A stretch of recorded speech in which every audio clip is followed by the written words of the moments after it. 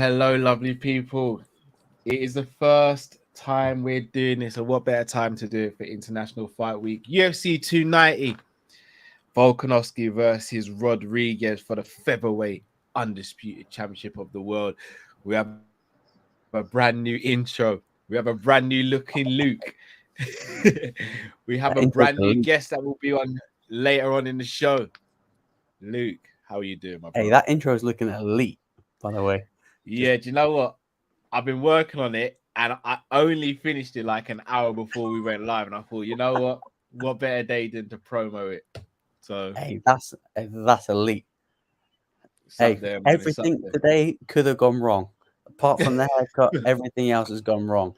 Power outages, floods in the house, 50-50 whether or not we're going to make it tonight. But we pulled through. I know. Emergency phone calls to my dad saying, "Dad, I need help with this. Everything's tripped." So, hey, we made it. We made it. Jeez. People, I'm not going to tell you guys a lie. I've not done any graphics and stuff for the prelims. So we will have a timer, but I don't know if I may try and get a couple of graphics going as we're doing the show. Yeah, I'll get the prelim. Unfortunately, I don't know if not you saw the Jack Della Maddalena fight got pulled.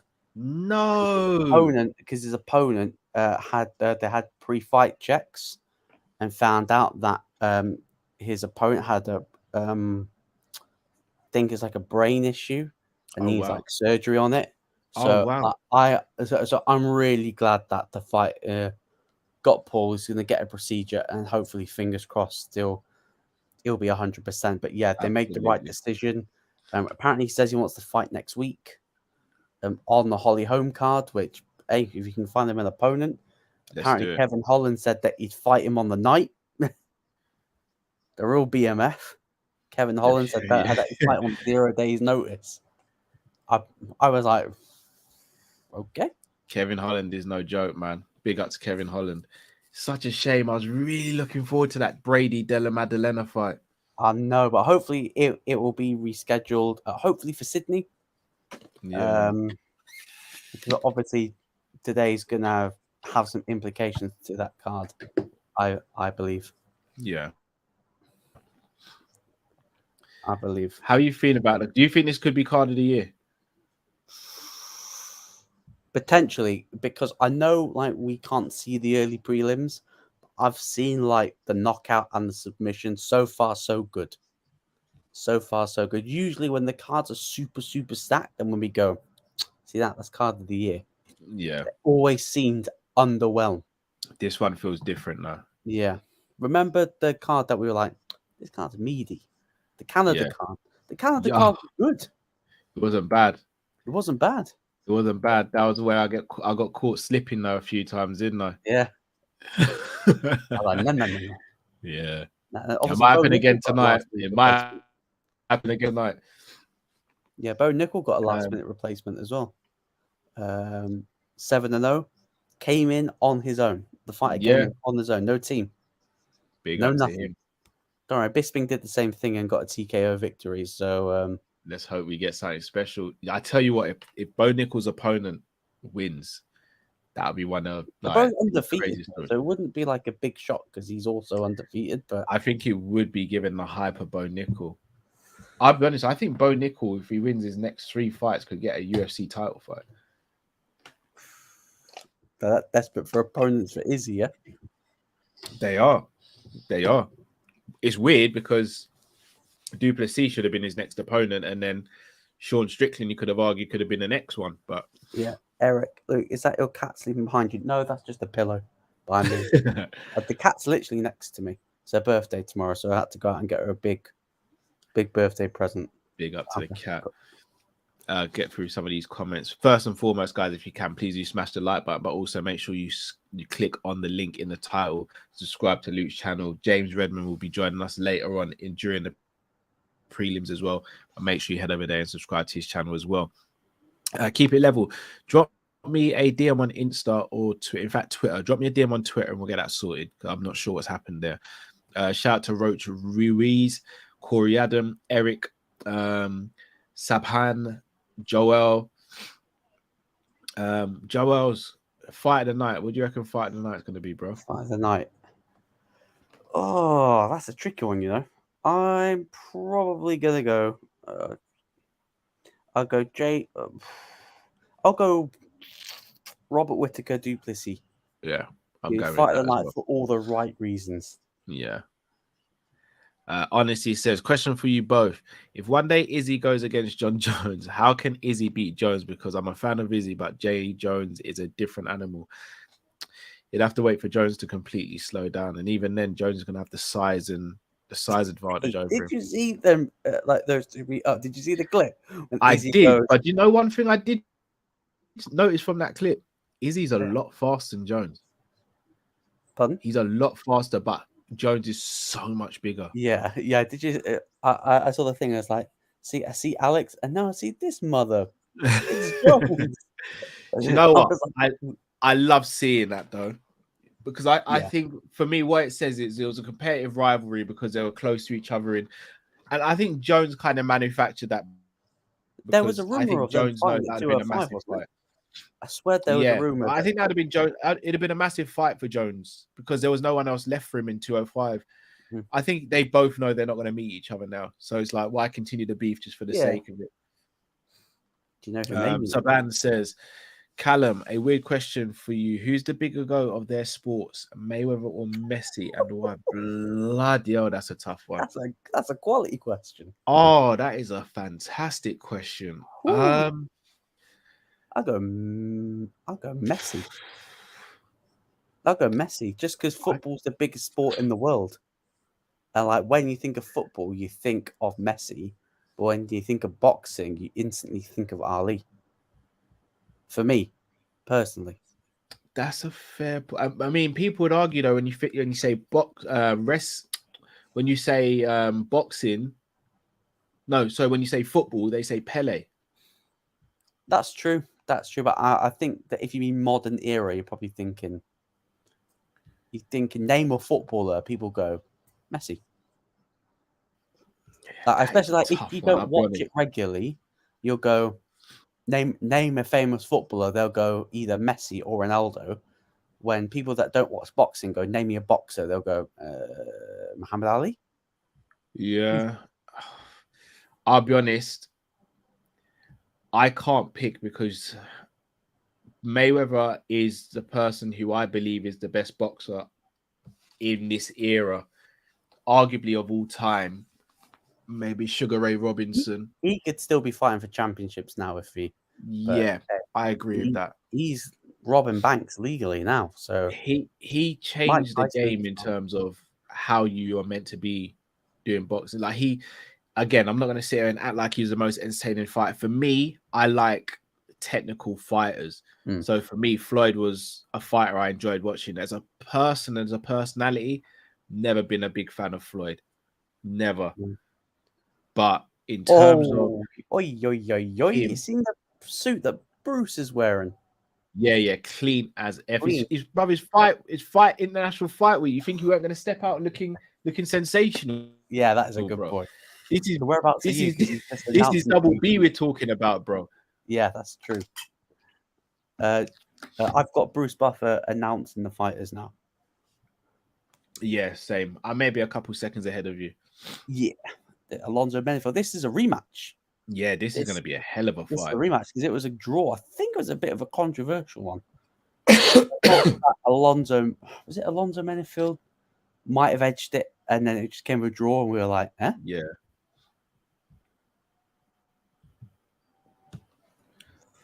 All right, guys, probably won't have any graphics for this one, but from the next fight, hopefully we'll do. Yeah. It's good. As I said, we made a decision at the last minute to do the prelim, so blessings to all of you.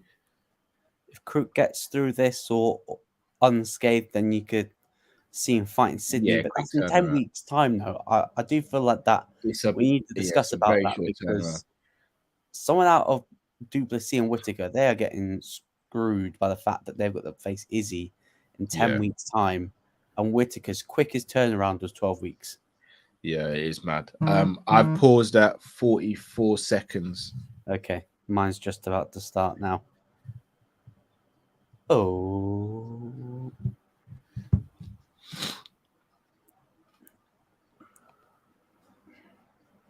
Oh, where did you stop it at? 44. 44. 48, 47, 46, 45, 44, 43, 42, 41, 40, 39, 38, 37, 36, 35, 34, 33, 32, 31, 30. Are we in sync? 29. Yeah, I believe so. Yep. Yeah. Let's go. Hey, this is a good start to the prelims. Like, this is good. This is a brilliant fight to start the prelim. Yeah.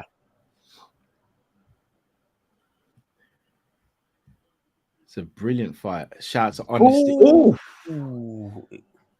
Jimmy Crute's not turning around in 10 weeks, man. It's going to be a brutal fight. No.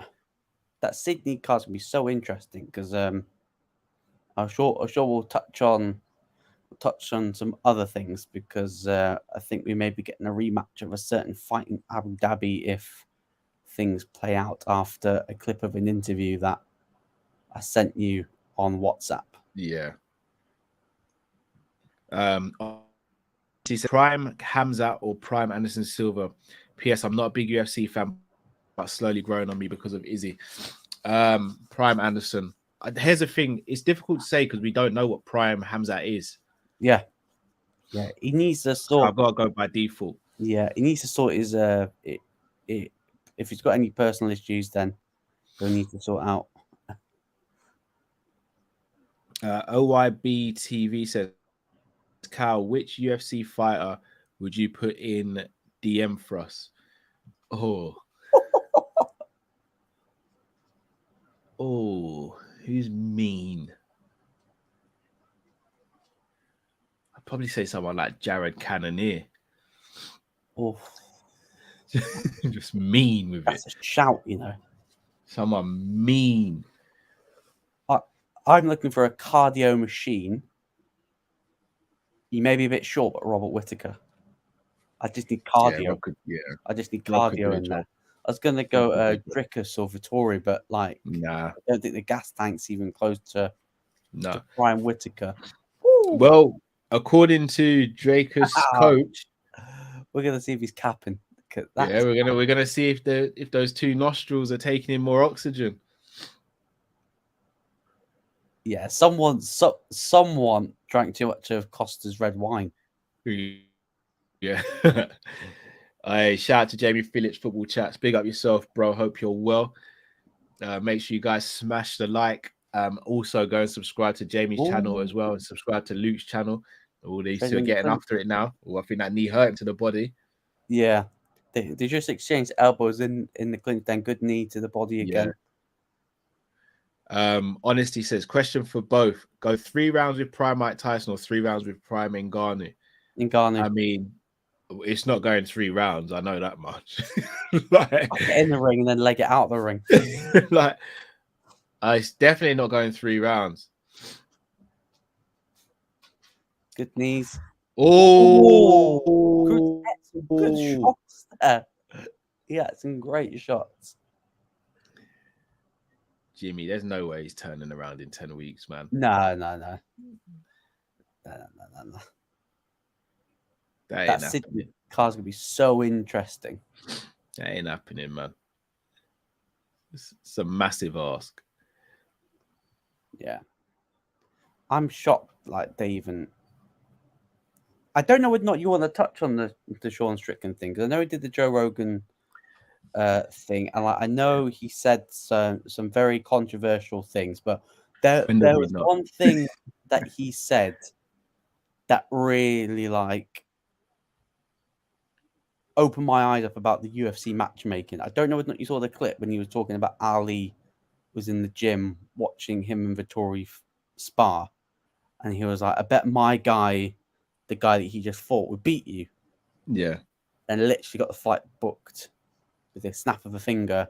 Guy came in for a 5-round fight with 1 round of cardio, and then got finished in the second. I'll be honest, Ali Abdelaziz gets what he wants. Virtually 100%. All the time. 100%. And that, like, listen to that. I was like, huh? He's got that much something doesn't quite seem right there for me.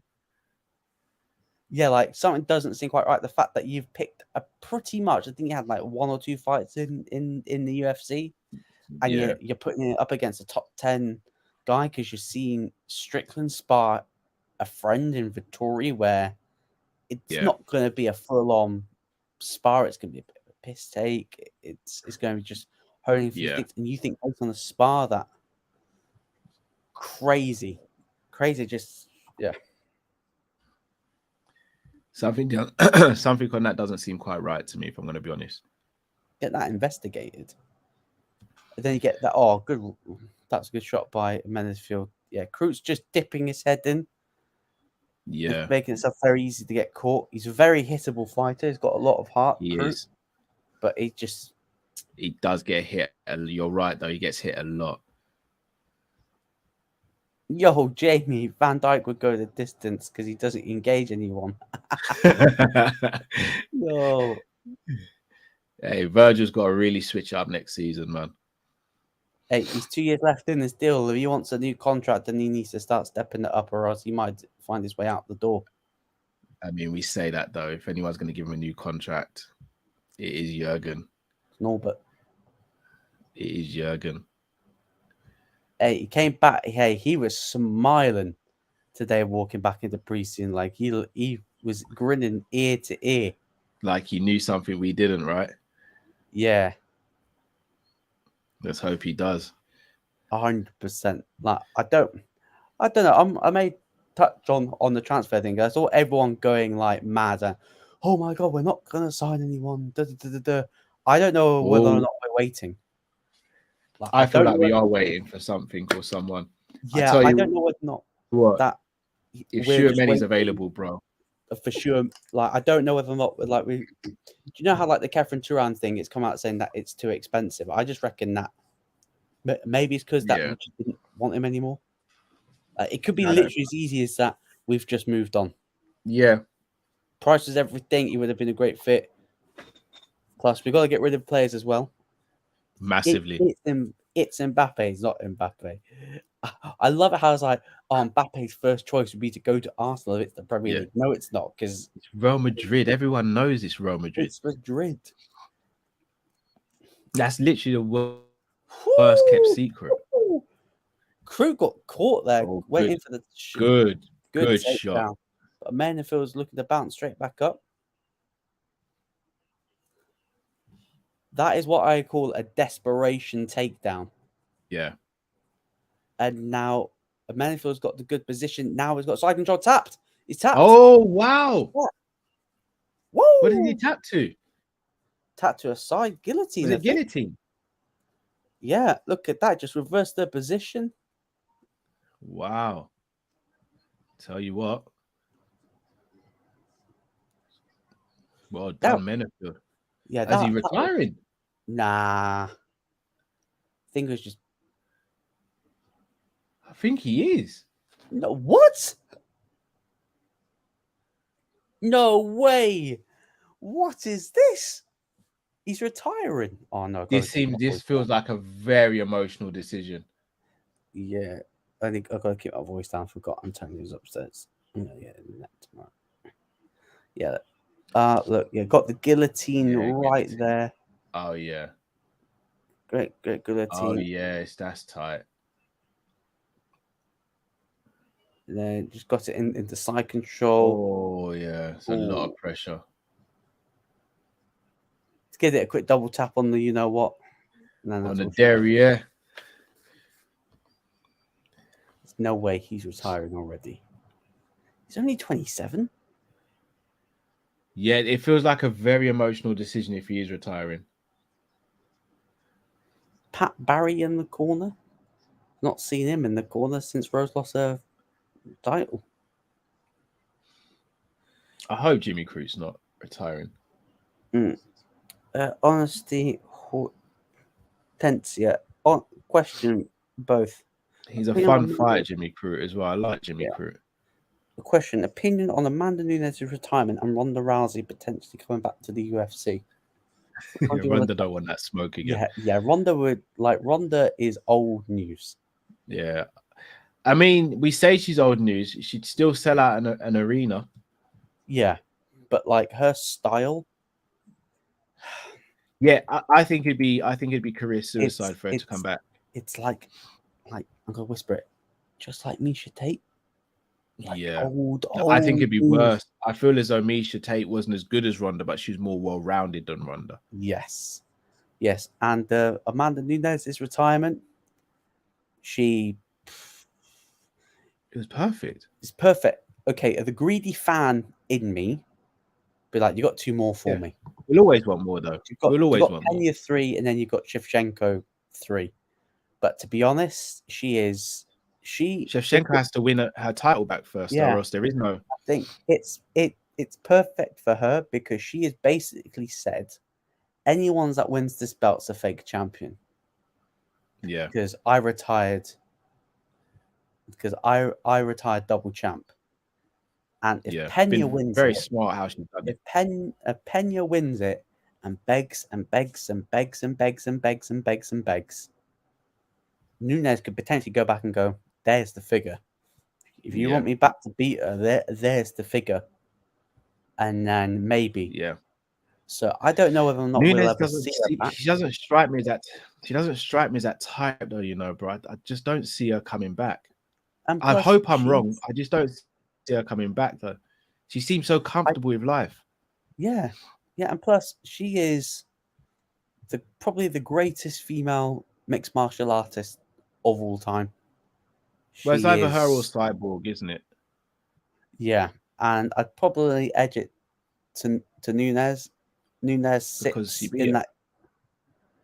For me, Nunes is like a top 5 GOAT. If you're adding men, she sits on the table with GSP, Jones, Mighty Mouse. Like they're all sitting on that table together.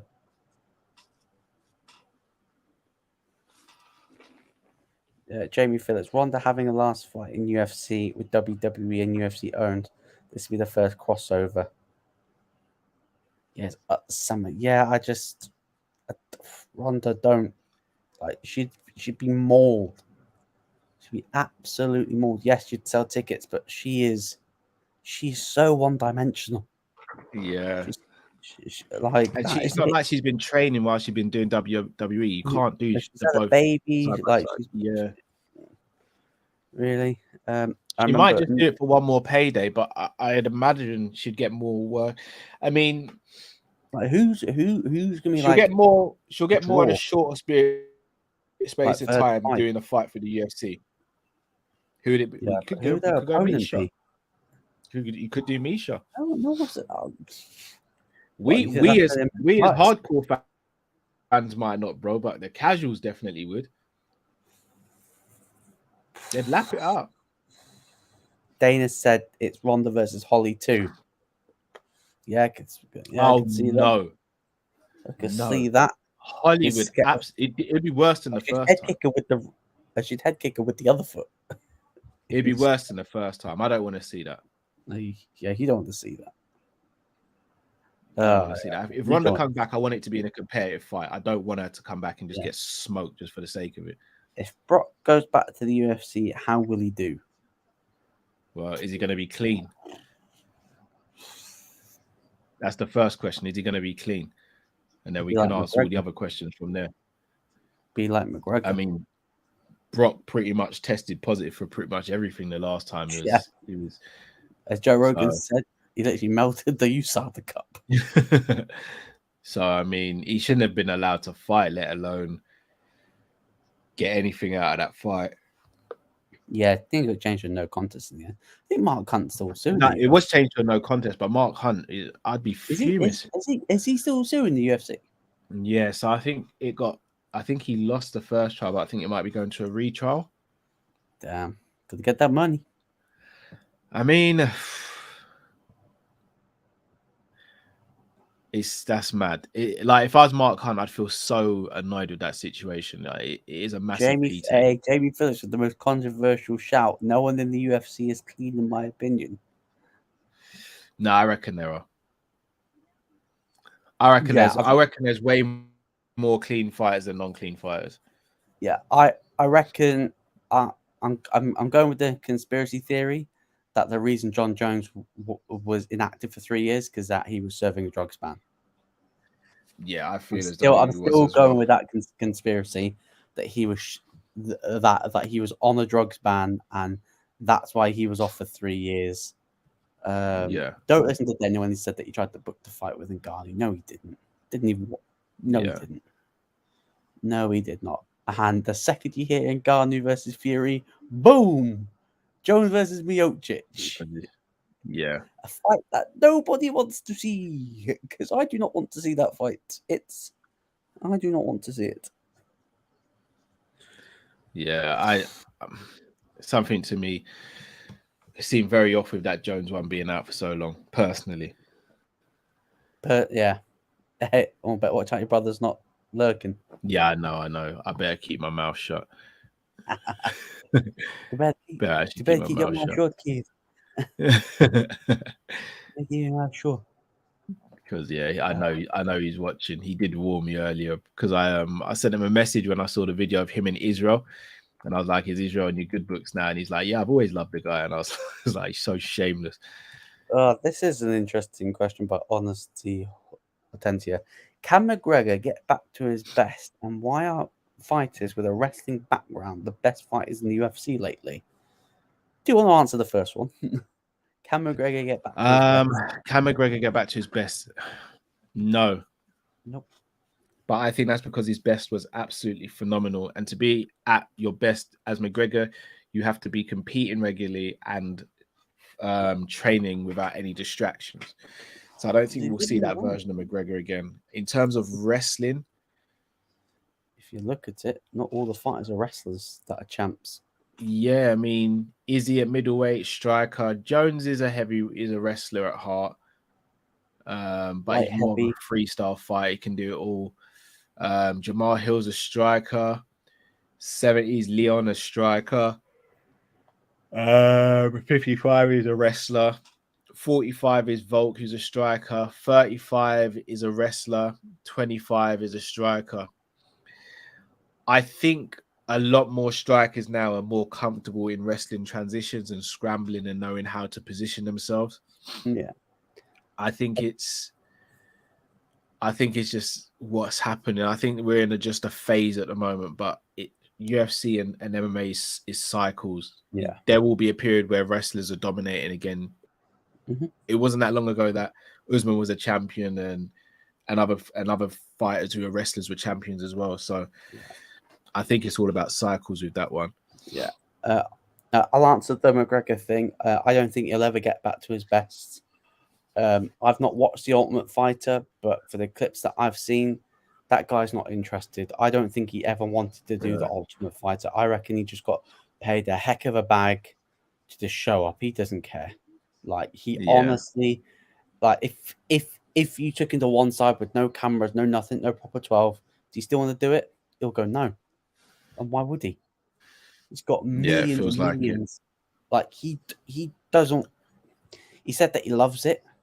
Yeah, he loves it. He doesn't need it. He literally does not need it anymore. And yeah. Oh, why are you showing me this? Makhachev versus Volk. Please don't. Come on, man. Oh, why? Jamie, I'd love to see you use pride rules. Absolutely. Absolutely, because then you don't get the situation like Sterling versus Cejudo when you got Cejudo basically in all fours just ducking his head out the way because he knows Cejudo can't do anything until he's back on his feet. So yeah, I'd love them to implement pride rules because I think you'll get a true fight in. Yeah, that's about as brutal as it gets. So to be honest, soccer kicks on the ground is about as brutal as it gets.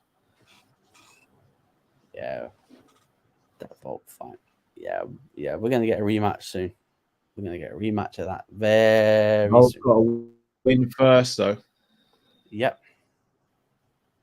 And I'll be honest, tonight's not a given. I think Volk wins. It's not a given, though. I think he's got a cut on his face. Yeah, I think he's got a quite bad one as well. I think he's got a bad cut on his face because why on earth are you wearing that little belt thing over there? Because I think he's gonna. You're gonna see him. You're gonna go, shit. That's bad. I'm very interested to see what that cut looks like, if I'm going to be honest. Yeah. Very interested to see what that cut to win that fight, he's going to have to catch it with an elbow in the clinch. And he's going to have to win it like Leon beat Kamaru the second time. Yeah, the thing with Volk, though, Volk's striking is brilliant as well. He just needs something out of nothing. I don't know. Yeah, I mean, he's got to fight the perfect fight, and he's got to kind of hope that Volk's off as well.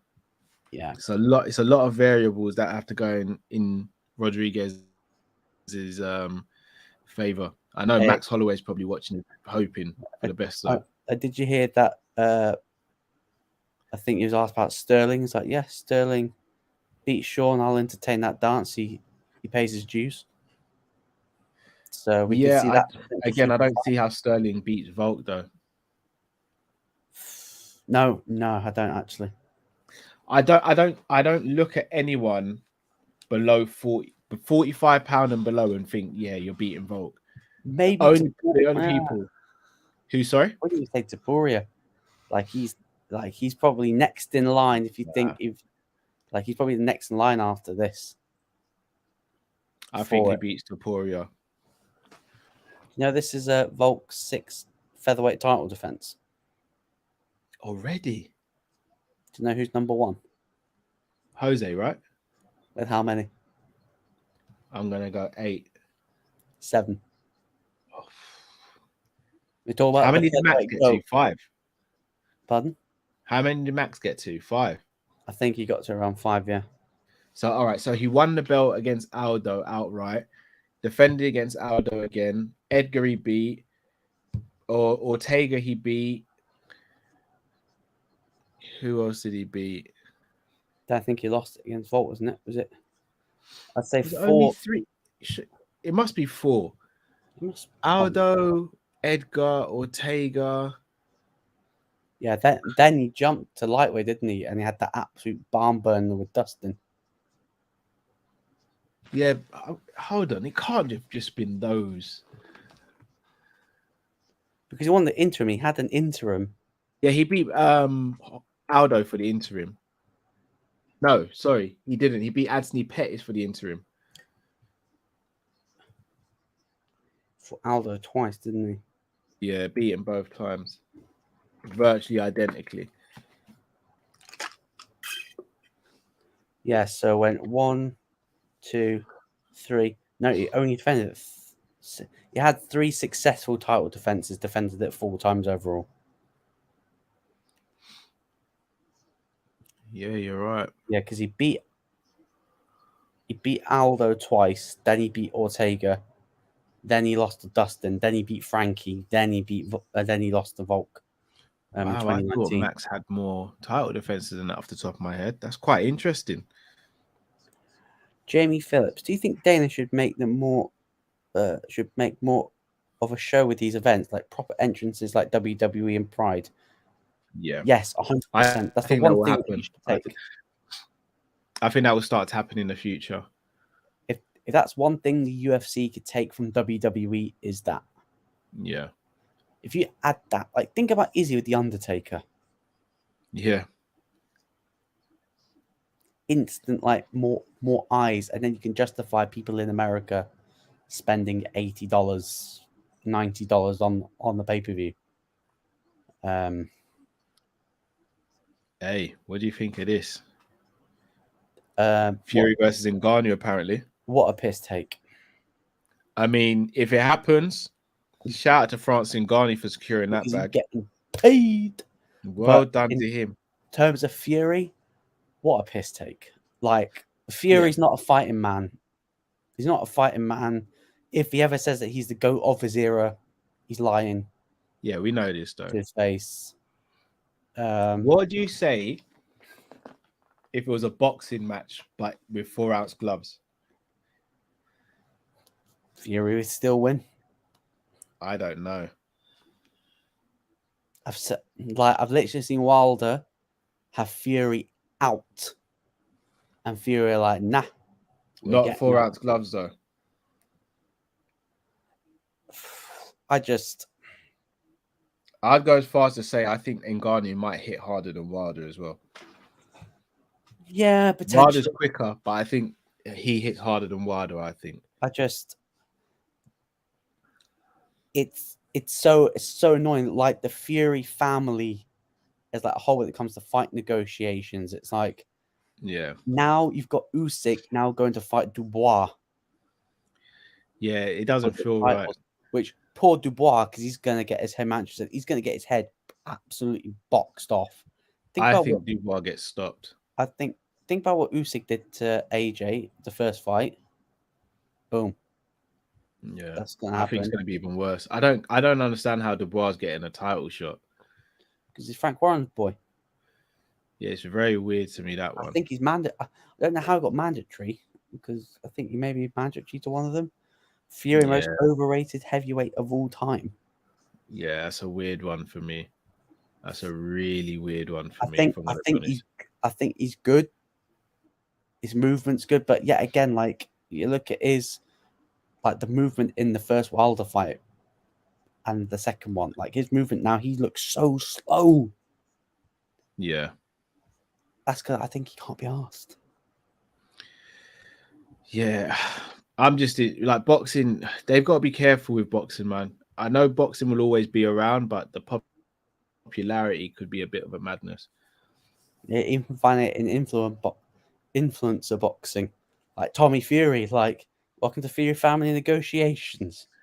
You got Tommy Fury said that he's boxing on a world championship level. We know that's not the case, though. Tyson says in his own, Tommy, you're a bum. You're a bum, Tommy. I can't even do the shit. But like, yeah, crazy.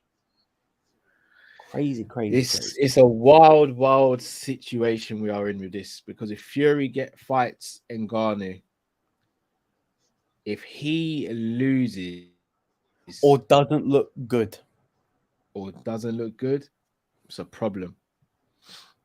It's a massive problem, because, and then you look at Canelo. Drifty's not around, is he? No, he's not. Got Canelo picking on the fighter 2 weight divisions below and go, your brother's a little B word. Yeah, I'm bringing your ass up to 160, and I'm going to beat you. Yeah, Canelo's going to win that fight. You're going to make it look easy. Canelo's going to win that quite handily. AJ versus Dillian Whyte too as well. I mean, I think it's a fun fight, but I don't think either of them gets a title fight on the back of it. It's 27 quid on the zone. That's a lot of money. I'm not going to lie. Your DAZN subscription. I actually am a big fan of both fighters, but it's a lot of money. That's a lot of money. The tale of two. I was going to say what? 2 washed heavyweights with no confidence whatsoever. I think the dog in them left. I need to see what versions of them. You're right. I need to see what the versions are going to be, because they did not look like AJ.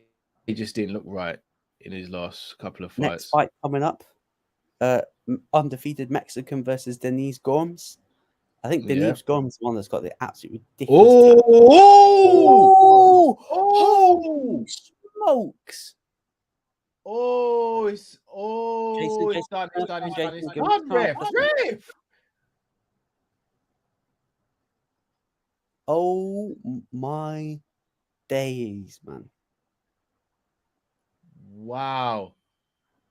Oh. Wow.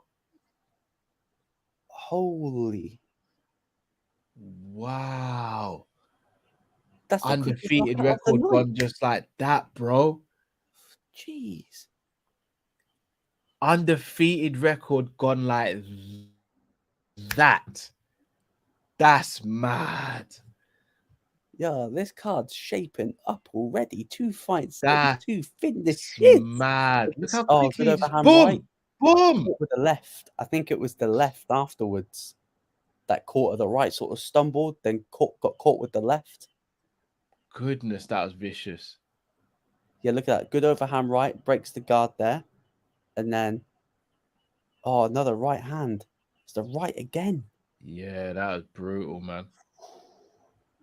That was brutal. Holy smokes. Yeah, referee, good stoppage, man. Good. Blimey. Wow. James, let's never understand the hate on AJ. I don't either. I don't hate him because I think he's a good guy. I just think I think he's just a tad overrated. For me, like, yes, he's good. Like when I actually think he's underrated. I think people talk about him like he's a terrible boxer. I disagree. I'm not saying that he's not a brilliant boxer, but he's the only heavyweight, in my opinion, who's gone out there and tried to actually make fights happen and not cherry picked opponents. I think he's a good fighter with good footwork, but like he just had elite. I wouldn't say elite. He just had that dog in him. Like he was going to finish you, sort of things, if he saw an opening. Yeah. But I think people turned sour on him after the Usyk 2 fight, where he just like, whoever advised him should just pull out the ring and say, "Hey, we'll fight another day, my friend." Yeah. The best translator that in the to game. Me, he looked like a broken man that day. Yeah. And that was hard to watch. But someone should have stepped in. That's one of those situations where if you've got your friends and family around you, you're hoping one of them just steps in and goes, Andy Ruiz took that dog. Let's not do this. Andy Ruiz took that dog because AJ's looked afraid to try and finish anyone since, because he's just afraid to be knocked out again. Yeah. Denise Gomes, 6 of ever 8 wins, all by knockout. Jeez, undefeated record just gone just like that. That's wild, man. Hey, best translator in the game. The guy that look at the overhand. Clean. Oh, that was clean. No defense. No, it's clean, man. That was a clean overhand. That's so good. Shout out to once she got hit with that, she just couldn't recover. Yeah. Shout out to everyone that's watching. It's gonna be a long stream, but you can make it to the end. It is. Hey, so far we're off to a flyer. So no complaints over here. Well, here's the thing. There's only 2 fights left in the prelims, if I'm not mistaken, and we've got like over an hour and 10 minutes to go. They're just gonna fill that out, aren't they? Yeah.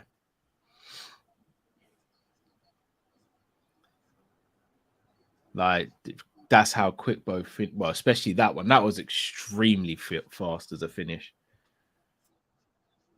Aaron Bronstetter on Twitter with the curse. Yasmin, the Mexican one to watch, potential future champion, literally retweets his own, goes, "Welp." No fight for Chito Vera at the moment. Denise Gomes trains with Jessica Andrade, seems to have rubbed off. Oh, that makes sense now. That makes sense. Hello, another undefeated fighter. Another undefeated fighter. fighter. Someone. Are we going to see someone's go again? We just might, we just might. So they're fighting Tyson Fury, do a reality show instead. I swear he's got to deal with Netflix, Who? Tyson? Yeah, I think so. He had like a documentary. By the way, full shameless caveat. Val Woodburn is Jamaican, so him going up against Bo Nickal, obviously I've got a root for Val. The shameless. my shameless moment is coming. So if Val does it, just know, like, he's already Jamaican, so I'm rooting for him. If he wins, then I'm going to be shameless about it. So just thought I'd throw that out there so no one gets offended or no one thinks, oh, what's Cal doing there? Pablo, with the timer, is going to be back for the next fight. We weren't sure if we were going to do prelims definitely or not, so I hadn't organized the graphics for it. But the next fight should have graphics and timer, etc. So Pablo, great question. That next one, do you guys think we'll see Volk and Islam again? That was going to be the next talking point. Obviously, Charles Oliveira did an interview today about potentially fighting Islam in October, and he said he wouldn't be ready for October. Said he'd want to wait till November or December. They're not going to wait. Happy to sit and wait.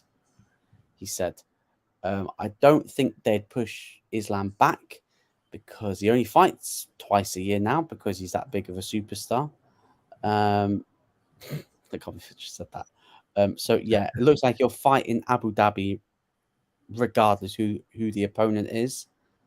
And I think the opponent should, if Volk gets done what needs to be done, it's obvious we're going to see Volk versus Islam too, unless you're giving the winner of the BMF title fight Volk Islam the title shot in Abu Dhabi. So which way maybe you going? Or you're bringing someone completely new, or you're giving Islam what he wants and you're giving him a welterweight title shot in Abu Dhabi, which looks very, very unlikely. It's a tough one. I mean, I think Oliveira is the rightful challenger, but as he says, if he's not ready, then I think that's very mature of him. Very easy. He could have just easily gone, yeah, I'm fighting. I think it's very mature of him, but I don't know if Gaethje or Poirier can get the title shot off their fight. I think Islam knows what he thinks of the BMF belt, but belt is for bums. Which I mean, it's big money. It's big money. When's the next month? Even that's quite a quick turnaround from August to October, though. Yeah. The thing is that his options are limited because I know Islam's like, where's all my challengers? Like, if I want to jump to the division, I'm like, mate, like you need to clear out your division first. Like you've not fought anyone in the top 5. So, clean out your division first before you're thinking about more super fights. James Volk. That is the one thing I found frustrating so far about Makhachev. Obviously, he's a brilliant fighter. You're not a brilliant fighter, so you can't be an average fighter if you beat Oliveira in the fashion that you did. But let's not act like you were given a very good passage towards the title shot. Like, go out there and show why you're the guy now. Don't just start demanding certain fights and all that. I'm not a fan of that. Yeah. Jamie Phillips, Volk is losing tonight. Man's face looking busted up. Yeah, I reckon he got caught inspiring, and I think that's why he's covering it up. Yeah, he definitely would have done. The question is, how bad is it? That might be the only one, but I'd rather see Islam versus Volk instead of Islam versus Oliveira. Selfishly, Oliveira is one of my favorite fighters, so I would like to see him try and rectify both. I mean, greedy. I'll be honest, I'd actually like to see Volk versus Oliveira if I'm going to be really honest. And James, guys, what's your card for UFC 300? That might be a separate video. That might be that might be Elon Musk and Zuckerberg. Oh, piss off. It might be, bro. What, Paddy versus deep down, deep down, you know I'm right. It might just be. What, Paddy versus Logan Paul co-main event? What we're saying, 180-pound catch weight. I don't think they'll do that. Oh, hey, Logan. Hey, you see Prime dotted around everywhere. Yeah, they might actually. Actually tried the fizzy Prime today. Antonio came back with a couple of them. Yeah. Strawberry, watermelon, and the orange one. The fizzy ones, actually not too bad. But I've not tried any Prime. It's not a sports drink. I've actually not tried any of them. Honesty, Hortensia, most disappointing title fight in the UFC. Carla versus Rose. Yeah. Easily. I swear I knew I fell asleep. That was a tough watch. Yeah, that was a horrible fight to watch. Anderson Silva versus Kote, I think it might have been in Abu Dhabi, or was it Tales? Either way, it was one of Anderson Silva's fights. It might have been Maya. One of Jon Jones' last light heavyweight title defenses. Yeah, him versus Anthony Smith wasn't a great watch. And Anthony Smith's pride let him got in the way of him getting the belt. Yeah, he could have definitely been one. I would have Aljamain Sterling it and made sure I would have got that belt. Yeah, but then you got a rematch in angry Jon Jones. You really want that? And I'd get pay-per-view points. I don't care. I'm getting paid. That's true. I'm getting paid. True. I think Anthony Smith did get paid. I just don't know. I don't know. Do you want to have to deal with an angry Jon Jones? That's not pretty. That's true. You would have hoped he would have partied enough the week before. Say again. You just have to hope Jon Jones partied too much. Well, that doesn't stop him winning either. Which I think is capped, by the way. I think that is also rubbish. That he goes out on that. I don't think that is rubbish. It just seems like, do you know when you get the kid that gets like 100% in the school test and goes, "See, I didn't revise." You're thinking, "Yeah, rubbish." Of course you did. That's what I think. Like Jon Jones said, "Oh yeah, yeah, I got." I think you notice a difference when Jones dials in and starts training really hard. Like that second Gustafsson fight wasn't even close.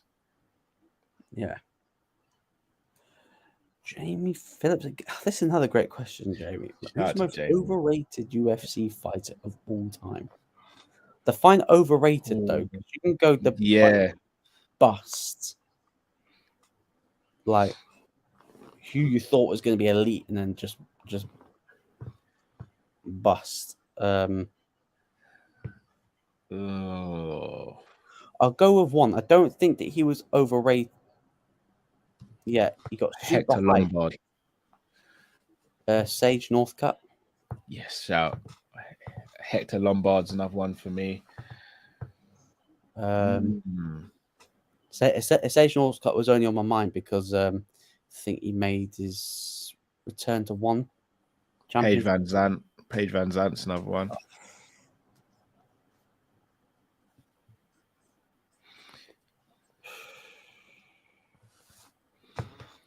CM Punk. CM Punk. Yep. CM Punk. Overrated though. That's the thing.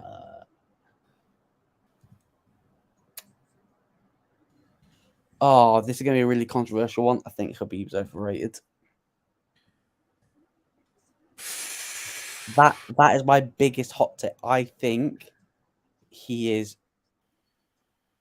slightly overrated. All right, so I'm gonna agree. He's the goat of the goats. Yeah. No, he's not. Yeah. That's where I'll agree. In terms of him being a fighter, is phenomenal. But some people will speak about him like he's absolutely the undisputed GOAT of MMA, which for me is just. He said like he's pound for pound best combat sports fighter of all time above Money Mayweather. That's crazy. That Martin. Ronda's a shout. But Ronda's a shout for the same reasons as we just said for Khabib, because People are saying that she could beat Floyd Mayweather in a fight and things like that, and she couldn't have. Yeah, I'm not saying that Khabib was awful. He was elite. He was elite. But I just like when you're putting him like the top of your GOAT list, that's where he's overrated, in my opinion. Tell me he's not shameless. Tell me he's not shameless, Luke. Shout out to my brother Calvin. Hey, how you doing, brother? Hey, Luke. Jon Jones versus Stipe, MSG. Jones murders another. Shout out to my guy Izzy. Imagine. Hey, Jones is gonna murder Izzy him for years. The moment he sees a video of Izzy and Jones laughing and joking, Izzy's his guy now. Bro, me and Calvin watched the Blachowicz and Izzy fight at my house. Yeah. This was before we were doing watchalongs and all that. And you know when Blachowicz scored the takedown in the final round? He jumped off the sofa and started cheering. At 5 a.m, he jumped off the sofa and started cheering. And now all of a sudden he's an Izzy fan. Shame. If you guys think I'm shameless, my brother's even worse than I am. Shout out to my brother, man. I love it. Big up Calvin as always. Colby's overrated. I agree with that. Hey, once Robbie Lawler retires, listen to this. He'll have none of his UFC wins will be against active fighters. All of his UFC wins are retired fighters. And after Robbie Lawler goes, it'll be the last one. Unless he wins this one, right? Unless he beats Leon, which he won't. No. Oh no, do you mean Colby? Are you talking about Colby? Yeah. Oh, you said Lawler. Oh no, yeah. Once Lawler retires, Colby's got no wins against anyone that's still active. Oh, I get you. My bad. Sorry. That's crazy, isn't it? Crazy. So in that respect, yeah, I would say Colby's a little bit overrated because he wasted his prime sitting on his ass. For me, like he's been the biggest cherry picker of all, in my opinion. Yeah. Again, it just makes me think: does he have dirt on Dana? The way everything's just been laid out for him. It's a fight and then a title shot, a fight, title shot, fight, title shot. Like he's never and he's fighting guys who aren't on his level. Yeah, not even on his level, but worthy enough to give you a title shot off the back of given their rating and their ranking.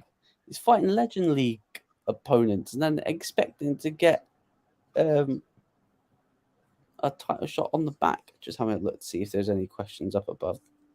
I know someone said Khabib's not overrated. Oh, it's just like in terms of people's like he's like the goats are goats. That's where he's overrated. Yeah. It's like people say Virgil van Dijk's overrated because Liverpool fans put him as the greatest defender to ever walk the earth. Yeah. That's where he's overrated. That's where I say Khabib's overrated because of that. But he is still elite. He's still one of the best lightweights in UFC history. Yeah, I think anyone who disputes that, I think he still is the best lightweight in UFC history. Yeah. I still think he is. But I still think he's overrated in aspects as well.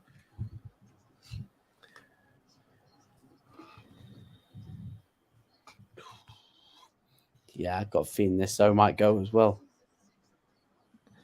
Everyone's always going. If you're undefeated, you're always going tonight. Yeah, it's done tonight, isn't it? Like, some people to this day, Dave Bisping is the goat of all goats. I love Bisping, you know. I'd love to meet Bisping. Probably, I'd say the GOAT British MMA fighter, but I think, yes, probably is the best mixed martial artist to come from the UK. UK. As things stand, yeah. Leon's still got. Yeah. Hey, Leon's got 5 years until that curse hits. I mean, hold on, though. All right, so Bisping put UK on the map. Is there not an argument to say that Leon has overtaken him, though? Because Bisping never defended the belt, nor did Bisping win the belt off someone who was considered the pound for pound 1 or 2 in the world at the time. Bisping did defend his belt. No, he didn't. Yes, he did. He beat Dan Henderson. Oh, you're sorry. You're right. With a dodgy ass decisions as well. Yeah, you're right. You're right. He did defend it. But again, even the defense was against, he was ranked number 14 at the time. Yeah. Leon defended it against Usman. Even Leon's run up to winning the belt, you'd arguably say he's beaten some of the bigger names. Nate Diaz, Vicente Luque, Rafael Dos Anjos, Cerrone. Now, Leon's not necessarily been the loudest in the room, but he's definitely been doing his work behind the scenes. So I think there's an argument there. Bisping will always be a legend, but I think there's an argument there, man. Yeah, I think he'll always be a legend because he'll be the first Brit to win UFC gold. But yeah, I think by the time Leon hangs his gloves up, he will be. He'll probably be the best British mixed martial artist. Just what I can see where Leon could go. Yeah. Injuries permitting. Yeah, because he could. Yeah, I think he'll get through Colby, and then depends what Hamzat's doing. I back him to beat Gilbert. I back him to beat Bilal. Probably back him to beat Shavkat would be a difficult one. Yeah, we need to. That's another thing. The division kind of needs to be basically sorted out now. Once Colby's Colby can basically he can bitch and cry all he wants. Like wants another title shot. He ain't gonna get one until he fights someone decent. So he'll be left alone. And then he can actually go through a proper run where he's having this belt's being defended on the regular. Yeah.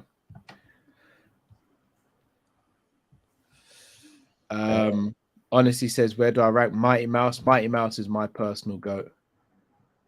He is third on my list. Interesting. The thing is, for me, GSP's mine because of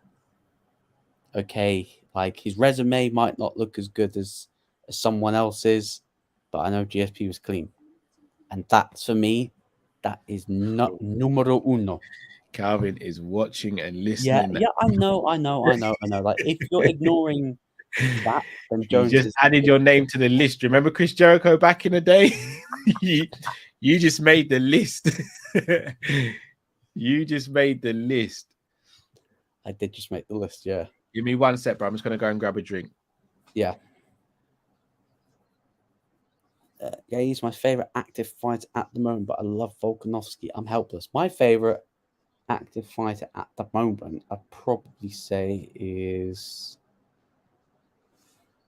I'll probably go Charles. I know it's like the obvious one, but I just love the way that Charles fights with like that forward pressure. Yeah, 26 Jericho was elite.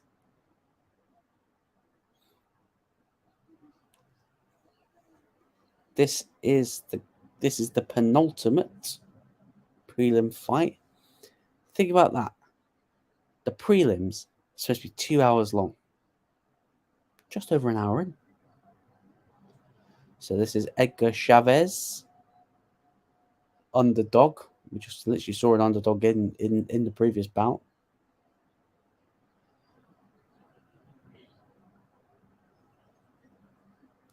Against one of the rising stars from Japanese MMA, Tatsuro Taira?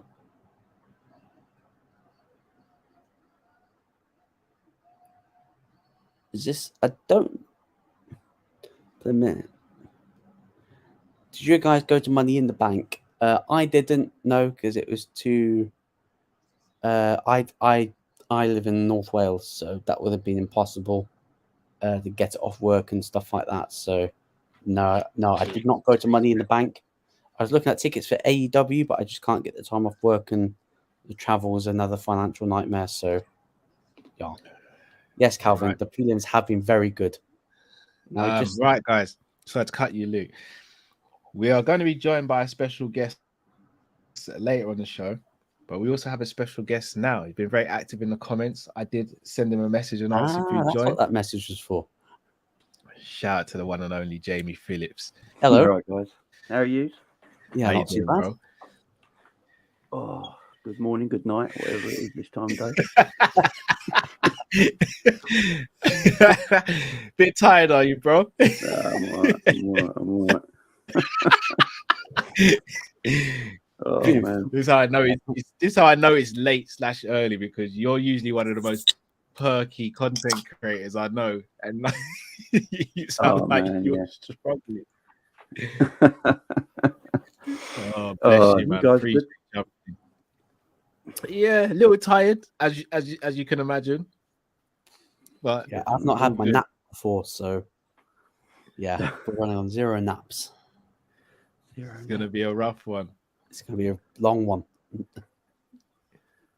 Oh man. Yeah, this UFC card's actually quite good, isn't it? This main card. This fight it started off really well. One. Last month's was hard, wasn't it? Let's face it. Oh my god. It was a slog.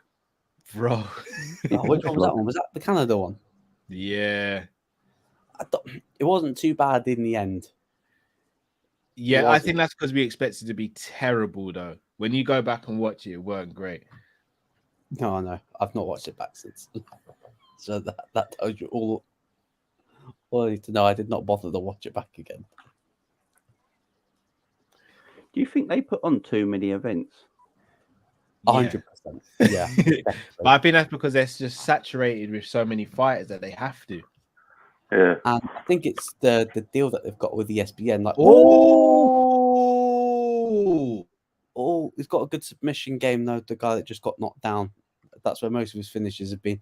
I say that, but the Mexicans get him in that choke. No He's way. He's okay. He might go for a Von Plu choke. No way. What is it with people's O's going today? I think he's all right at the moment. Yeah.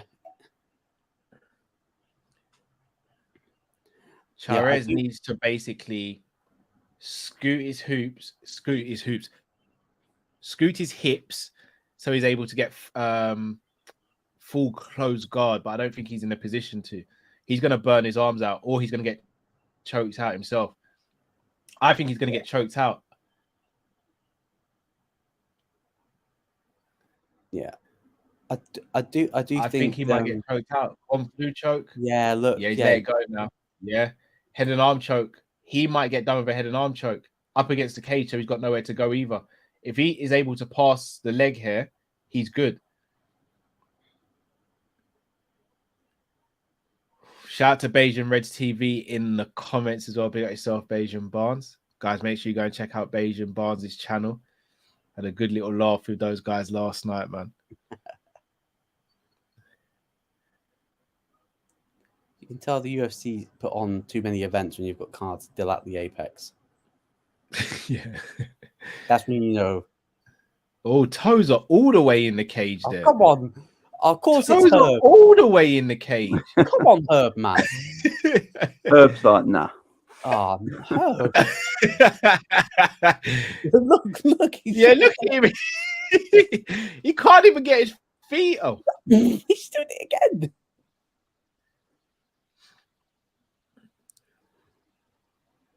Oh, this isn't good. Oh, good elbow. Is he going to mount with elbows, or is he going to go for a Kimura? If he gets his other leg free, it could be bad. Or toes bad out news. the cage. Yeah, or he could go for a try. He might try for a triangle if he gets his other leg out. I think he's overshot it because I think this isn't. That's brutal. That. I think he's trying to push off the fence to try and reverse it, but he's pretty much in crucifix. Yeah, he can't get out, can he? He might be able to get the other leg out now. No, just hits him with Swiss and ground and pound. Make sure he finishes the round strong. Yeah. Certain that he was the one that got knocked down. He's definitely getting the round strong. Herb,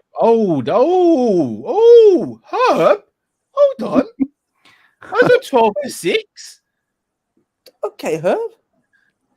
They were 12-6 elbows if I've ever seen them. Yeah, they're definitely 12-6. We're definitely 12-6.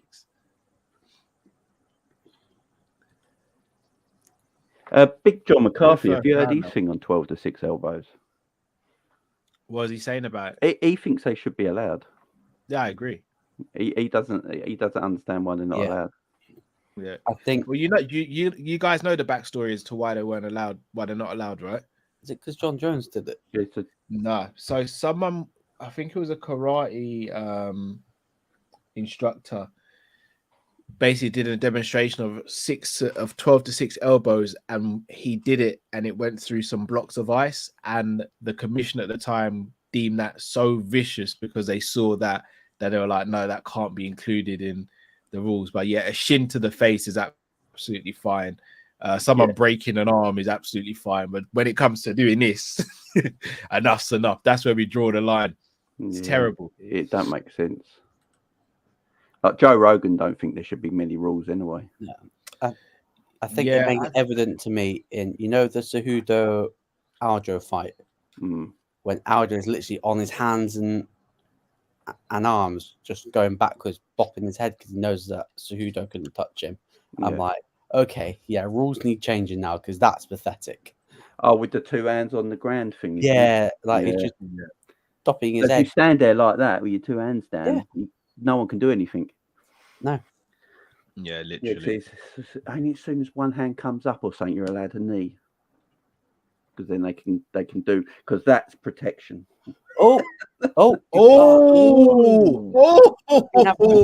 Just a second he went down, just lost the grip straight away. That was close. That was close. And now you're back in his world. Yeah, that was close. Ollie Holm Bruno Silva in July. Oh, that's next week, isn't it? That main event looks. Because if Ollie Holm comes through that, apparently the rumours is she's going to fight Ronda at the New Year the New Year event. If Ronda comes back, Ronda Rousey's contract is up with WWE in the summer, and because they're owned by the same company now. Yeah. Does Ronda really want that smoke again? And Ronda's got herself in shape as well, so it looks like. I have to say, next week's card for stepping over into full mount in the apex. That card is meaty. It's got Terrence McKinney opening up the main card, and that's about it in terms of excitement. So I think I might be giving that card a miss. They do too many events. Yeah, it's a lot, isn't it? It's weird because you might go 2 weeks without a UFC card. It's like it feels like an eternity. I think it's a deal with the ESPN because they have to put on a certain amount of shows a year. Yeah. Do you know it's UFC London in 2 weeks? Yeah, 22nd. Do you know that they're still needing to sell tickets? It's mad, ain't it? That if they made them a bit cheaper, considering like there's none of the elite names on there or the premier names on there, then Paddy's like when they came last year, you had all the names on there apart from Till pretty much. Because Paddy's not fighting on it, is it? So they don't care. No Paddy, no Leon, no Till. No Till. I think UFC wanted Leon to fight in July. He said no. Yeah. Could basically pay me, and I'm injured. I don't blame him. Yeah. Paddy's injured. I don't think Paddy's a good fighter. Oh, someone forgot Overrated. It's him. Yeah. I think he only fights to lose weight. I literally think that's why he does it. Yeah. If he fights a high level striker, he's getting KO'd. Yeah. He's got no striking defense whatsoever. I don't think he even has to be a high level striker, bro. No, I could knock him out. Someone like a Drew Dober. He's got an elite jiu-jitsu game when he's on the mat. I think his wrestling... His grappling's okay. His jiu-jitsu's elite. I just don't think his wrestling's okay. His striking is your typical grappler. Not great. Chavez is really starting to wear this fight now. Yeah, again, Molly. Yeah, I think that's going to be it. Yeah. Lovely position. Do you know Molly McCann? Do you know the fighter she's fighting next week? Do you know that she nearly fainted on the scales, making 135? So why on earth are you making a fight at flyweight if she could barely make 135? Is it because you want to give Molly a win? Probably, yeah. Got absolutely schooled by Erin Blanchfield. Yeah, that was terrible match for Molly. That was such bad match. That Molly McGann. Yeah. Basically, she should be going at 140 at least. Like you gave Molly McCann probably the best. No, the triangle's not there. The triangle's not there, or is it? No, it just gets him elbow. Yeah. I know the triangle is there. Triangle is there. Silly me. Silly me. The triangle was there. There's got to be a tap, surely. No, it's got a second left. Oh, that was a bit cheeky. I thought he got it in the end. Do you know what? Chavez, tough as anything, innit? Got some heart. It's the first fight that we've seen go to 3 rounds. Don't drink that Prime bottle. It's not a hydration drink. Not a hydration drink. Prime is disgusting. The fizzy ones are not too bad. Yeah, I've heard that. They're not too bad.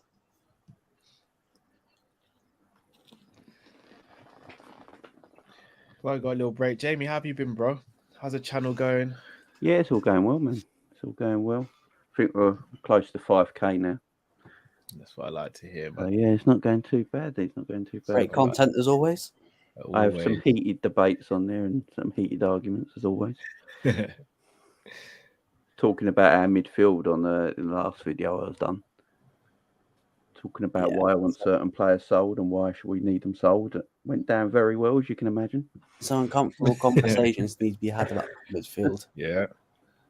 Yeah, I'm an advocate. I saw something that Tyler Morton may go on the permanent deal. I don't know if it's just like Twitter nonsense, but I did see something that he may leave on the permanent deal. Tyler Morton. See, I've said it already that Liverpool's midfield rebuild isn't going to be what everyone wants because the old guard are all still there. So there's no difference. No, that's why I was gutted that Sunderland didn't go up. I was gutted that Luton beat Sunderland because that's the only way Henderson's leaving. Is if he goes back to Sunderland. Henderson's not leaving as long as Klopp's at the club, in my opinion. Yeah, I agree. The second I saw the Saudi links, I was like, nah. Klopp's not letting Milner and Henderson leave in the same window. Jamie, if you host the videos in this turn on voice, that will be hilarious. I think he's meant to say tone. Tone of voice. I was about to say, it does work. Shout out to Bajan Pops. Honesty asks a question here. Prime Diaz versus GSP. And where does Aldo rank in the GOAT debate? I think GSP in his prime beats both the Diaz brothers in their prime. Probably in the same night. Yeah, potentially. Jose Aldo was arguably the scariest fighter in the world in his time. Undefeated for like a decade, and then McGregor just smoked him. Yeah, McGregor got in his head low, didn't he? That's what happened. Oh, that press tour was just him just torturing him. he mind messed him up, didn't he? I'll put it that way. He mind effed him, didn't he? In the GOAT debate, he's probably still the GOAT at featherweight. I'll be honest. It may be recency bias. I do think Max and Volk have overtaken him, though. Yeah, that's the thing with today's fighters. How would yesterday's fighters stack up to today's fighters? Yeah, it's a tough one. This is the thing. We saw sort of not prime Aldo, but we did see a pretty decent version of him go up against Holloway and got beat twice I know Volk beat Aldo, but Aldo was that was like one of his final fights at featherweight, so it's really hard to might be the final fight. But I think Volk's got this title defense if he stays and does another 2 at featherweight, maybe entertains Aljamain Sterling, then I think he will go down as the greatest featherweight fighter in the UFC. It's only one successful title defense off equaling Jose Aldo at 7. Yeah, Volk. Yeah, Volk's different, man. That kid's different. When I saw that Islam fight, it was just... It was such a tight decision. I honestly thought he was going to get it purely because he was in Australia. I thought he was better on the ground, and I thought he outstriked him as well. I think he should have won that. Can I ask you both a question? If McGregor stays at 45 and doesn't go up to 55 and doesn't take the Mayweather fight, how many title defenses do you reckon McGregor would have successfully had? It depends how long they kept him away from wrestlers. Yeah, it depends how they booked them. He fought Chad Mendes, though, and he beat Chad Mendes. But I think Chad Mendes, if he had a full camp, would have beat McGregor. Would he come on 2 weeks' notice? Yeah, short. It was short. Yeah. And he schooled him a little bit in that fight as well. But on the flip side, though, Jay, you could argue if Conor had a full camp to prepare for him, it could have been different as well, because Conor was preparing for Aldo, who's a striker. He was going to fight a striker, wasn't he? So, yeah. Yeah. I just think we really lost out on peak years of Conor. Yes, because of Mayweather. That man made it. Look, that man made money, man. He's just. Thing is, when you get that money so soon, you get that rich. Yeah. If you lose a fight, are you really bothered? Hey, Jamie, have you seen The Ultimate Fighter? Yeah, I've been watching it. It's hilarious. Like, I've not been watching it because I can't be asked watching it. I've seen clips. He is not asked. No, he turns up not interested. He doesn't want to be there. It's obvious he does not want to be there. Mate, Wonder Boy was doing the coaching for him. He does not want to be there. You know why he's there, though, don't you? Oh, hold on. Hold on. Way. You're tapping out the submission guy.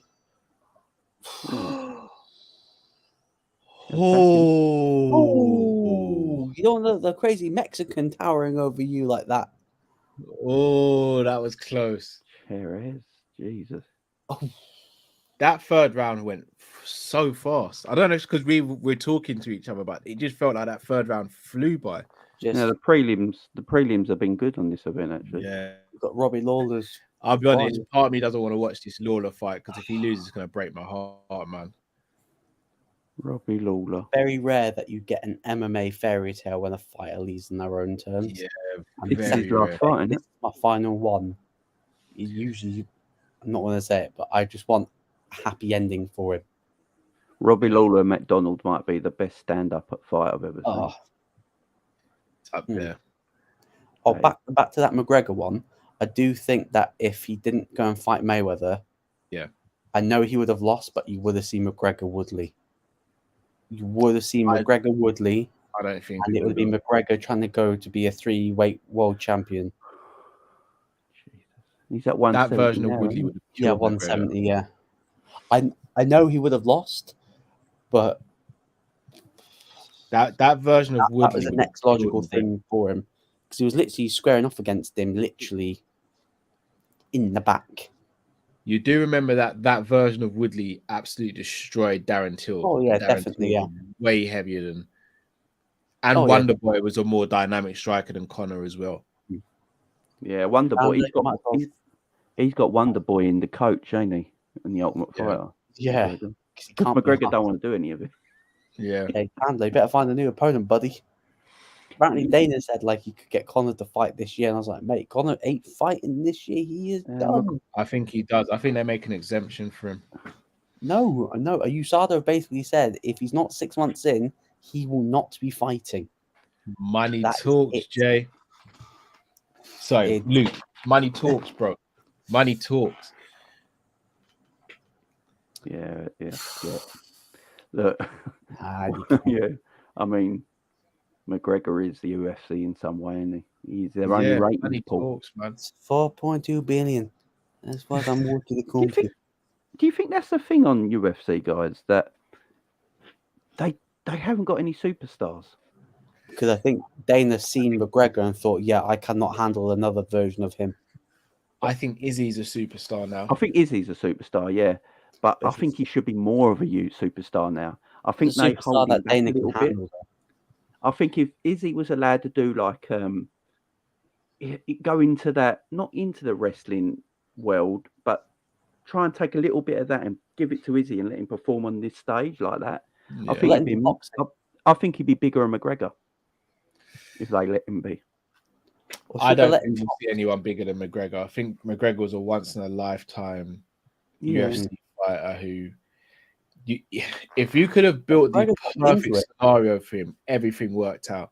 It was around the boom of Ronda Rousey. Aldo hadn't been beaten in a decade.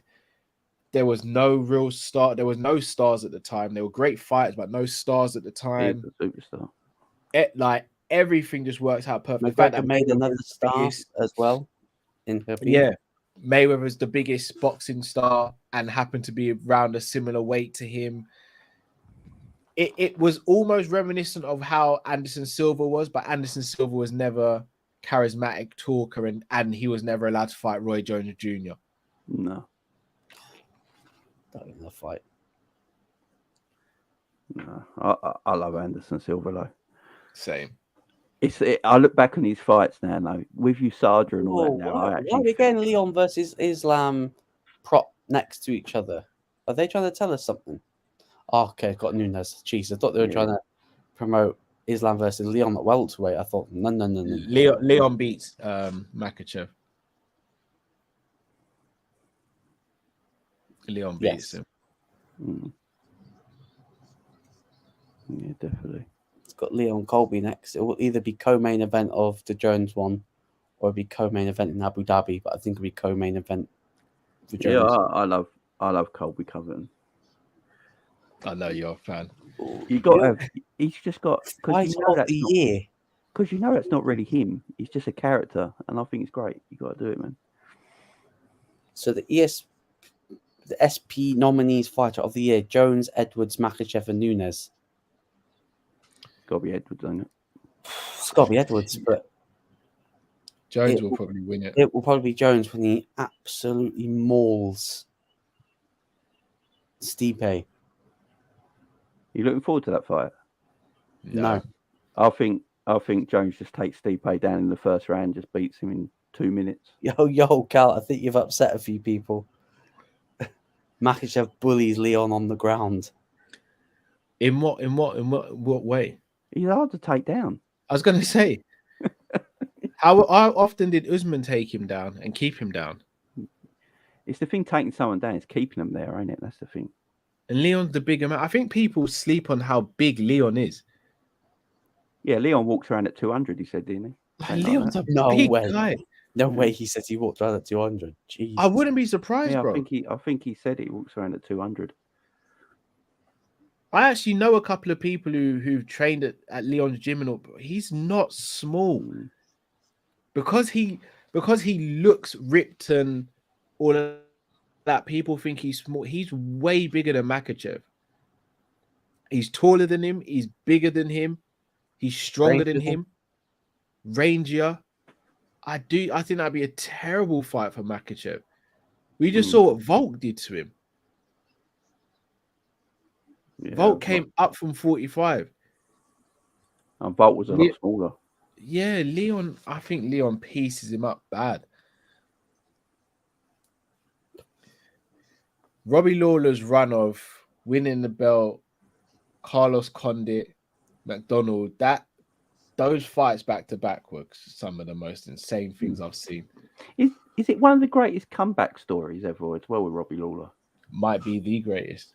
You know, started at UFC in the early days, left, went Strikeforce and stuff like that, came back. Price is no slouch though. That's a difficult fight for him. He's fought everyone. I don't think he's ever ducked an opponent, has he? Brendan Moreno could be a shout as well for comeback fighter as well. Yeah. Yes, that's a good point. And you could say Oliveira. His career could away as well. Absolutely, yeah. Oliveira as well.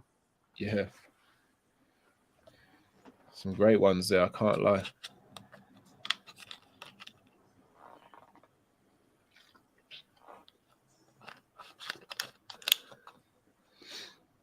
How old's Robbie Lawler now?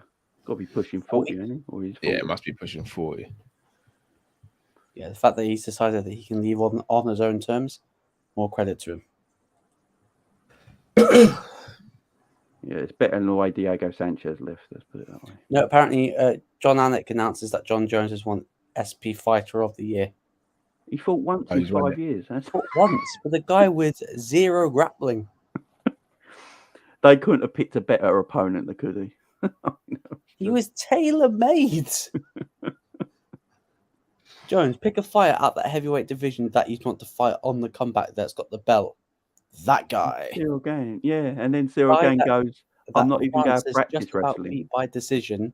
He's got no grappling. I'll pick him up and I'll choke him out. It's the worst time for Stipe. Stipe's had a long time out. Again, that's another thing I don't understand. How's Stipe been out for so long and gets a title shot off the back of a loss? Maybe he's just went, Dane, just give me this and I'm done. Because there's no one else in the heavyweight division that Pavlovich, surely just on merit. I think it's about pulling numbers, though, isn't it? That's what all these are about now. It's not. It's the same with boxing. It's the same with UFC, any kind of MMA, any combat sport. It's about numbers, ain't it, and what you can pull in. It ain't really a damn. Like if Conor McGregor came back tomorrow, had one fight and won it, he'd get a title match in his next match. 100%. True. Stipe hasn't even won one though, bro. Yeah, and it's about numbers and what you pull in. The Ruthless One's final walkout. He looks emotional, doesn't he? His coach next to him. He's more hyped than he is. Yeah, Robbie looks emotional. He looks emotional, man. Yeah, this is the most emotional I've ever seen Robbie Lawler. Well, you're doing what you love for the last time. It would be horrible. It would be horrible. Yeah, it's mad. Just wanted to go out on his own terms. It's like Frankie Edgar, ain't it? Unfortunately, lost in his last match. Oh, God. That's a horrible. He just got... And he got let's face it, he got brutalised. Yeah, that yeah, was it he did. Gutierrez just face kick. Knee up the middle. Yeah, it was a knee. It was Vera with the face kick. Yeah, Chris Wildman, he's overrated, Yeah, he was a weird one because he beat Anderson Silva and then fought effectively fighters outside their prime, and then people kind of jumped on the bandwagon, and then he fought Rockhold and then got eaten up. Boomed. Yeah, he went up in weight, didn't he? Did he go 205? No. Oh, yeah, he did at one stage. I'll be honest, though. It might be controversial. If Weidman doesn't go for that spinning attack against Luke Rockhold, I think he wins that fight. Yeah, same. He's got better cardio, Rockhold. Yeah, spinny shit doesn't work. Like, look at Valentin Shevchenko against Grasso. Went for the spinny shit, and Grasso was like, "Yeah, F that. I'm choking you out." Didn't even get the full choke. He just grabbed around the mouth and just squeezed. Do you know how heartbreaking it was when Wildman beat Anderson Silva in their first fight? That broke my heart. It's like, why went Anderson on the penis tablets then? He just got the drink out of all the. They just kept him away by doing that, wasn't it? It's mad that to think when he lost the belt, that was the last time we saw him with the belt as well. His career just took a nosedive for one reason or another. When the leg break. Oh, geez, the leg break. Oh, the leg. I've seen. Horrible. I remember watching that live and being like, he just fell back on his leg, and I was just like, oh, please don't show this in slow motion. Yeah, and then they went and showed it in slow motion like 18 times in a row. Oh. Same when Weidman broke his leg, they just kept on showing the slow motion. I remember doing the watch long for that. Yeah. Oh, yeah, they broke it the same way, didn't they? With a block kick. Yeah. Well, Uriah Hall didn't even really try and block it when I checked the kick. Oh, Uriah Hall, man. If Uriah Hall had killer instinct. Oh. Hey, that was a fight that did not have that dog in him. He just... if he just had that dog in him, man, he could have been anything. I actually think him getting that highlight reel knockout was the worst thing that happened for him, because he saw just how powerful and how dangerous he actually was, and I don't think he liked it. Yeah, but then he cried when he knocked him out. Yeah, that's what I'm saying. You ain't making it. He weren't ready for it. You ain't making it. 41. He's 41. Fuck me. Bruce Buffer's blazer. Jesus Christ. Smooth as silk, bro. The better looking brother. Yeah, well, the better ring announcer as well. Ooh. Yeah, I said it, Jay. Said it with chest. Oh, God, are the best ref in the business. That I agree with. Do you know who I like as a ring announcer? Do you remember Jimmy Lennon Jr.? Yeah. It's showtime. Yeah, I liked him. I thought he was all right. Yeah, he's smooth with it as well. Robbie Lawler. I'll tell you, ain't got good announcers. Anyone that's from Britain. British ring announcers are not good. Yeah.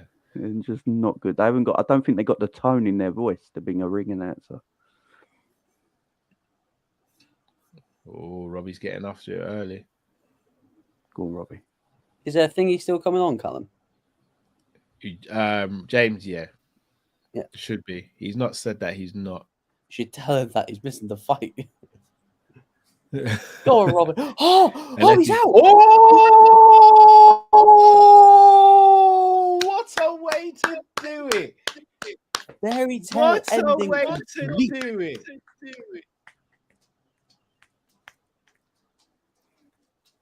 Well done, Robbie Lawler. Wow. I ain't gonna lie, I'm still on the ring girl. That was who my clap was for. I hope your wife is asleep, Jake. No, that was clean, man. That was clean. Wow. Deserved. I was literally just looking at the comments and someone saying that Bruce Buffer overdoes it. This is the only time I've seen Robbie emotional. Sinking in now. Damn, man. Wow.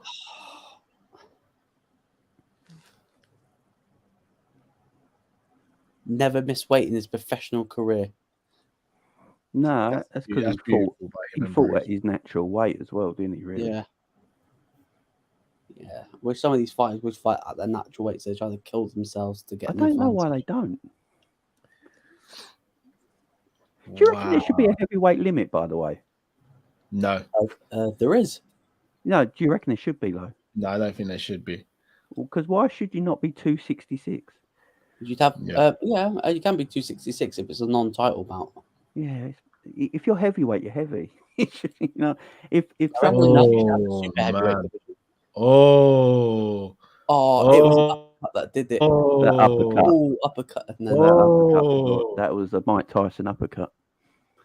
What, 4 left hands in a row from Robbie Lawler? You must be crazy. Boom. 2, 3, 4. Come on now. You don't take 4.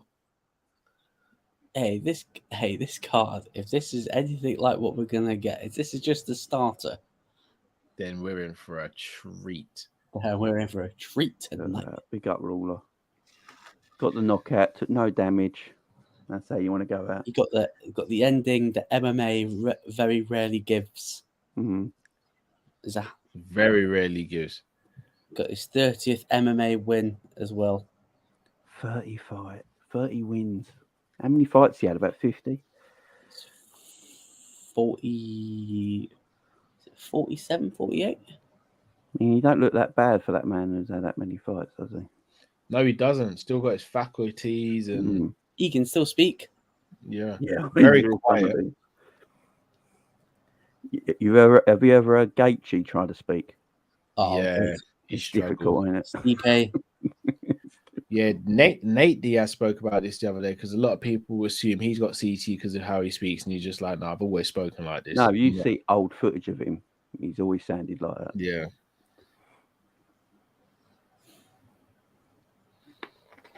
It's that surf boy sort of. Robbie did it. Yeah, so in this weight division, KO. There's a limit of 265. But if you're 216, you're fighting a heavyweight who's 220. It's a massive difference. Do you reckon there should be a cruiserweight? What's the lightest heavyweight that we've seen fight 230? I don't think I've seen one 220. you reckon there should be an extra weight division in between light heavy and heavy? There should be like I do. Like a cruiserweight. Possibly. You could say that about 165. Yeah. Between I think it should be 205 and incremental £10. I think there should be a 180. I think there should be a 165 belt, 175, 185. I would like to see a 195, and then like maybe a 225 for cruiserweight, and then heavyweight 225 and above. Surely it'll help with all these cuts that these fighters have to do. Yeah. Plus, you'd have so many more opportunities at crossover divisional fights as well. And then I've got a wild one for the females. Unless you're inside the UFC, cut featherweight and get atom weight.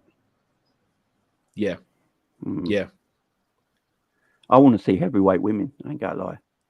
I don't think we're ever going to see it.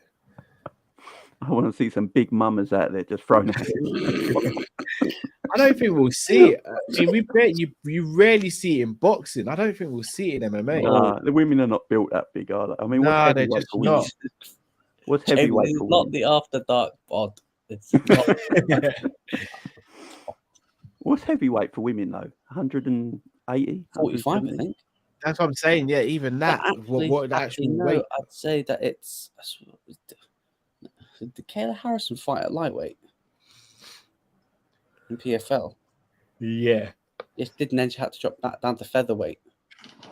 I think, but I still think she fights at lightweight. If Amanda Nunes didn't need to cut weight, how big would she be? 45. I don't reckon 150. Yeah. 150.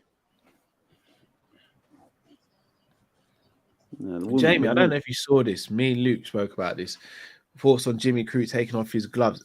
Again, he didn't. Yeah, he was only 27. Interview. I don't know if he said anything in the press conference, but yeah, words I've seen. It's a weird one. I'm guessing they're showing this package because Robbie Lawler is actually going to be inducted himself into the Hall of Fame, right? Yeah, I think that's what they said they were going to do.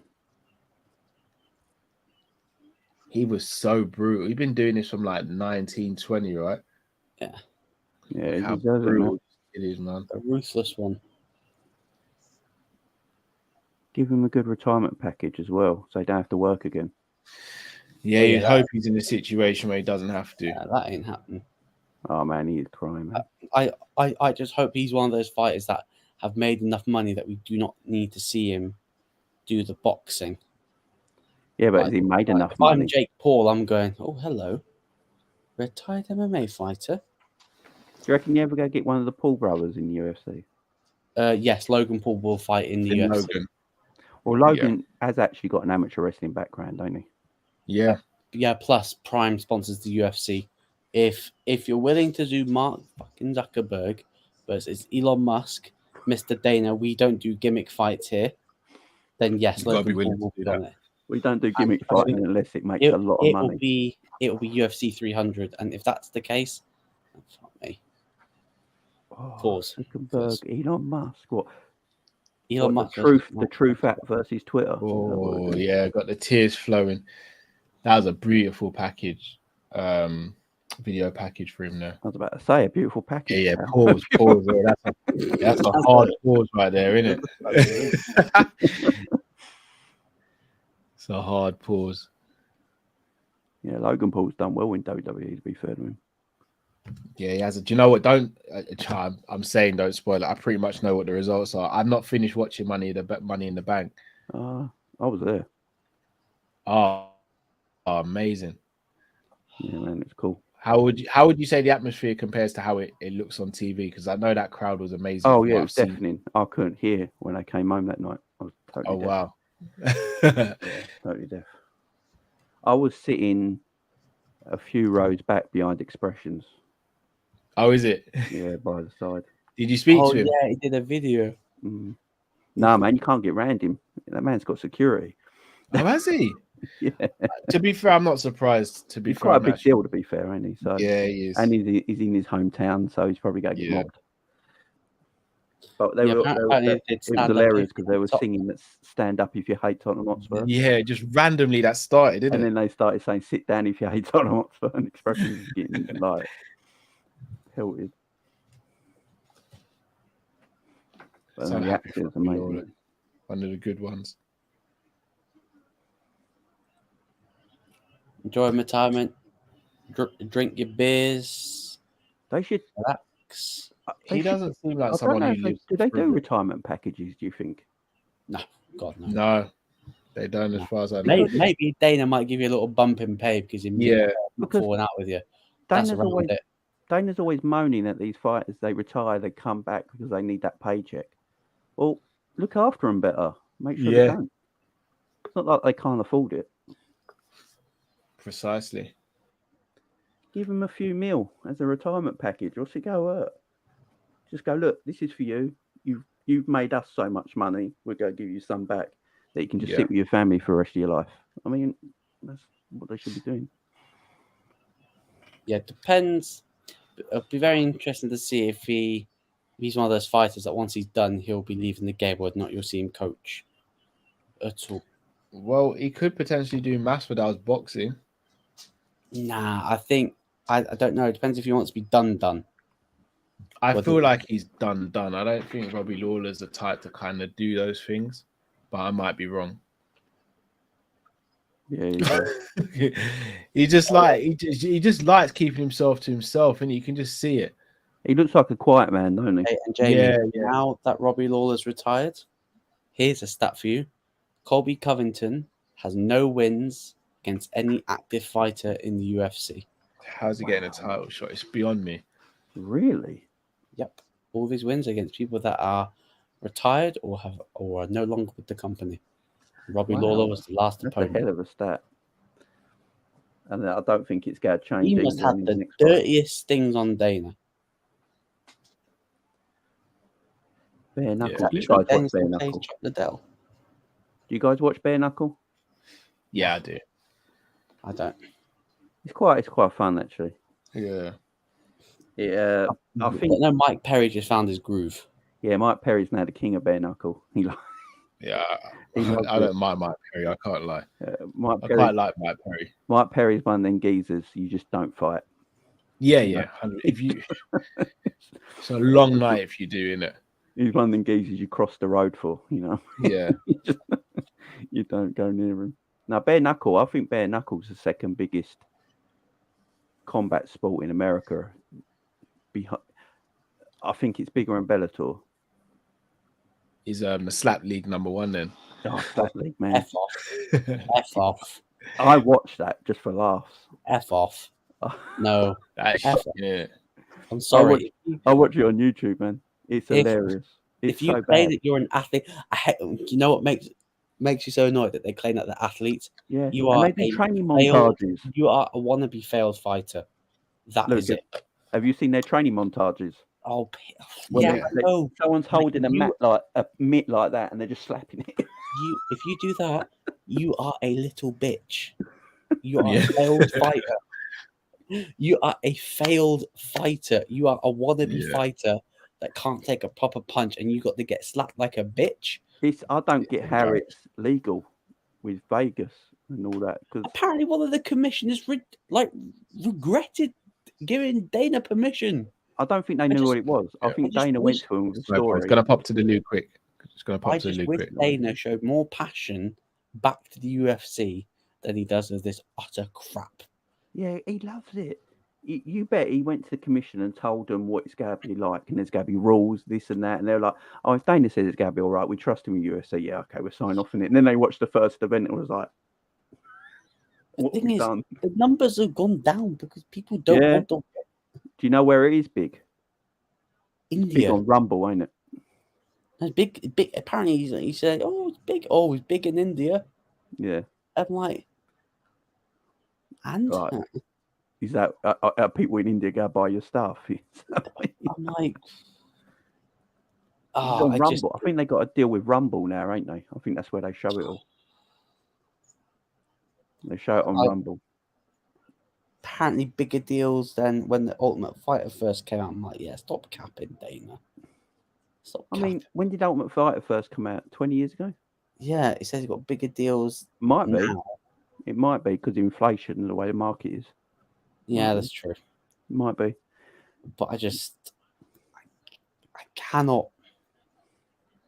I absolutely despise it.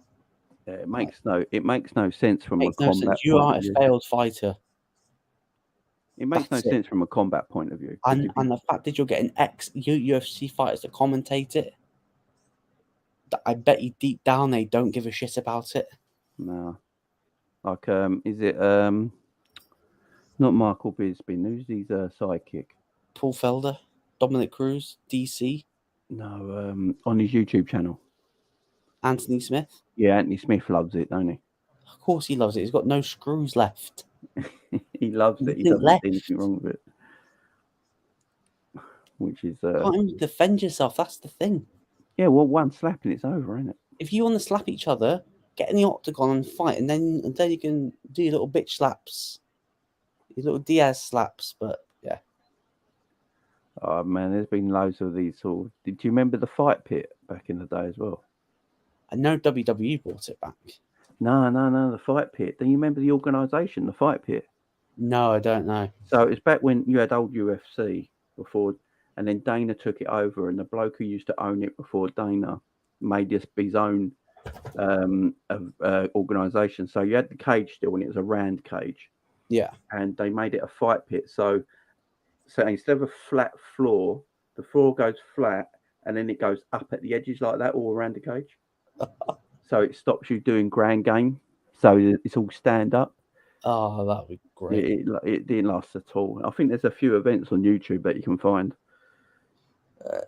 Honesty, or tense. Name a footballer who will be a decent in MMA. I think Zlatan would be decent. Yeah, I'd probably say so. He's got the kicks, got the spins. Zlatan does judo, don't he? He does taekwondo. I think his kids do it as well. So yeah, he's more spinny shit near you. The only one I could think of, to be fair.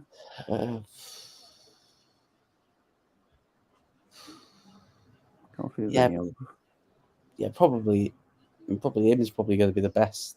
Yeah, probably got some hard footballers that give it a go, but yeah. Milner, Robertson.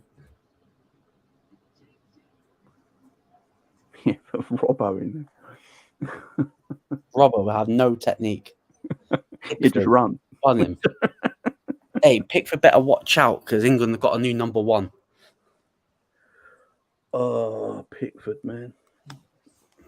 Did you watch the under-21 game? I watched bits of it. I've seen that Levi Colwill may be the guy. Yeah, Levi Colwill's he's a talented boy. He is. I think I said to Cal a while ago that Levi Colwill Van Dijk's long-term replacement, and he was like, no. Well, did you see the video on Twitter with Levi Colwill and the other Chelsea teammates? Oh yeah, on Instagram when he said, I'm bring him home, and he was like, no. It's like, no, basically go away, mate. Yeah, he wants Liverpool, man. His idol's Gerrard. He's a Liverpool fan. Just get it done. I think we'd have to pay Van Dijk money to get him out. That's all right. John's got it. My man John's got it. John's got it. Chelsea won't sell. I don't blame Chelsea either. I wouldn't sell him either. He could be the best defender in Europe. I've still got a theory that it will be announced in Singapore that the Singapore Investment Fund has invested in Liverpool. Oh, what, GIC? Yeah, because Klopp hated it in Singapore last year, and we're back there this year. So I'm just thinking 2 and 2. Fingers crossed, because I've got nothing left. If that doesn't work, then I'm still going with the theory that as soon as they get permission to get the NBA franchise, Liverpool will be sold. Yeah, I just think Liverpool are just massive in Asia. Donald Trump's in the building. Donald Trump. We're back. Wow. We're back in the T-Mobile Arena. He's gonna be great. Look at that, great. Just look at me. I'm so great. I'm so great. Oh, Trump, man. Wow. Fair enough. Yeah, dreaming. If you think Colwill's leave, he probably doesn't. But if you're talking about homegrown defender that Liverpool should probably be looking at, he's probably the guy. Unless you're going to get Ignacio for his release clause. All right, hear me out on this one. We've got set Sporting, don't we? Hear me out on this one, though. You're right, Jay. But I'm with Luke here. Because he's got a release clause, we don't have to negotiate with Sporting. No, that's true. And is that a decent price? All right, check me out here. We get Ignacio this summer because Colwell's not leaving. Then next summer, Matip leaves on the free. We bring in Colwell, and Virgil moves over to the right-hand side of centre-back alongside Konate. And you've got Colwell and Ignacio for the left centre-back, and you've got Virgil and Konate. Yeah, that'd be nice. Oh, yes. That'd be nice. Yeah. You do know our own. We'll get 2 more signings this summer.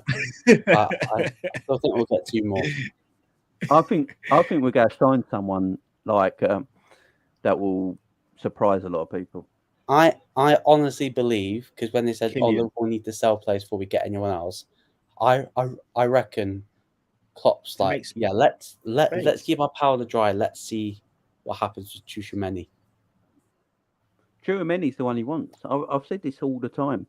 I reckon the midfielder that Klopp wants more than anyone, including Jude Bellingham, was Tchouaméni. It always was. If we get Tchouaméni and our midfield is Tchouaméni, Trent, Szoboszlai, or Tchouaméni, Szoboszlai, McAllister. That's why, Callum, I don't think we will see another midfielder come in until the end of the window, because I think the Mbappe stuff is going to go right down to the wire. Maybe. And that's why Tchouaméni won't leave until Mbappe walks through the door. I actually have a theory. LeBron has promised a franchise when he retires, just like Jordan owns one. FSG will invest that probably in 2025. Yeah, probably. He wants to play 1 year with his son and then dip. But I swear he said he wants to play with his second kid as well, who's like 3 years younger. So, do you know what? I don't think FSG will ever leave, personally. Neither do I with Jamie. Why would you? This team makes so much money. Why would you sell it? Because I don't know how they're going to get $4 billion to get the NBA franchise without selling one of their key assets. And firstly, I think they want $6 billion for Liverpool, and they're not going to take whatever Man United go for. That's what they're going to want for Liverpool. Yeah, they're not going to take a penny less because they go look at the commercial revenue and just go, look, this is what we're making now. We're a £6 billion franchise. Yeah, not just the commercial revenue, but you also got to think the stadium's been pretty much rebuilt, half of it. Training center is brand new. The Nike deal. If we want to get another stand, I know we could probably do one, but I don't think we can do the other one because I think the COP will be redone in a couple of years. The thing with the COP, I think there's some restrictions on building on the COP, ain't there? Yeah. No, I think the council. The other one, I think it's one of the stands. I don't think it's the COP. I think it's the other one. It's that little bit, on the COP, and you've got that little bit in the corner that goes over and connects to the other stand. That area of the pitch, I think there's a council won't give them permission because on the outside bit there's an electric thing on the outside of it that you can't move. Maybe. It's mad. It's the smallest stand now. FSG out. People. As if this stream couldn't get any better. Luke always blesses the stream. Jamie's done us a massive favor. We've got another guest coming in. It's International Fight Week. We couldn't do a stream without the one Yoni. I heard the 3 letters. Big up, bro. I heard the 3 letters. And it weren't UFC. Why am I hearing 3 letters that aren't UFC? Come on. You know what I mean? How are we, gents? You all right, man? Good, bro. Doing well. Thank you for joining, man. Thank you for having me. I don't want to interrupt the FSG talk. Don't get me wrong, I heard about it all, and it sounds intriguing. But how's my guy Robbie doing? Have I missed the start? You missed the whole thing. Missed the fight. Wait there, just tell me what I want to hear, Callum. Yeah. Knockout first round. Knockout first. Wait for Robbie. Yeah. That's amazing. That's amazing. That's it. Let me get this shit. He did brilliant, man. He did brilliant. I bet he just came out swinging like a motherfucker as well. I bet he was just ruthless. He was really composed, and then they got into a grapple, and then it was just dirty boxing. He hit him with 4 left hands unanswered, and then he was just out cold. Did him with the uppercut as well. So yeah, that's wild, bro. That is wild, bro. Literally left on the perfect. I think in the prelims, only one fight went to the scorecards, right? And even that fight, like there was a few times where both fights could have been finished. So yeah, you know what's wild, bro? Just waiting 20 seconds. You know what's wild, bro? Like to hear a calm, composed performance from Robbie Lawler against Nico Price is wild to me. I was just expecting that to be fireworks from second one. That's mad. I'm so happy for him. I'm so happy that he was able to keep that composure and get that win because I assume he retired. I assume. Yeah. Oh yeah. So it was one of those things where just wow, fantastic to get a first round finish in your last fight. Quality, man. Absolutely quality. It's crazy. Absolutely crazy. Do you know what? Obviously, yeah, he is. Me and Luke have chopped up on the preview.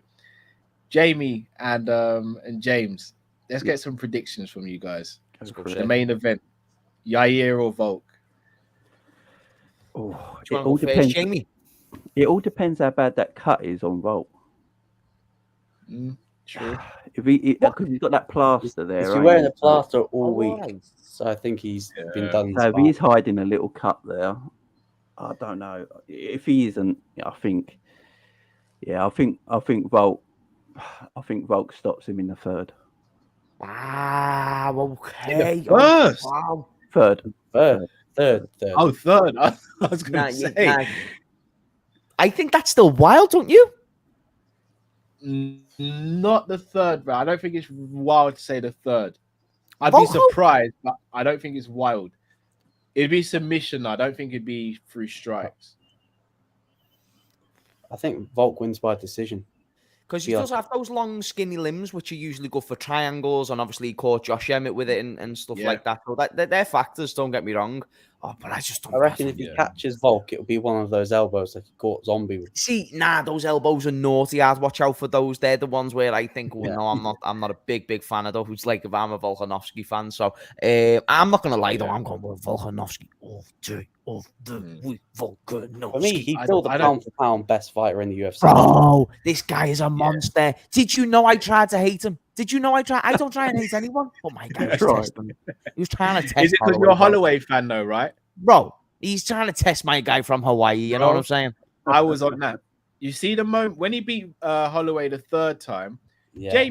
Luke, we did the watch along for that, and at the end of the fight, I was just like, I can't even hate the guy. Like, actually, batted him from pillar to post. He's undisputed, bro. Like when you think about GOAT, it was so. The first fight against Max, he had my respect. Second fight, I thought Max won. Third fight, it wasn't even the reason why, like, he looked poor in that fight made sense now because I think they woke him up for a drugs test. Yeah, and he couldn't get back to sleep, so he literally, I think he had to have like a sleeping pill. Yeah, well, to make him go to sleep, like that. Yeah, and then you hear that. Max did fight a different game plan in the third fight as well, though, because in the second fight, Max was going to the body a lot and using more kicks. In the third fight, he wasn't, but that could have just been Volk changing the distance that he was fighting at, which meant Max couldn't even get the kick. See, that's what I saw it as. I saw an improvement in distance management, reading the whole fight as a whole, and just being experienced with the dude. He'd spent 50 minutes in there with him to that point, so I didn't see any sort of. You'd understand for a high IQ fighter to notice a few things, and I think that's just what happens. And if they fought again, I think if you leave it too long, I believe Holloway's still younger, then maybe Holloway could get one back. Yeah. But you don't want this to be a Chuck Liddell thing, you just want this to, if they are going to fight again, let it be soon, because I still think they could be the two best. Yeah, I've got a question for you. Well, let me ask you guys a question, because we all agree that we think Max won the second fight, right? Yeah, that's right. So even on paper, it's 3-0 Volkanovski. Really and truly, it should be 2-1. Is there any way you can sell a fourth fight with Max, or is it just new division? It's just not productive, is it, gents? Like, it's just one of those things where we've saw the most one-sided beatdown, and he beat him 2 times to 1. But it might get to a point where you just cannot do another fight. So really, this is for Max Holloway to really push the UFC's hands and maximize by getting that, what I would assume is a last opportunity. I think Max has taken too much damage in his career now to go like again. He's an old 30-year-old. Yeah, like, he's not like he's a spring chicken where I think they're making a UFC debut at 30. Like, he's been in the UFC for a decade. I think Volk just wipes the floor with him, they thought. He very well. If there's anyone who can, that damage, them wars. Yeah, them damage and wars, man. But I've got a question for you guys. Is Bo Nickal the next big superstar in the UFC? He's a monster. He's a monster. I'm going on it. I'm a tune, motherfucking tune. You know what I mean? Like, I know what's coming. He's the guy. He's the guy. So that wrestling serious, gents. That wrestling serious, and that's one that's got to be. Yeah, that's got to be. The Rocket's going to get strapped to him real soon. I think Bo Nickal. I think he gets brutally stopped by a striker. I just don't. I don't know when it is, but I don't know if he touches UFC gold. It's not impossible. Certainly not impossible. The striker can get up to speed to be presentable, then he may get there. But if it's like those classic wrestlers that just can't strike, then he'll get finished by a decent striker. And Robert Whitaker, man, is this going to be the most one-sided fight on the card? This is like your banker. Like, if you're betting, there's always like a guarantee. This is your guarantee. That's got to be the winner. This Rob Whitaker's different, man.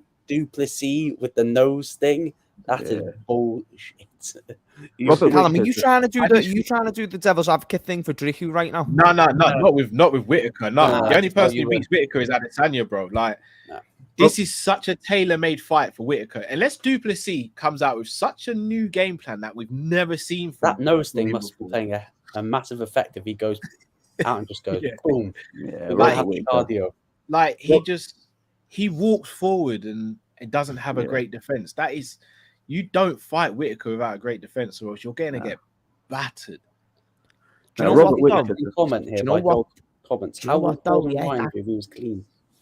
He's got a naughty chin. Like, he's just one of those guys where his chin is just ruthless. You know what I mean? And I don't know if I can remember like Whitaker knocking people out like that. So I don't know. I think I'm trying to do too basic MMA math here to really analyze this fight, and I do still think Whitaker's going to absolutely spark him out. But there is something about Driku where I thought it was going to be Darren and Derek, and Darren was different because I think he was a different version. But then Derek, I thought something was going to happen there, but the guy just seems to find a way. But Rob's by far and better those two versions of those two fighters. So. You know, Darren Till, I don't think Darren Till's an MMA fighter, personally. That's wrong factually, Jamie. I'm not trying to tell you bad. It's just a factually incorrect statement. I think he'd be better doing a different kind of combat sport. I just don't think MMA suits what he is. I just don't think it suits him. I don't think he's got the skills in other areas to his game to beat some of the top fighters in MMA, no matter what organisation it is. I think you've been proven correct there, to be honest. I do. I think he kind of shown that against I think the Masvidal fight, knocked a lot of confidence out of him. Yeah, I think his body's shot, and I think you look at his physique from 170 to how he finished in his last fight. I think he's going through training camps and struggling to get through training camps, which is why he's struggling in fights. I don't think his body's good, and I think that's the reason he's taking time out. I also think he should move back down to 170 as well. I think he's too undersized for 85. He's too big for 170, though, isn't he? If he's dedicated, I don't think he is. It's a hard weight cut, but I think he makes it a little more dangerous. It's like Kelvin Gastelum's like he's fighting Shavkat in September. That is going to be a shut up fun fight. Yeah. You're messing. No, do you know how much of a joke? Wait, did I say that correctly? Kelvin? Yeah. Yeah. That motherfucker. Wait there. Hang on a minute. When was this confirmed? About this week, right? I think it was confirmed after Valentina versus Grasso 2 is headlining in September. And then I think it's Kelvin Shavkat as co-main. It's not a numbered card. It's a fight night, not a numbered card. Right. So that's amazing in itself. The most amazing thing to me, UFC are horrible motherfuckers to Kelvin. He got his first win after 5 fights or something, and then they just go, yeah, by the way, mate, we're gonna drain you, and you're gonna fight the moodiest dudes in the division. It was his decision to go back to 170. It was his decision to say, I'm going to go back to 170. And Shavkat needs an opponent. Something to me that struggles to admit, even though I know these Mexicans can be crazy, bro, crazy. I don't understand where I see Kelvin Gastelum going out saying, yeah, I take this guy. Not only do I return to the 170 division, which I could never make anyway, and I'm going to die nearly trying to make again, but I'm going to fight this dude from Kazakhstan. Yeah, or Gastelum. Finishing machine. Bro, hey, guys, only a guy from Mexico could come to that conclusion, fair play. Did Bo Nickal's fight get changed last minute? Yeah. Yes. What? Don't tell me that Burns pulls out. No, Gore pulled out. Gore was the original opponent. Oh, yeah. I've got no chance. I'm out of here. Yeah. It's interesting, because that Woodburn, he just seems to be like a decent regional kid. He's definitely been made to lose this fight. It's not the worst. He's got, replacement. Like, he arrived with no team. Like, he literally arrived with no team. Bro, it's wild. It's wild. Well, also, the other guy who was going to fight was off the Ultimate Fighter, wasn't he? Yeah, Gore was on the Ultimate Fighter. He's Jamaican, so I'm going to be shameless with it. I got a root for him. He's got the green and gold shorts as well. He's like Woodburn, kind of. Nah, he's getting smoked up. Yeah, I know. It's going to be. It could be rough for him, but he's a knockout artist. That's right.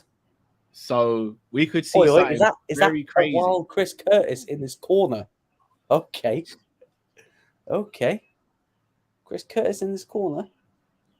That could be interesting. He's another fun fighter, man. He does so many mistakes, though. Now that's not the real Jorge Masvidal. Sick, bro. That'd be the real Jorge Masvidal there. Yeah, can you imagine if that was the real Masvidal in the comments?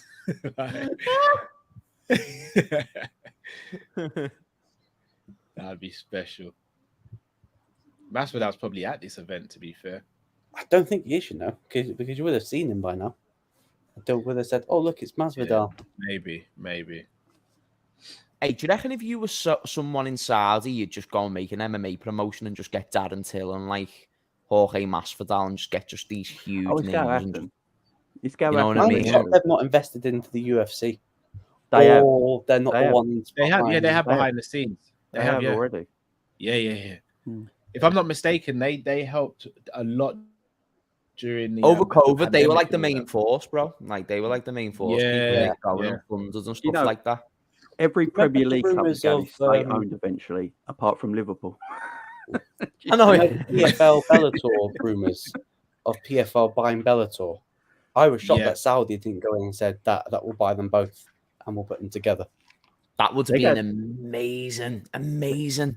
Hey, listen to this for a fact. The Robbie Lawler finish was his fastest finish of his Strikeforce in UFC career.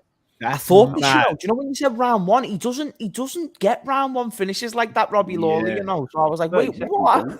I thought he got chin when you said round one. Yeah, it's 30 seconds, wasn't it? Same like 38, I think, 38 seconds, yeah. Wow. What a guy. Just think about it. My man fought a 50-year-old Nick Diaz and just could not finish him. Goes out to get Nico Price. Yeah, quit. He had to quit to win. So Bo Nickal looks massive for the weight division, though. He's huge, isn't he? Oh, he's a big guy. He's a big guy, bro. He's going to ragdoll some dude. The one that I want to see. Sign me up, by the way. Hamzat. Yeah. Hey, Hamzat needs to get back in business. I think he'll fight in Abu Dhabi. Who, though? I think it'll be the winner of the Costa fight. Costa versus the other guy. I can't remember his name. I fancy the other guy in that look. I think the other guy fought Hamzat and didn't get finished by him. So, yeah. Hamzat's boring, though. Let's face it. Right. Say that to its face, Jamie. I would. Don't you worry. I've ripped a man's ear off before. I would. Jamie saying, "Have you never seen me turn into Mike Tyson?" Hey, Drifty would fancy Hendo to beat Adesanya, I bet. I've heard that Drifty has got pictures of them Hendo workout things on his wall at the moment. So he forced me to. He did the Summer Daily News show on Friday, and he forced me. He's like, "Cal, we're using this picture," and I was like, "We're using this picture." I was like, "You know, bro, who am I to argue, man?" I mean, you've got to get in good shape to sit on the bench, so I don't blame you. Get the sprinters ready. No, I love Hendo, all seriousness. Hey, could you imagine? Yeah, so right. So who do you want to win, Hendo or Robert Whitaker in The cage? book's amazing, man. I can't put it down. Hey, how much of a great man is Bruce Buffer, by the way? That suit. I know that it's mentioned being twice a show, 3 times a show, but that is absolutely sensational, by the way. Smooth as F. He is the most irreplaceable guy in the UFC. Yeah. Probably, yeah, you're right. Yeah. Bruce Buffer and Joe Rogan for me. I think Joe Rogan's replaceable you now. can replace him now. I don't think anyone. Yeah, I was going to say, I think I'm too nostalgic like Jamie, and I don't know if I'm ready for that yet.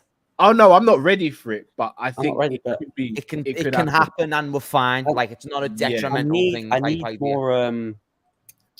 Who's the Laura Sanko on commentary on fight nights? She just knows what she's talking about, which is refreshing because sometimes the other like DC, Cruz, I don't like female. They can be very irritating to listen to, but Laura Sanko knows what she's talking about. I'm not a big fan of female commentators, you know. Oh, it's just not a sexist thing. It's not a sexist thing. No, I know it's not. Just, I just don't think they can get the emotion out of their voice, you know. Like a man can. I think Laura can. Yeah, Laura's sick, bro. I like the way she's passionate. She breaks it down well. She's fought before, not at a high level, but she's fought before. Yeah, there's a place. Let's put it that way. Come on, hey, I did not see Woodburn's got the Jamaican flag. Yeah, Woodburn say I need him to win. Hey, someone's O has got to go.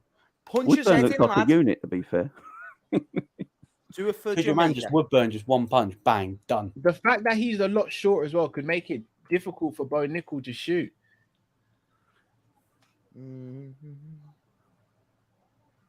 can tell Bo's just itching for the takedown. Yeah. Oh, never feeling it, bro. It's those twitch muscles. Never fight an ugly man. They got nothing to lose. Oh.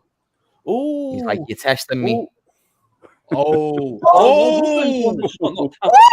that's early. Oh, no, that is wild. That is wild. That is wild, bro. Nah. Boys. I am trying to tell you about my man, Bo Nickal, blood. I've tried to tell you. What did you say, Callum? He was going to get knocked out. Yeah, bro, I'm so sorry for that to happen to your guy, bro. Dirty tonight, man. That was a lot. Oh, man. Damn, he just got slumped.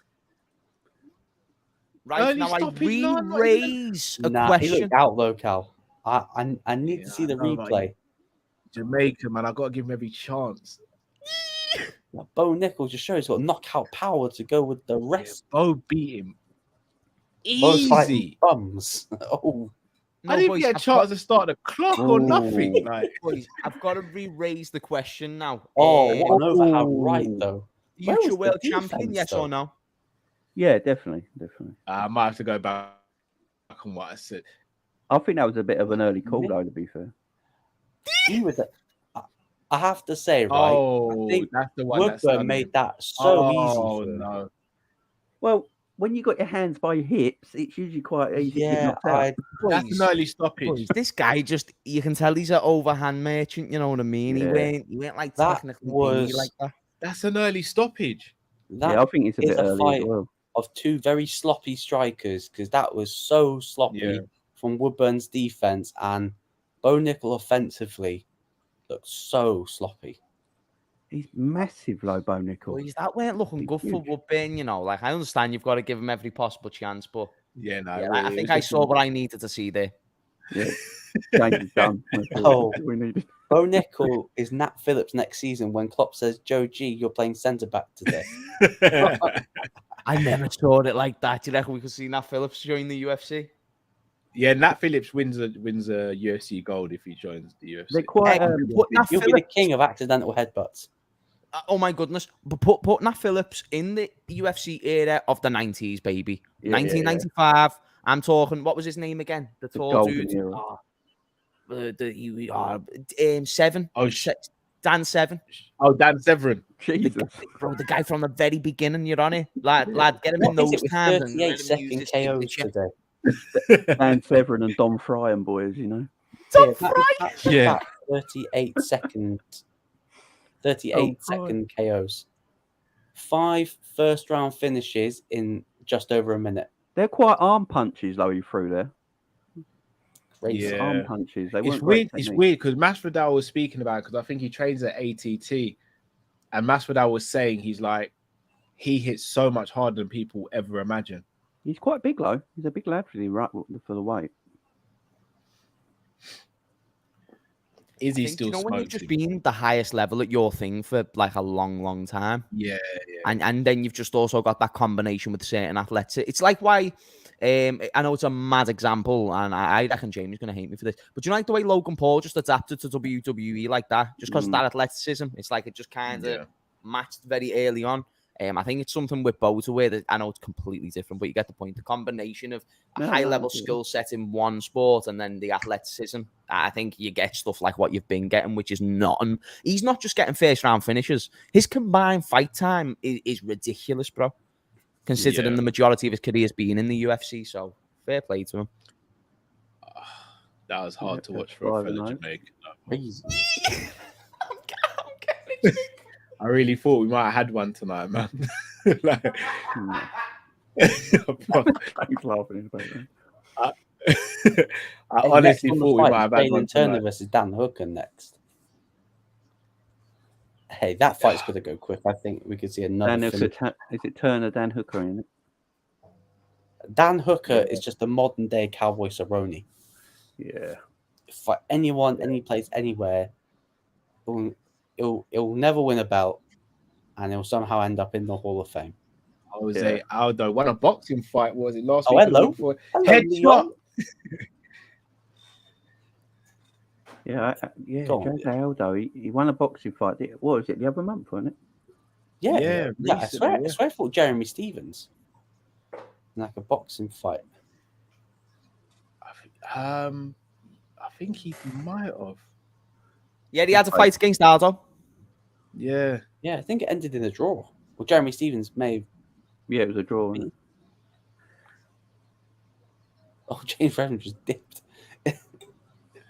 Was he out? I don't know whether he dropped. Oh, he might have lost camera. Yeah, he might have lost camera. Nah, he's back. There he is. Nice one, gents. My thing went blurry. Nah, you're cool, bro. Jalen Turner. Yeah, by the way, we were all quite in sync for that fight, innit? Like, we weren't too far apart from each other. We saw the finish at a similar time. Sick. No, I was watching Babe Station in the background, so I was... Nice. It's a great knockout on there, I ain't gonna lie. And we just admire the honesty. Yeah, that's always. It's my cat. Bro, I thought that was a bobcat. Are you mad? No. It's a joke, but he's a beast, him. I don't know if I'm just seeing it because of the angle, but he's a beast, him, bro. She is. Do that me talk all the time. It's her birthday today now, because... Well, happy birthday. What's her name? Athena. Big up, Athena. Big up, and then I've got my dog underneath, Apollo. So boy, girl, a boy. Man like Apollo. My guy. Yeah. How old's Apollo? It's gonna be. I think he's 4 in 2 weeks, bro. And she's 1 today.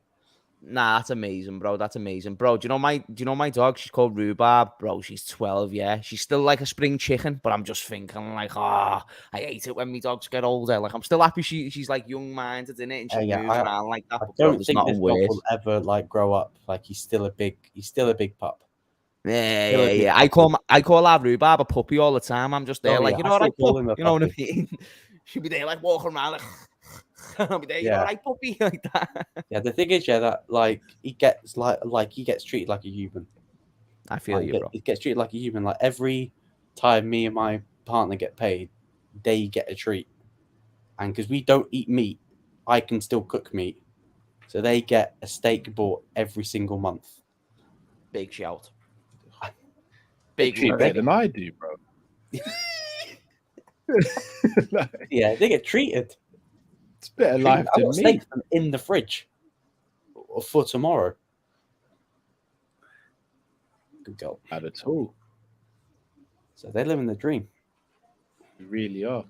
Guys, if you haven't already, please do smash the like button. If you're watching, also make sure you go and head over to Luke's channel, subscribe there. Make sure you also subscribe to Jamie's channel, and make sure you just subscribe to James Redmond's channel as well. Hold on, can you guys hear me? Yeah. Can you guys still hear me? Yes. Oh yeah, man. Okay, my screen went blank for a sec. So yes, please, people, make sure you show love to all of their channels and smash the like button.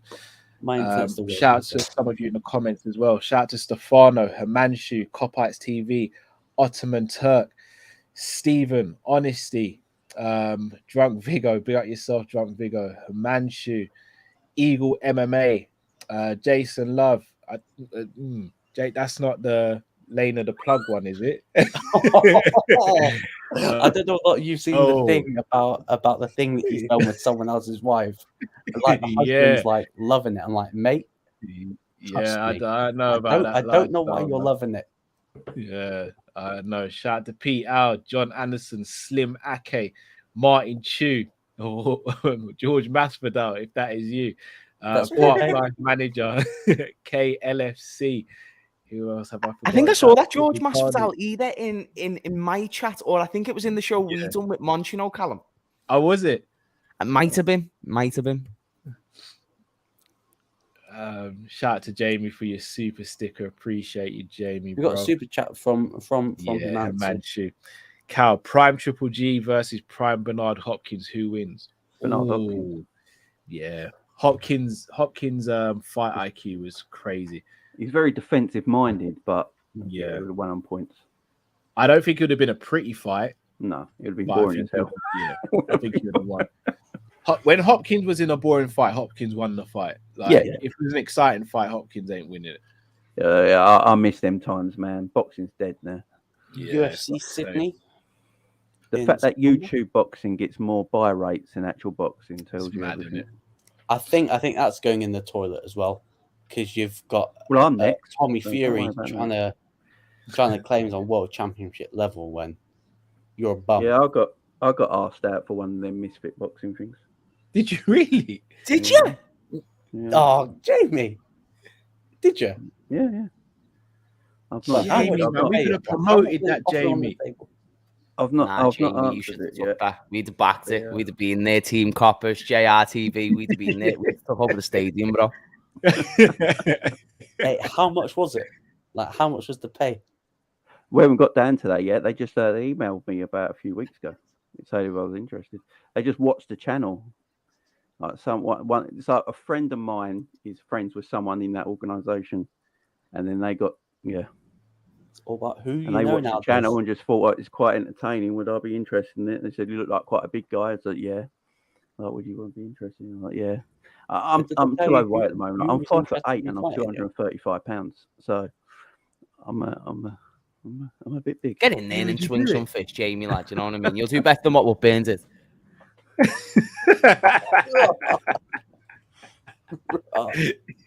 You probably would, and you won't be fighting someone of Bo Nichols' caliber either. To be fair, no.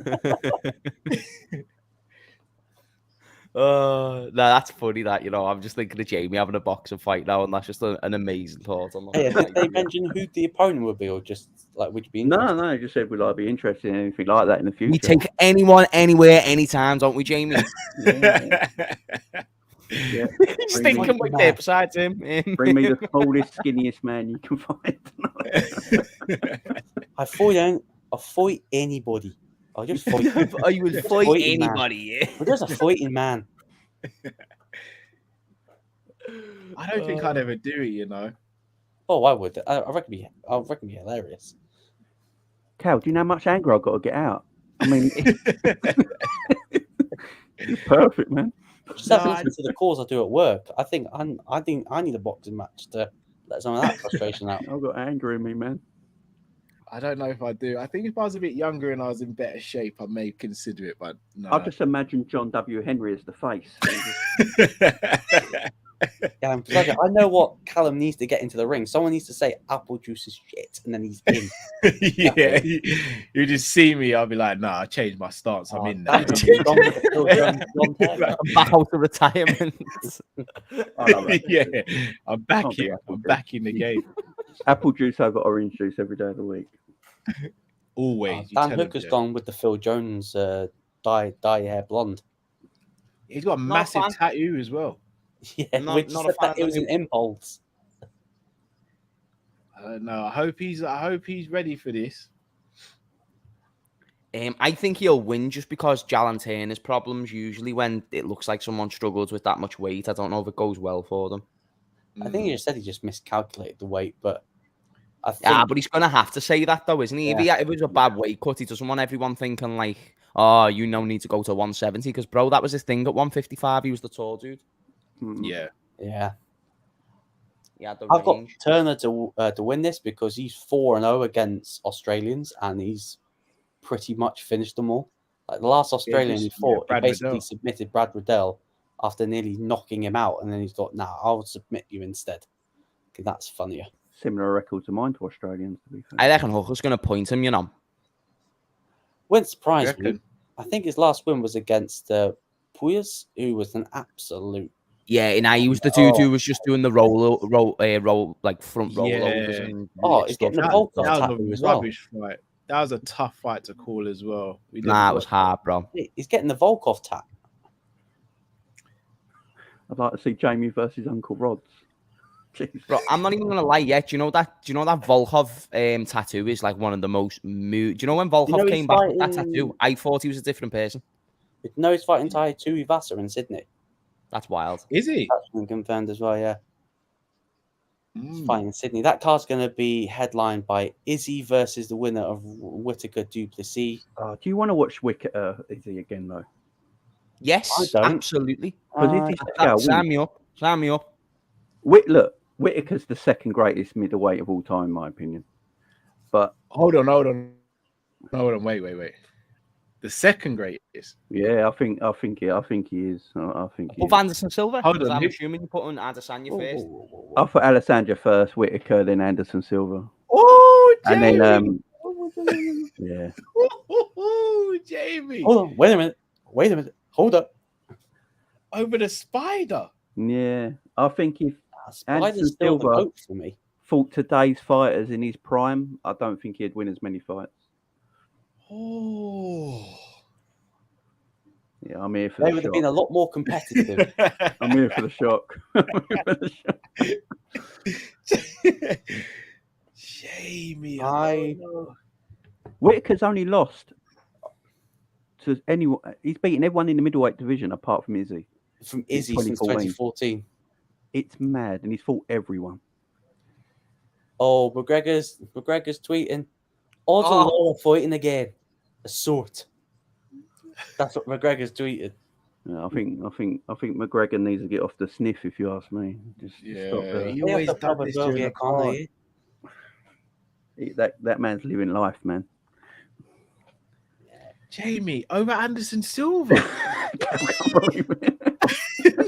No, look, yeah, I've got Whitaker's number 3.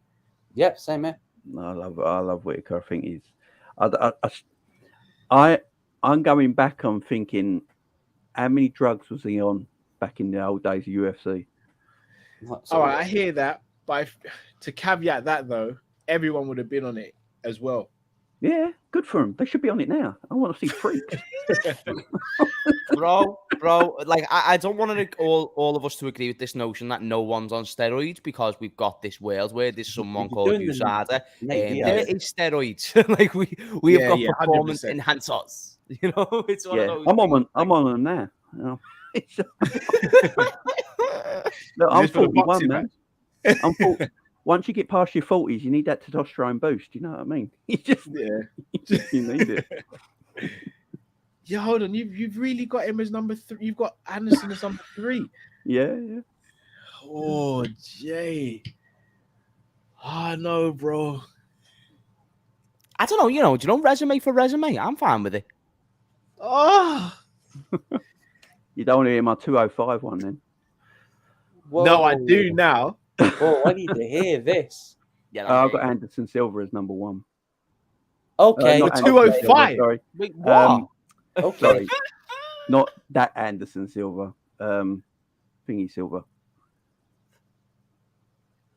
Silva? Yeah. Vanderlei Silva. Vanderlei, yeah. Pride Vanderlei was the best 205 fighter in the world. Nah, bro. Nah. Let me tell you something, Jamie. Can I tell you one thing? Scary, man. Look into the legitimacy behind at least half of those fights. I'm not one to call in corruption on Pride, yeah. Shout out to Pride, bro. They're all, yeah, I know. But I saw him fight in so many. Bro, he's won like 2 fights in American soil. I'm just saying, this guy ain't all that. Like Vanderlei Silva, bro. Like I think he was underwhelming when he transferred over like to UFC and Bellator and stuff like that. Hey, Jamie, what's your GOAT list in top 5? My GOAT male, list? female. Yeah. Jesus. Jon Jones number 1. Okay. We're good now. We're good. Yeah. Oh, it's a difficult one. He was on steroids. Me. Fedor number 2. I forgot about Fedor, you know. Fedor number 2, man. You can't underrate what his career was. That's the thing. Yeah, that's definitely a nut shot. God, that quote was so bad. Henderson's book just foiled that. Oh, that's a nut shot. That was in the nut. My GOAT list is my top 5. St. Pierre 3 is Jones, GSP, Mighty Mouse, Amanda Nunes, Anderson Silva. See, I can't put Mighty Mouse in the top 5. Oh, Jamie. No. Nah, that's poor. Jamie, no. Do you know why? His weight division that he fought in never drew any money. Yeah, and that's why. He destroyed everyone, though. Jamie White.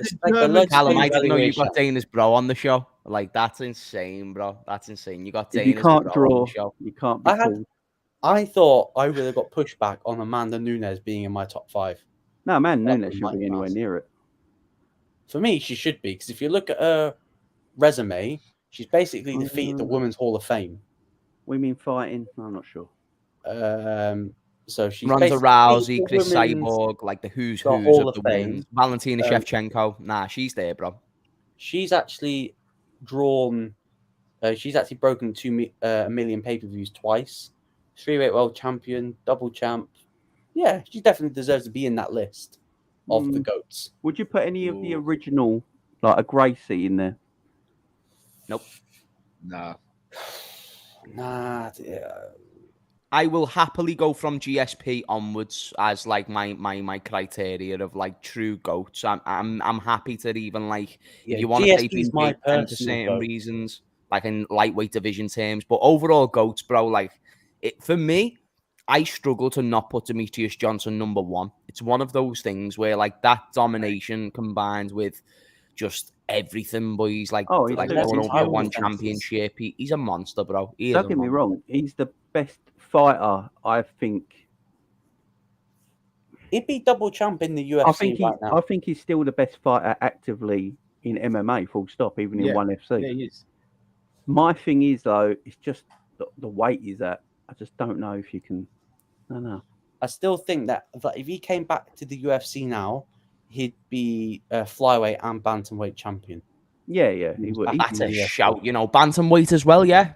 Yeah, I just think he's just that good. Do you agree, Callum? I think you. Yeah. Say again, sorry? Do you agree? Do you think that he'd be bantamweight champion too? Yeah, I think. Yeah, I think he'd win everything. Yeah. I just think it's just that technical. I just think it's not impossible, but yeah, maybe the Marais, because he fought that Marais guy in one championship, and he was a tall dude, man. So you might be onto something. Yeah. One championship's excellent. Oh yeah, that's great. They've got quality there that should be made. It's the second best MMA organisation, ain't it? Yeah, they're just not known in this part of the world. Yeah, it's better than Bellator. Bellator's shocking. Hey, Bellator really Dublin, that card looks good because it's got Jalen's really walking Hooker down at the moment. Yeah, that Bellator Dublin card's got Fabian Edwards versus is it Johnny Elblin? Yes, for the middleweight belt, because he's obviously just beat Life Machine. I'd love win it because you can have both Edwards brothers with gold. Mm-hmm. Yeah, that'd be beautiful. Could you imagine if Edwards wins it? You could have Leon walk in with his UFC belt. The brothers holding gold. Dane would absolutely hate it though. But I'd pay money for them both to be lifting up their respective companies' belts. Yeah, that'd be sick. Jalen's like these two kind of cancelling each other out at the moment. Yeah, that's what I was thinking. Like, get in the phone booth, boys. They're going to be swinging.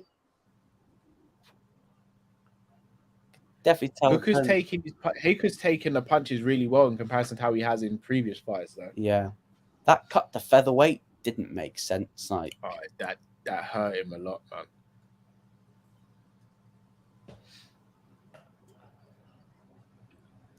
Very technical fight between these two so far, though. I think I've said it before. Hooker is cowboy.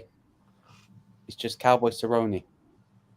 Anytime, any place, anywhere. Yeah, he's a warrior. Probably do a job at 170 as well. If you'll notice. I think one of these two gets slept though. I don't think he sees the scorecards. Well, Hooker's taking some on the chin though, ain't he? Yeah, you can definitely see where those body kicks have really paid dividends for Turner. Just look at the redness. Yeah, Turner's round here.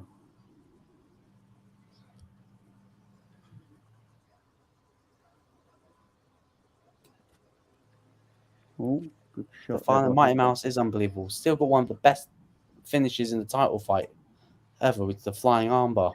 He's got so many good finishes. I think people forget the one against Joe Benavidez where he knocks him out cold. The one against Ray Borg. Henry Cejudo with the knees. Yeah, Cejudo one's the one that Wilson Heiss when he does the armbar. He armbars someone as well with like a second left. I think Cejudo's his best finish because if you look at way Cejudo went on to do what he did. I actually think he beat Cejudo the second time as well. I think got robbed in that one. Yeah, same. I thought that one was Demetrius. Yeah, definitely. Hey, is Henry Cejudo one of the GOATs? No, not yet. No, yeah. Like, hear me out. Olympic. I know that it's different, but like, think about it. Olympic, and then he beat Dominic Cruz and Demetrius Johnson on paper. The two GOATs. Dominic Cruz is wasted and rusted up, and Demetrius Johnson was going through a pay struggle with UFC at the time. So beat Marlon Moraes, but at the time Marlon Moraes was counted as the boogeyman. Knocked out now. Like you've got to count it, you know what I mean? It matters. Cejudo, I don't know. Retired as double champ as well, but he just it's easy. He needed multiple defenses from him. I think he retired thinking that he'd get a bigger payday. He thought he was a big deal. But the fact is, Dana didn't really give a hoot that he retired. Yeah, he thought he was a big deal. He thought he was money. Yeah, what the fight Volk and stuff like that. He's not money. That's the problem. He doesn't draw. I think these two are swinging, man. Am I back? Both hitting some good leg kicks as well. You're back. Yeah, I hear him a little bit. We can hear you, Luke, but your video's frozen. Yeah. By the way, who have you got scored so far on this fight? How have you scored it? I got Turner for the first round. Turner for the first. This round, I can't really pick anyone yet. No one's really landed. Yeah. So you're saying it's 1-1? No, this is second round. Oh yeah. Oh no, my bad. Yeah, I've got 1-0 Turner at the moment. Yeah, he landed a bit cleaner, didn't he? Yeah. Eesh. It is weird seeing Hooker fight someone who's actually taller than him. Yeah, it's mad. It's mad. He's the rangy guy always. Yeah, he's the rangy tall guy usually. How do you judge fights? Do you judge fights by, say you're busy, but you're hitting loads of like light shots, but you're very busy, or do you like that, or do you count the things when it's more power shots?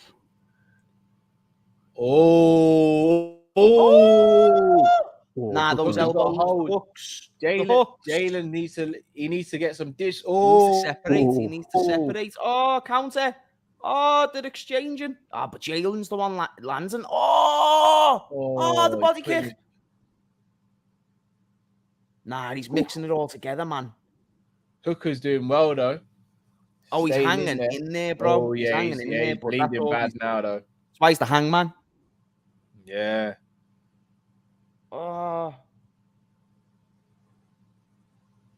Lives by the name. Oh, this is wild, boys. This is wild. That was a horrible one. Hey, if Dan Hooker loses this, then Saudi Arabia making that MMA division. That a shout. Yeah. Hooker's doing a way better job of taking these punches though. Yeah, bro, this is his division. Because think about Arnold Allen. He just looked drained when he was getting those shots. Yeah. He looked really bad in that fight. Almost landed it again. Oh, my goodness. Nah, this Dan Hooker, man. He's just here to have wars now between now and the end of his career, isn't it? If he's able to get something out of this fight after where he is at this point, I think Turner's probably looking at him thinking, how have I not got you out yet? I reckon he could get tired. Yeah, it looks like he might be starting to doubt himself a little bit. He put a lot into that exchange, didn't he? If Dan Hooker can, if he can just even get like a knockdown, I know you're asking for a hell of a lot, but he can maybe get back this round and then you can see what happens. But it looks like Jalen's getting a bit more of a second wind. Yeah, agreed. Huge counter from Jalen. Huge. This is huge. This is a fight. This is huge. Wow. This is a fight. Wow.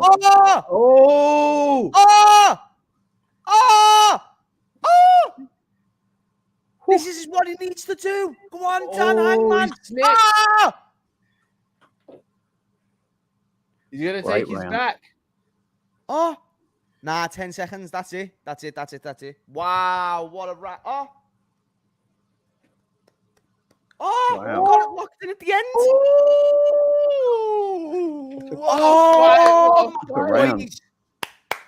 That's a round. Jalen looks spent. He looks spent. Yeah, nah, boys. Callum, what did they say? Just towards the end, if Hooker could just he's going to get tired. I think he gets that round. I think it matters who won the round at the end. Yeah, I agree. I'm saying, even if you think Jalen won that round, that's a huge factor for the judges to see who was on top at the end of that round. But that head kick from Jalen at the start. That's what I'm saying. I think that's a 9-all round. Jamie, you just took the words out of my mouth. They both hurt each other, didn't they? But like James says, sometimes judges look what happens at the end of a round. Yeah, the thing is, if I can't be mad, whoever gets that round. It was, bro. Fair play to both. That's rounds of the year type stuff. Like I know that was insane, boys. The way he got also. Do you want me to tell you the factor? Okay, he lands at the head kick, Jalen. Dan Hooker literally had that submission sunk the fuck in by the end of the round. I think Dan's going to put the pressure on now. As he should. Let's go, oh Dan. Oh, my gosh! They are exchanging blows. He's not doing well with this at all. He's hoping on that lead left hook, isn't he? He wants him to lean into it. Come on, Dan. He's just walking forward with his chin in the air, though. Oh, my goodness. Oh, that's just how I like it. Right on a platter. Oh! Yeah, good take. The legs of Jalen Turner's weird, you know. Good shot. We still got Whitaker after this, you know, guys. We still got Moreno after this. We still got Volk after this. What? Nah, don't even start me, bro. Don't even start me, Callum. Nah, you're wild. Oh! This fight is crazy. Oh!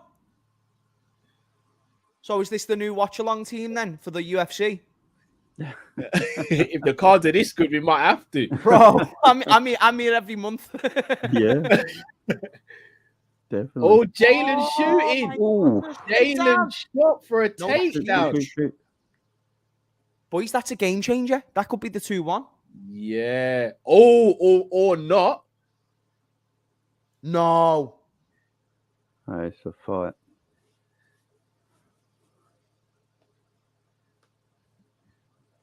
Can Dan implement any grappling? He gets back up. Oh, beautiful exchanges. He's good in that clinch, Dan Hooker, isn't he? He feels comfortable there. Like, he likes to try and exchange. I think Hooker knows that Turner's tired. Oh, no, he does. Oh, it's over. That's got to be over. That's done. Yeah, Turner's knackered, man. So is Dan, though. So is Dan. Dan's putting just as much into this now. Don't get caught in a triangle, son. He's safer now. He's now in side control. Nearly. Now he's in full guard.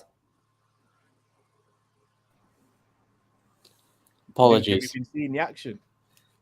But me? No. Yeah. No, I've only seen what's on Twitter because my internet's crazy.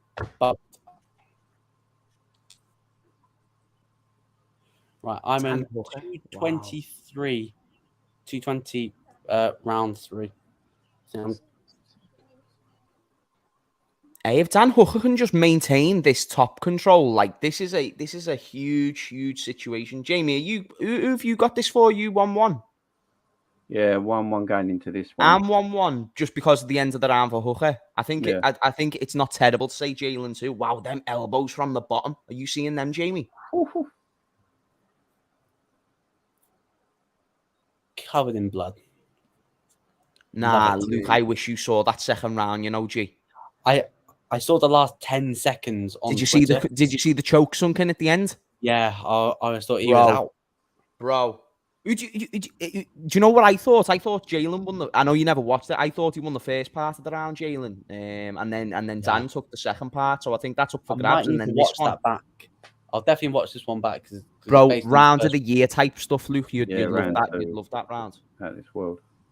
Would you say that it would be similar to the last round of Poirier Hooker in the pandemic? It's on that level. That level of different exchanging. You know, that's the type of level, like the energy that was put Hooker in. Left the piece putting everything on the line. Yeah, Hooker left a piece of him in that octagon after that. See, I don't think this one's as I don't know. You know, 3 rounds as well. They've left it out there, man. Yeah. I'm giving this one to Dan. He looked absolutely spent. Yeah, I think I had a poor cut. This could be the last time we see him at 155, you know. I feel like he's too small for 70, though. Height-wise, he's fine, but in terms of actual physique, I think he'll be small at 70. Yeah, grapplers is that easy. It's a grapple-heavy division as well, 170.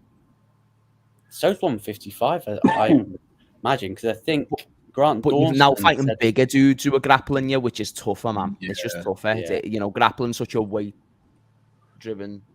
You'd argue Turner's actually done more damage being on his back. Oh, good body shot. Nah, with the elbows from the bottom. You can't ignore them, man. Yeah. He's been dangerous the whole time, but I think he can give this either way. What a fight. The thing is, the Hooker that will get the decision. But you can give it either way. You can give it either way. But if you look at whose face took the more damage, them elbows from Turner on the bottom are killing, man. Bro, that's a factor. That's a factor. He was chopping Dan up from the bottom. Yeah, they were busting him up as well. They were busting him up. I think the judges might give it a Hooker because Hooker got he's on top, ain't he? And that's what they go look at. Big pause. I can't pick a winner. I think the winner of this will be fighting Grant Dawson next. I think Dawson said he's getting the winner of this. So that Grant Dawson would probably maul the winner of either one of these, with all due respect. Yeah, his wrestling is... Oh, that head kick. That head kick was insane, Wayne. Callum, did you? How beautiful and precise was that head kick, bro? Like, that was just absolutely filth. But he ate it. I'm so surprised because people have started to say Hooker's looked a bit chinny, and he ate everything that Jalen Turner threw. If I'm lightweight's definitely his most natural weight. Bro, it's not even a question. Not even a question. That guy just gets drained at 145. You can see it. Like, he's fully hydrated in this division. He shouldn't go up either. He should just stay at this one. If I'm judging that, I'll hand it to Volk, but you can't see where you think that cut's going to be. You're going to see it last minute, and you're going to go, oh, shit. That's going to be a massive target. If you're Yair. If the cut's that bad.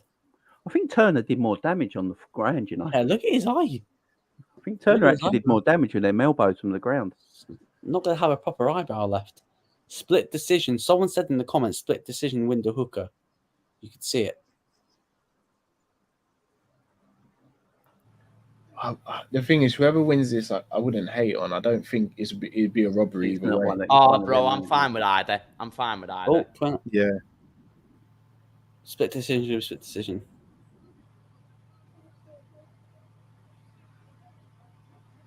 29-28. Dan Hooker, whoever called it. Whoever called Dan Hooker split decision win, I hope you put a bet on that because you earn some money tonight. Brilliant fight. I'll be down for seeing that fight again. He's got that dog in him, fam. Nah, Dan Hooker's a foot. Nah, he's sick, bro. He's sick. Oh, I hope they run that back. Back-to-back wins. We needed that as well because he looked like that he may have been getting cut. Hey, what are you giving Dan Hooker next? I understood Callum just said you'd give him the rematch, or that'd be a fun rematch. Yeah, I'm down for seeing this rematch, man. Hold on, I've got a guy. Moreno wants money. No, fight. No, that's the fight. That's the fight. Moreno wants money. Hold on, Moreno's booked with someone now, I think. I don't think he is, you know. Hey, I understand that, but let's just look at it for what it is. He's a big star, and regardless what you think, he technically won his last fight. Paddy versus Dan. Okay, yeah, we don't want to see Paddy's funeral already. Paddy? Nah. Paddy needs to earn it because. But doesn't he need to step up at some fucking point? Like he won his last fight. Like regardless whether he didn't win it, he won it. So. Would you throw him in there, Hooker, bro? Bro, I don't understand. I think he's not ready yet. No. If a grappling heavy fighter cannot be Dan Hooker, I think that's an issue if he's going to stay at 155. You might as well see if he can do it. I don't think the UFC offers him that fight. But okay, then. Tell me a favourable matchup for Paddy, then. If it can't be Dan Hooker, what's a favourable matchup No one in the top 15 is favourable for him. Yeah, not yet. I think he's best. Well, then, we go top 15 and then the 5 outside the top 15. And it's still a problem. Jared Gordon was a problem. And I love Paddy, lad. You know what I mean? But I'd worry for Paddy against Hooker. I'd really worry. Terence McKinney, I think he's booked next week. He's a dangerous matchup. Terence McKinney is a horrible fight for Paddy. Anyone that's got any sort of power. Rey Mysterio. If Paddy weren't popular, he would have been cut by UFC by now. Dude, Bronx. He's won all of his fights, to be fair, Jamie. I don't know if that's true, you know. He's crap. He's not crap. He's got big holes in his game that if he wants to become a champion, he's never got. Yeah, do you know what's an underrated win there for Paddy? The Jordan Levitt win. That's a good win. Yeah, it is a good win. So, yeah. I'm trying to look at the list of fighters. I don't think he beats anyone in the top 15. Bro, he ain't. With all due respect, I remember I was on the train home from work a couple of months ago with my mate Dylan, lad, and we were talking like, who does he beat? Who does he beat? Gee, say hello to Stevie there. Can Stevie hear me? Yeah, I don't. Yeah. Hi, Stevie. Yo, Cal. Jeez, man's getting in the stream. Man's getting in the stream. I'll tell you who Dan Hooker should fight. Michael Chandler. What, run that back Are again? you making okay? Yeah, Hooker Chandler. Yo, I think Chandler's going to need an bear me a opponent. sec. I'm just going to take him back upstairs, yeah? No, don't worry. No, yeah, that's interesting. Chandler's going to need an opponent because McGregor ain't going to fight. I don't know. I want to run that. Oh, what about the other guy? That Armenian guy? Is it just the Armenian guy? Yes, there's a guy that literally just thought he called out. Arman Tazarukyan. Tazarukyan. Yes, that one. Yeah, you call that Islam? And I'm like, yeah, you're not running that back just yet, mate. But he needs. One more big name or two more big names, and then get him in Raphael Fizley, or whatever his name. Raphael Fiziev. Yeah, that's a good shout as well. That's a fresh. He got beat by Gaethje though. Yeah, but I think that's Hooker, that sort of fight. That'd be all. It's definitely a fun fight. Lightweight, it's definitely a fun division. Hooker's got to go up in the rankings. I think Hooker's 11, ain't he? So he's got to go up now and look up. So he went down at 145 after a few losses, and then he's came back up and he's won 2 fights in a row now. So I would assume you put him up against 45 didn't make sense because he cut too much weight. He just. Do you know what though? I understood the purpose of it. I feel like a 55 shot was very far away, and I also think 45. If he was able to do the weight cut right, beat Arnold, was going to be tough with his but the thing is, it makes sense. The thing is, he would have had his mate Volk. Was the champ. Do you think Volk and Hooker would have really? You know what? Actually, I never even deep did it like that. You know, you're actually right. If right. Would have gone up, that would have made more sense. If he would have okay, I'm going to not cut as much weight and go to 70, and then he would have lost. Then we're like, okay, well, I'll drop back down. But going down to 45, he struggled to make 45 as it was. He was huge. Who's that 145 Polish guy? His name's gone out of my head. Oh. Polish? Yeah. Gamrot or Gamrot? Oh, Gamrot. Gamrot, yeah. Gamrot.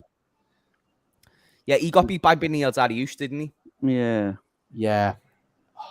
Because I think it's one of the kind of fighters you're going to have to take next because everyone else up the rankings are going to be, I think, a bit too much. Dariush. He needs a dance partner. Yeah, Dariush. Dariush just lost to Charles. Canada would you maybe do like Beneil versus Raphael Fiziev or something like that? That's a fresh matchup that we've not seen. They're both coming off losses as well.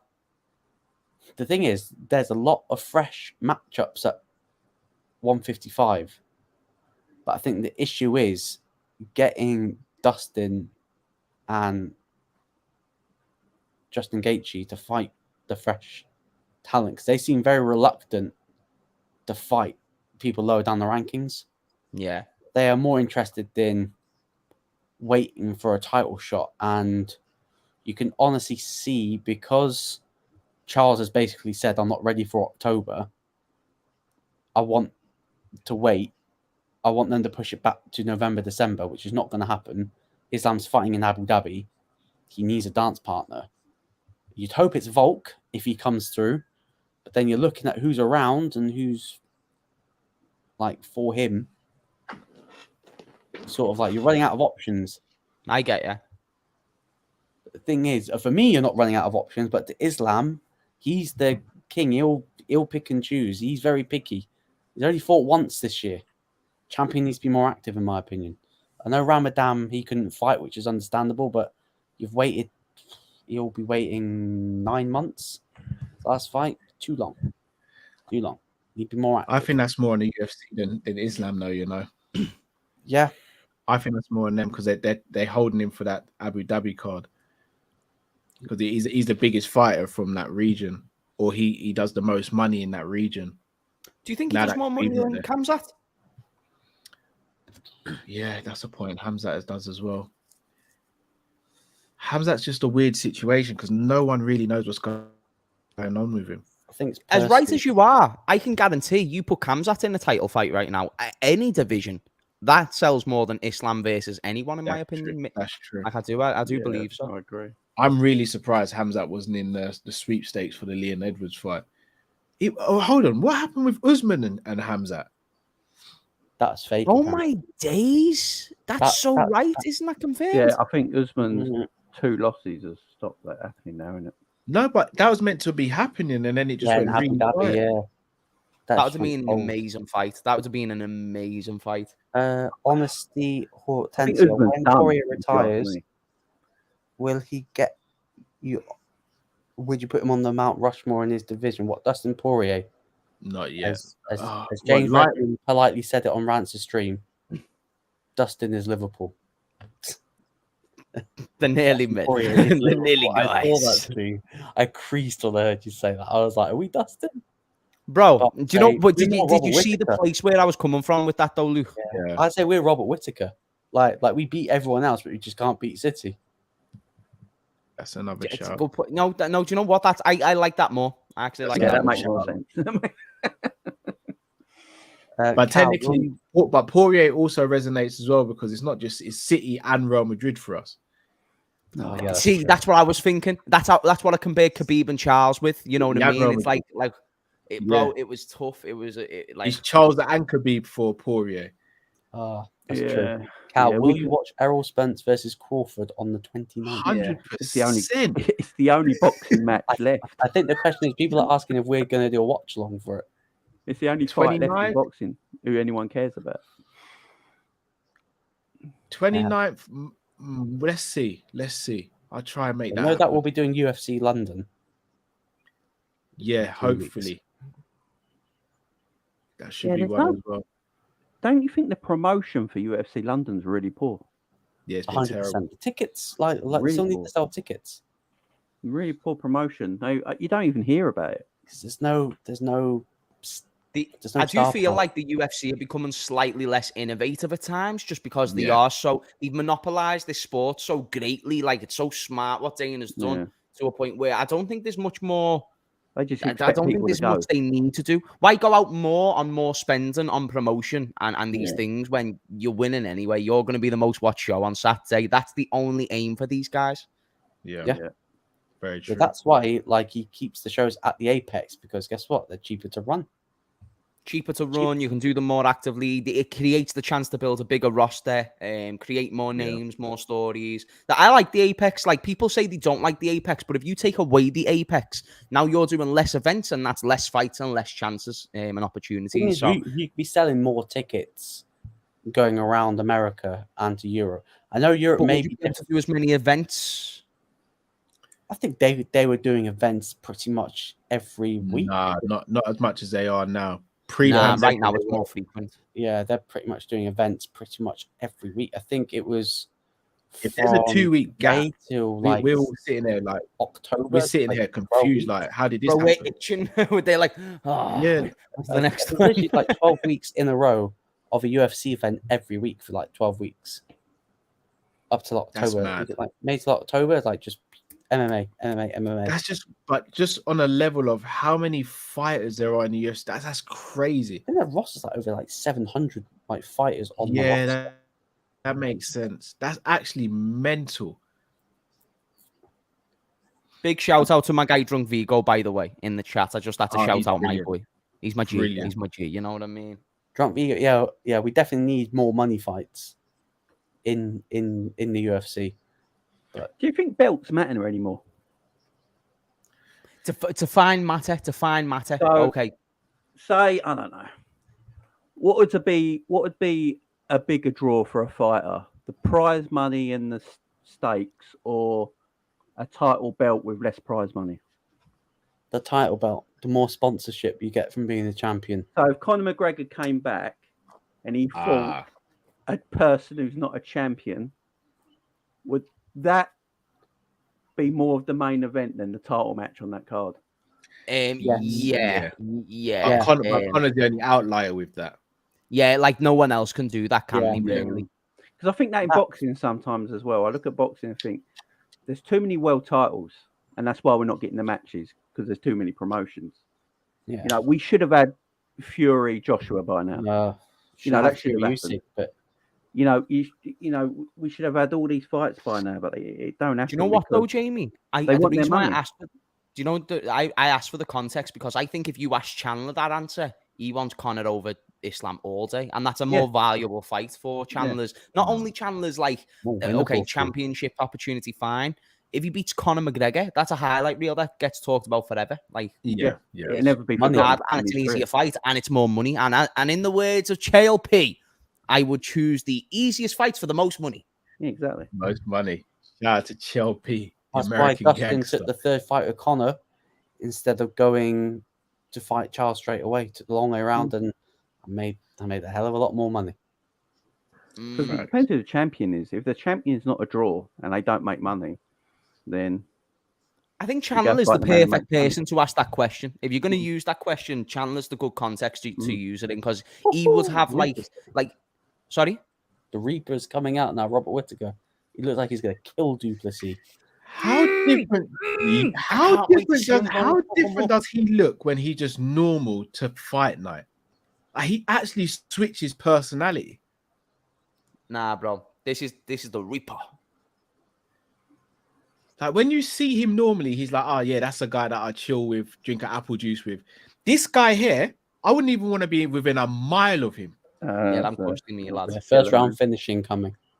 By the way, one of the most exciting, well, not exciting, but one of the best fights for me, Rob Whitaker, Darren Till. Strike him. Oh yeah, that was just a great fight. That was a close one, you know. That was a banger. That was beautiful, man. One. Guys, let's be real. When was the last time Whitaker was involved in a boring fight? Adesanya, second. Yeah, the second Izzy fight. I enjoyed it. I thought it was quite a difficult fight. I enjoyed it. It's just, like MMA fans say that type of stuff. And that's why they don't like Izzy as much until he got the finish against Alex. Yeah. It's not always his fault. It's the dance partner. You're supposed to rip the belt away from him, not the other way around. See, I hate this notion. Disagree with it humongously.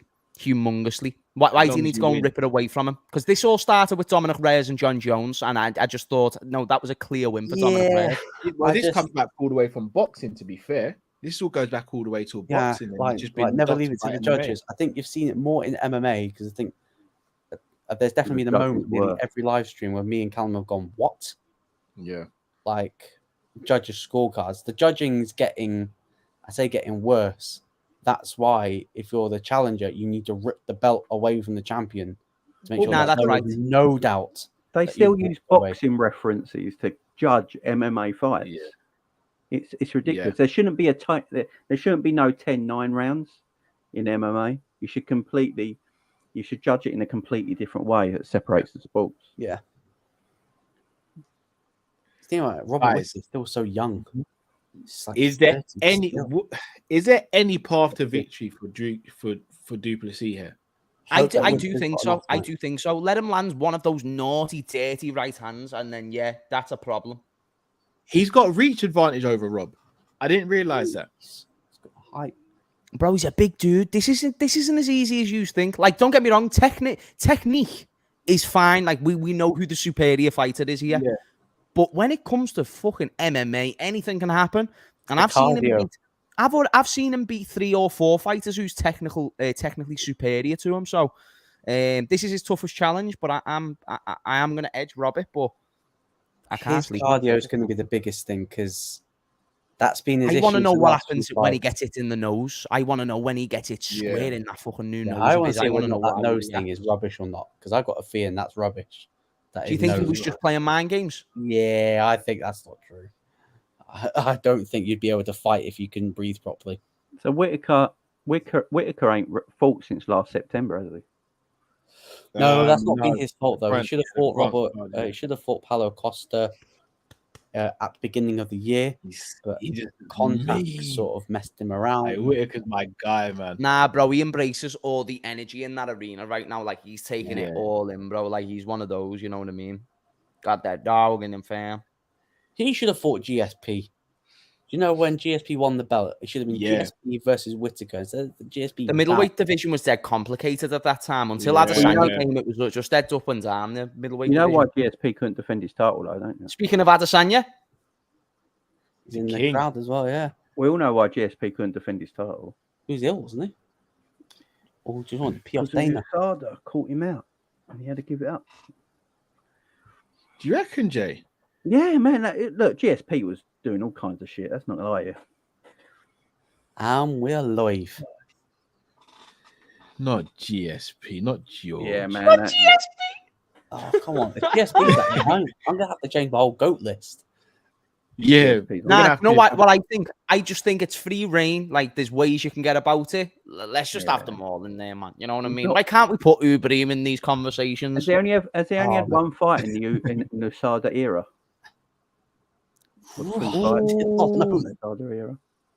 Nah, boys, I'm not keeping my eyes off this fight, you know. Yeah, this is Drakus is getting after it. You're onto the way Drakus nearly like trips over his own foot. I want to see when Rob gets the when the jab go, but if he gets the jab going, I want to see what happens then. Yeah, that's one scary man. Hey, do you know the last person that tried to get after Robert Whitaker? Marvin Vettori. And you know how that ended up? Marvin Vettori was literally chasing shadows. And Gastelum and Jared. Drakus isn't having a good time here, you know. What is this? He's like this. Nah, do you know what though? You can see on a striking level, there's just two completely different guys here. You've got a heavy hitter and you've got someone who's in control. Yeah, you can see the footwork straight away and just look. Well, also Callum, you'll notice this. Notice the hesitation. Notice the stuttering in between the shots from Drakus. The thing is, if I'm Robert Whitaker, I'm probably thinking I need a confident performance because I've got 10 weeks afterwards to get ready for Izzy in Sydney. Because he's got 10 weeks afterwards to get ready, which is going to be his quickest turnaround in his UFC career. Whitaker's footwork is elite. Plessis is massive. He looks way bigger than Rob though. Bro, he's huge. He's thick, ain't he? He's thick. Good takedown. Izzy tried to go for the guillotine. No. Rob's cool. Rob's not cool. Rob's calm in these areas, mate. Nah. It's good. The thing, if I'm not mistaken, Rob's a black belt jiu-jitsu under Gracie's as well. Yeah, that's right. Yep. Drake is getting back up. That's good. Ottoman Turk, guys. Tyson Fury popped for steroids after the Wilder fight, but he went on the media tour claiming it was mental health. That's why he took time away from the boxing. Know that. Wouldn't surprise me. Not it was before the Wilder fights. He was actually strung out on you know what before he came back. So that wouldn't surprise me. Oh yeah, Tyson Fury was doing lines of Ajax back then. Jesus Christ. Bonkers. O'Malley could beat Sterling, I reckon. Oh, Sean O'Malley's the most overrated fighter, man.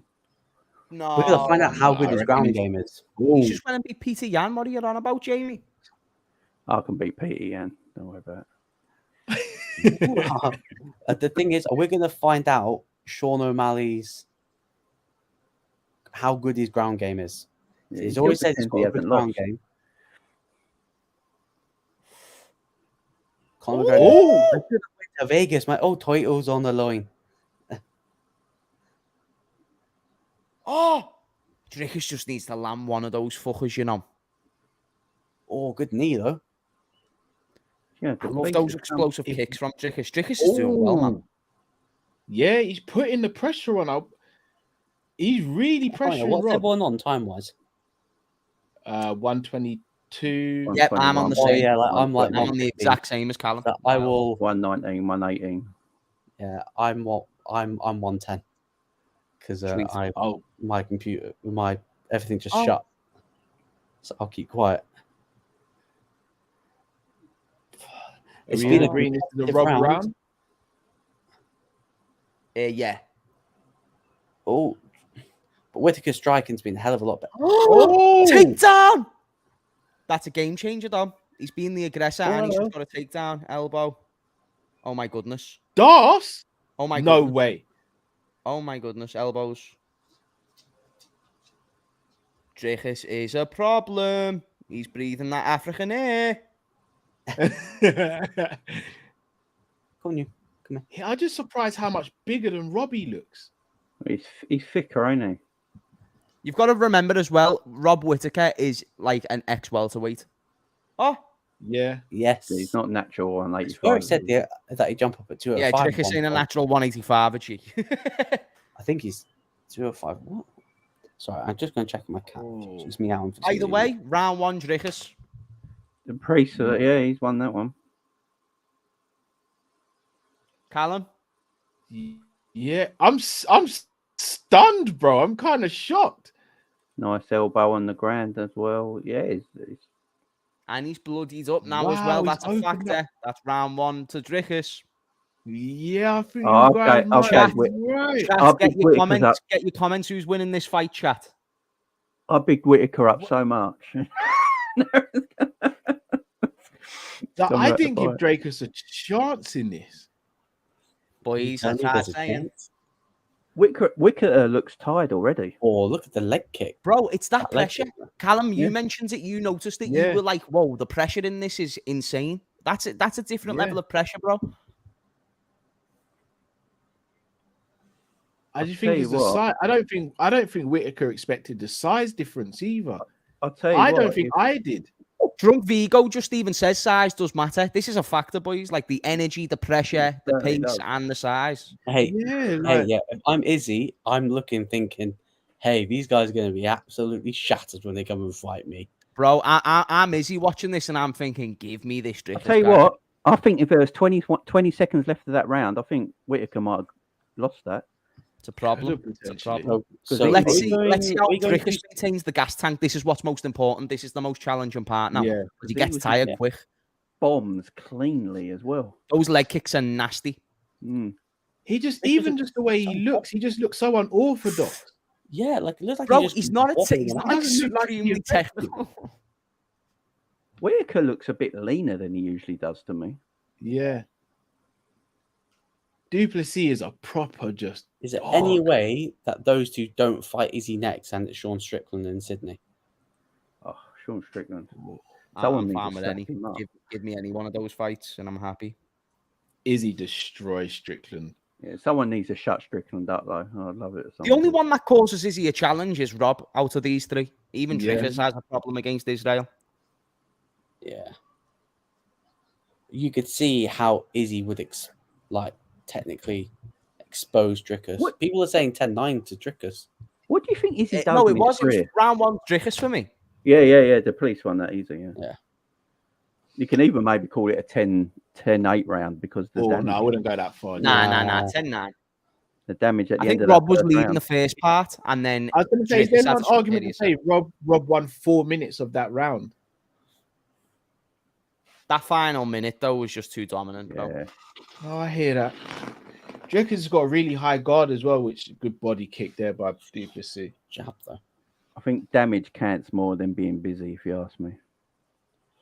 Hey, Callum, I'll pause on 3:10 and let me know when you get to 3:0. 12, 11, 10, 9, 8, 7. Wow, Callum, me and you exact same. You know, I'm on. How you doing, Luke?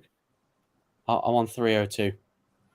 3:01, 3, 2:59, 8. So you're slightly. Oh!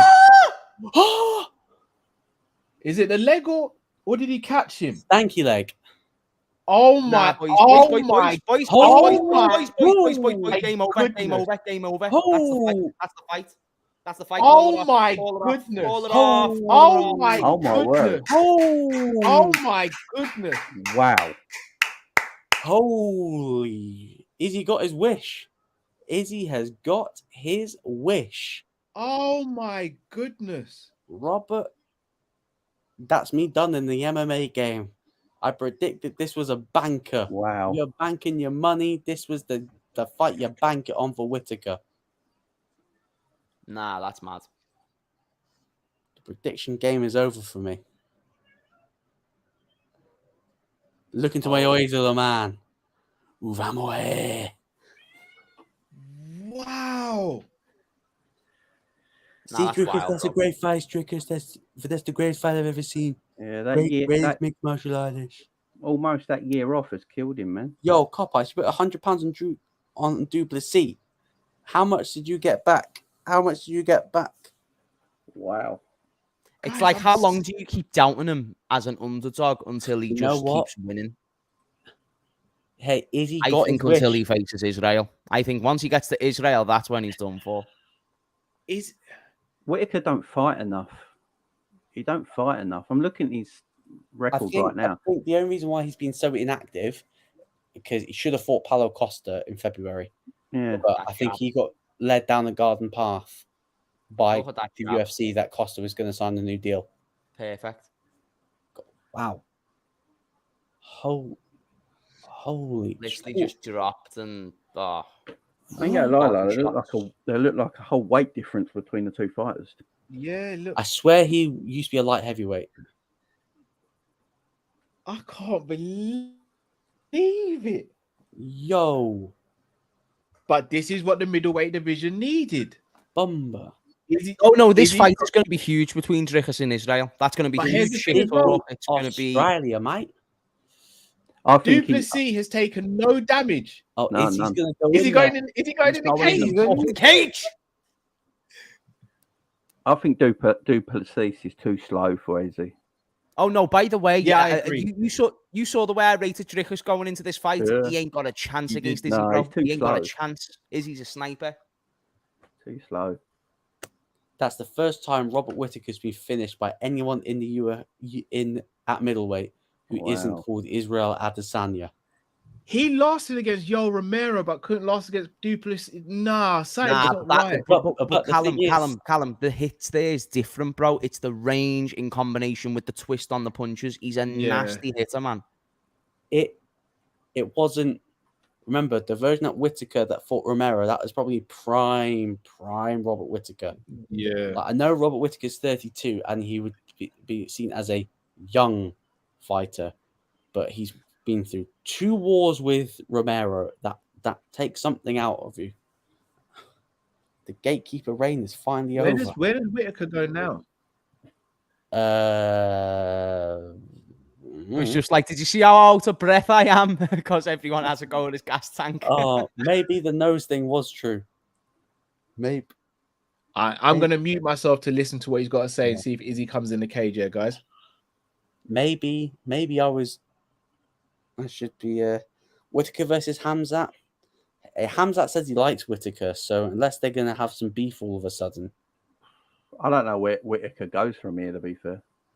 The thing is, I don't think he can drop back down to welterweight. I think he's. I mean, he's never going to win the middleweight title. Does he just end it? He said he'd jump up to 205, but he's way too small for 205. He's too small. He just got beaten by a guy who's bigger than him in the middleweight division. And he's not active enough. Hey, someone make him piss in a USADA cup. Is he going to piss? Here comes Israel.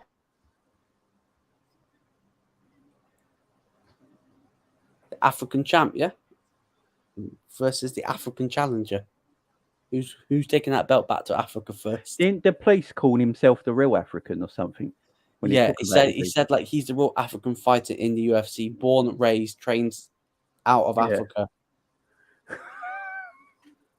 Got 10 weeks, so I hope he doesn't I hope he's not big outside the fight camp. Pause. I hope he doesn't carry a lot of extra weight because he's going to have a quick turnaround. Oh, hello. I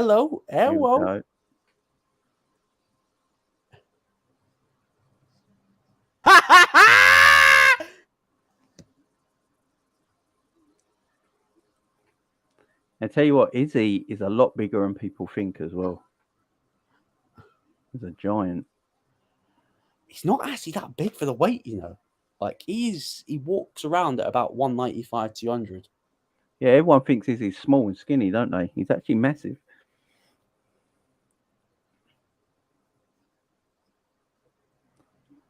Izzy's got to be too much for him, though. He's too quick. Yeah, he's too technical.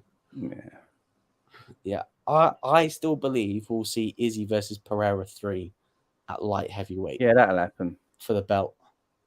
It'll have to happen. Because I reckon Pereira will beat Jan Blachowicz. Yet again, it wouldn't surprise me if Jan Blachowicz beats Pereira just with the wrestling. What do you reckon Izzy does with the rest of his career? Because he can't stay at middleweight, surely. He'll wait for the perfect opportunity to go back up to light heavyweight, and he'll hold both belts. I think he will defend them both simultaneously, and then he will look at what's happening at heavyweight, and if he feels like he can beat the heavyweight champion, he'll go for 3 belts, and then he'll be mic drop. I'm excited to see who the King of Africa is going to be, boys. I like this. Yeah, I'm excited now as well. I can't lie. Izzy's my guy, and I'm excited for that fight. Yeah, I am so excited for that fight now. There's beef there already, ain't there? Because the police said he's a real African, didn't he?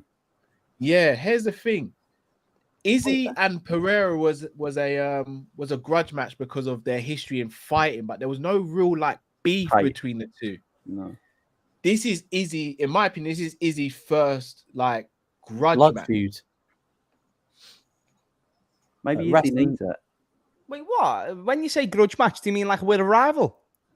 Like as in they hate each other because of who they are, not what. I don't think him and Pereira hated each other. They were both just competitors. Him and Rob never hated each other. Him and Vittori, Costa. He hates Costa's a shout. Costa's a shout, James. Yeah. I feel what you're saying. I feel what you're saying because they built this storyline before this even was being talked about. This all started from when Dricus came out and said, "I actually believe African here," and he was saying, "That's where the beef started." I'm not gonna lie. I actually thought it was great promotion from Dricus. I thought it was fantastic. I do. And then people got on his back, and I was like, "Why? What's he saying that's wrong?" Well, do you know what's mad? I understand what people will say about Izzy, because if you do look at his bloodline, it's very closely connected. But I'm just saying, I get the point of what Dricus is saying as well, and that's why it's fun. I think he should have just if he worded it differently, I don't think there would have been an issue. But I think the way he worded, and then when he just doubled down on it, I think it was a case of when he said it, I don't think he meant malice. It was taken in malice. If he just came out and was like, you know what? I heard how it came across. I didn't mean it like that. But the male egos were, I'm doubling down on what I'm saying. Izzy's going to double down. They're both alphas. You got to double down, man. And now you can't take it back. Another finish as well. You have to double down. We've just seen Whitaker get finished by someone that isn't called Izzy. This was the only fight I was certain about. I don't know where Whitaker goes from here, though. This is my thing. He's done now. Yeah, I think McGregor and Izzy have got beef, because McGregor just tweeted, huge congratulations to this 2000 South Africa MMA and South Africa period. This is an incredible win for them inside the octagon. Title fight for sure. Let's go South Africa.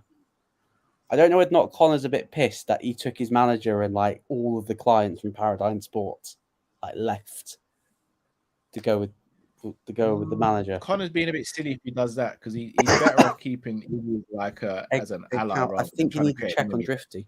You need to give him a quick call. Just check he's okay. Not going to be happy. He loves Whitaker. Cooked. He's going to take this really badly. I'm not even going to lie. If you say anything bad about Endo on Monday's show, you're getting cooked. Yeah.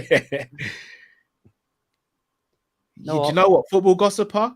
It wasn't that I thought Dricus du Plessis was rubbish. I just rate Whitaker so highly that I was like, unless your name's Izzy, I don't see anyone beating him. You changed when you saw the reach, Callum. When you saw the reach, I could notice your mind started to alter. Whitaker was gonna. I thought he ran out of gas. Maybe the nose thing was right. Maybe.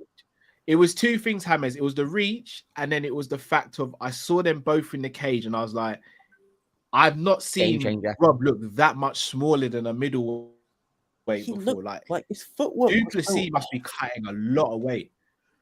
The thing is, he's got a 10-week turnaround. He better not carry, you know how fighters balloon in weight. He better not balloon in weight, or else he's gonna have. Yeah, it could be an easier night for Izzy if he struggles to make weight. I can't believe that. That's mad. I had that down as a dead cert. Yo, this card's going cool. Well, I can't say it. Yeah, you just gave it a curse now, Luke. No. Hey, everyone that's tuning in, make sure to smash the like button, subscribe to everyone's channels. And if you're still here from the very beginning, because we've done the prelims as well, we're still going strong. I think the quick finishes have sort of like kept me awake. I think Whitaker looked small. He looked too lean. He did. He looked tiny in there. Yeah. And Whitaker's usually one of the bigger middleweights as well. Mm. The thing is, if Izzy comes through this, what's next? Strickland. That's it. Strickland, that's it. Strickland, and then he better hope that Pereira wins at light heavyweight, because we'll see that trilogy. I don't think Izzy makes the same mistake he did as last time. I think Izzy would take like a year out and put on a bit of size to go up to 205 this time. Izzy doesn't cut a lot of weight to get to 85. He'd be more strategic about it, no doubt. No doubt. He has to be. He'd have to be. Especially with Pereira. Like, he's felt his power at 185. Pereira's power at 205 is going to be... You don't want that guy hydrated, bro. It's going to feel like bricks hitting you. Yeah, I think Pereira's fighting next month, actually. Pereira's fighting next month. I've got a feeling that Pereira is losing next month to Jan, because I reckon Jan's going to wrestle him. Nah, I agree. I don't like this fight for Pereira. It's not Pereira's got no groundwork. If Pereira had groundwork, if he had a wrestle game, did you see Pereira getting taken down by like a featherweight in the gym? Yeah, he can't. Yeah, like, with ease. To be honest, though, guys, if there's one person who could help him, it is Glover, and Glover beat Jan. You just ain't training that level of grappling in that time, in my opinion. No, that's true as well. But he doesn't have to. All he has to do is have enough threat that Jan doesn't feel as though he can just go in with naked. Can I? Yeah, let me ask it this way. Yeah, let me ask it this way: who's got better takedown defense, Pereira or Adesanya, in your opinion? Adesanya. I agree, and I saw him flat on his back for time, and I understand Pereira's got a size difference on Adesanya, but I don't think it's so significant to the point where Blachowicz couldn't do the same with the lack of takedown defense. Big size difference. Do you know what Pereira reminds me of? It reminds me of a modern day Crow Cop. Yeah, that's a shout. Ooh, that's a hell of a shout. That's a shout. Both come from the same background. Kickboxing. Instead of the head kick, it's the left hook. Yeah. They both come from kickboxing. The ground game weren't their strongest. A best stare down in mixed martial arts. Crow Cop versus Vanderlei Silva. Oh, that was crazy. Nah, that was nasty, bro. That was nasty. That was vicious. The axe murderer against the real murderer.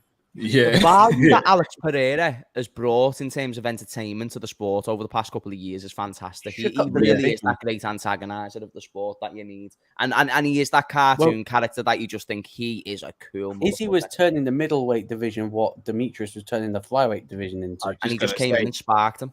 Yeah, Izzy actually needed Pereira. If he didn't have him, I don't know where the division would be. Batman needed the Joker. Yeah, Pereira just come at him, just kept walking forward like that. Yeah, it's scary. It's so scary. You know, when you see a man bob with his head like this and his hands are just tight like this, that's when you need to fear him. Like, that's not good. It's not good. Bad news.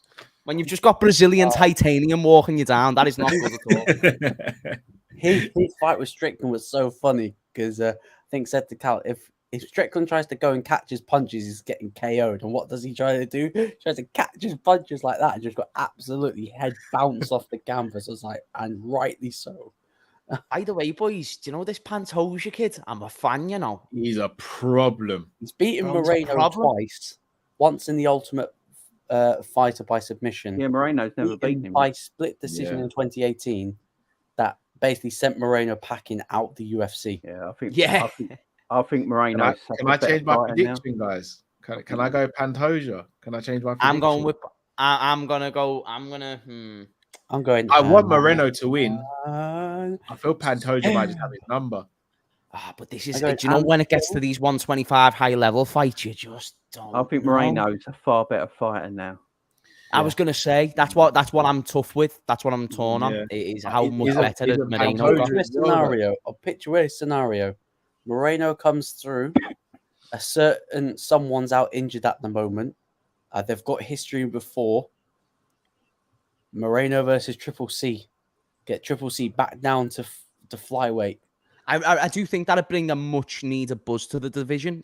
But I don't know if Henry does it. But I think it makes sense. It's his only shot at a belt, in my opinion. Yeah, I agree. I don't think he goes back down to 25. I think he teased it though. He teased about it. But I think that's what he's got to do. He's a big guy. He's a big guy. He wanted to. The only reason why he came back wanted to be bantamweight champion, to fight Volk, defend it once, and then retire. That's what he wanted to do, and then he would have left if it would have gone his way. Yeah, it's crazy. You could not deny him as the GOAT, because he would have been 3-0 world champion, Olympic gold medalist. You couldn't really bet against him, but I still wouldn't have given him GOAT status though. No, because he's not defended them. He didn't. Like on the accolades were amazing. In terms of accolades, he's got the best accolades if he was to do 3 champions. But you have to still look at the resume, and you have to look at the time spent and all that. Like, you can't just supersede your GSPs, your Jon Joneses, your Demetriuses, and your Amandas, and because you've just hopped from belt to belt. Like, for me, you've got to look at the champions you beat as well. Did he defend any of his belts? 35. 35 against No, Dominic he defended Cruz. both. Remember TJ? Both, didn't he? Yes, he beat TJ in like a minute. Because boys, actually, You've just mentioned resume, Callum. I'm seeing TJ Dillashaw. I'm seeing Dominic Cruz. I'm seeing Marlon Moraes when he was a monster, and then I'm seeing, if the hypothetical that concluded and he beat Volk, I could argue Volk is the GOAT right now. Yeah, I could argue. Yeah, James, the pound for pound number one at the moment. He's definitely the best fighter in UFC at the moment, who is active. Who's that? Sorry, Volk. Yeah. Oh yeah. I'm so scared to speak about Volk after. I'm still stunned from the Whitaker fight. I'm not gonna lie. Yeah, same. If I have a good feeling Volk's gonna get the job done. I thought Whitaker was gonna destroy Drake. I thought it was gonna be a shutout. Yeah. You look at it like Whitaker's had 4 fights since 2020. Yeah. He's way more active than that. No, he's tried to be. It's not been his fault though. It's not like he's done a Colby and sort of sat and waited for a title shot. He wanted to keep busy, but I don't think activity was Robert's problem there. I just think he got smashed by a big dude, which is what I worry. Because listen, you can have all the technique in the world. The good thing is, if you have power, you can swing things heavily in your favor in fighting, and Drickus did that. Come on, Brandon. Does Izzy go into this fight too emotional to think straight? And if that is the case, does he just walk into what Plessis wants? Possibly. When do you reckon the fight will take place? It's happening in Sydney. I reckon December. I don't think they'll turn it around for Sydney. Oh, I think they will, because Volk's not going to fight in Sydney. When Sydney? September. It's in 10 weeks. It's achievable. Izzy's defending his belt in Sydney. Yeah, the police never took any damage. They could easily do that in 10-week turnaround. To be fair, how wild is it? What did I say in the preview? I said there's no way if Duplessis wins this, there's no way he fights in 10 weeks, because there's no way you come for a Rob Whitaker fight and win and not get hurt. And he's walked out like nothing happened. Ricketts has just gone, hold my beer, Cal. Hold my beer. Yeah, he's like, you think I'm like these other guys, Cal? Like, no, it's me. I don't agree with Drunk Vigo saying that Izzy's getting KO'd, you know. No, I don't see that. I don't, bro. Like, that's the perfect fight for Izzy. Like, think about what Costa was. That's what it'll be again. Yeah. Could be worse. You could argue that Costa's more dynamic and explosive than Drickus. Do you know what? There's elements there. He's quicker than Drickus. I think if Adesanya has more time to read your ass, then you're in trouble. That's not good. Yeah, but then you could imagine that if he outpoints him, you can already see social media. Oh, another Izzy boring win. Oh, another boring Izzy fight. Do you know what's mad though? I've never, like, whenever people do that shit, I hate it, because I'm just like, it was efficient. Yeah. Like, why do we prioritize entertainment over efficiency when we're not trying to analyze greatness? It comes from the promoters, though, isn't it? I hate to say it comes from Dana White. Yeah, at the end of the day, some of the best fighters. It's like that thing that trickles down, isn't it? Yeah, some of the best fighters, though, the best champions are in boring fights because they make it too easy. They're too good. It's too comfortable. They're dominating every second. There's no challenge. The second your heart rate drops and you accept this guy's winning, it's not as an exciting prospect no more. Oh, how old's Pantoja, by the way? Is he 33 or is he 35? If he's 35, he's losing. Actually, I missed it. Okay, he's got a chance then. Because if he's 35, he's losing. So if you're over 35 and you're fighting for Nah, bro, did you see him against Brandon Royval? And Brandon Royval's a dog, bro. Yeah, he weighed in as the backup fighter. So he looks like he'll get the next shot. By the way, Muhammad Makayev, just because we're in the talks of the flyweight division right now, anyone fans? I'm a big fan of him, though. I don't know how his knee is after basically having his... Do you remember that, Cal? Remember when his knee was getting torn out of full? Bro. I was watching that and I was just like, I couldn't even really look at the screen. Thing is, he wants to beat Jon Jones's record. I don't think that's going to happen now. Nah, he won't have enough time. They should have pushed that. They should have really pushed that. That knee injury's fucked him as well. No one wants to fight him. Everyone's ducking him. Yeah, Brandon Royval even said, no, I'd love that to be a number one contender match. And imagine if that was on tonight's card. Like, that'd be that'd have been perfect. Mm-hmm. Thing is, like... Hold on, he's not even on the UK card, is he? He's not in the UK card either, is he? No, I think he's still recovering. Yeah, there's just so many fighters missing from that London card, man. Come on, Moreno. Viva Mexico, man. Viva Mexico! Vamos, vamos! Yeah, it'd be good to see Aspinall back, though. At your London card. I'll be a champion one day. Yeah. I believe, guys. Yeah, Aspinall, yeah. He will be the next Brit to win UFC gold. Brandon I hope he come back and he's completely fine. Because I don't think Jon Jones will be around when Tom fights for the belt. Because Jones is dipping as soon as he has that title. Oh, hello. Oh, hello. Get after it. Not getting paid by the hour then, boys? Yeah. These lot got straight to it. Yeah, bro, these are already sunk up in this clinch. Yeah, they said, what, feeling out process? Yeah. No, forget that. We fought each other twice already. Forget that. These little guys are fun to watch. Yeah. Ironically, since Mighty Mouse is like left, like he's gone on, it's boomed. Yeah.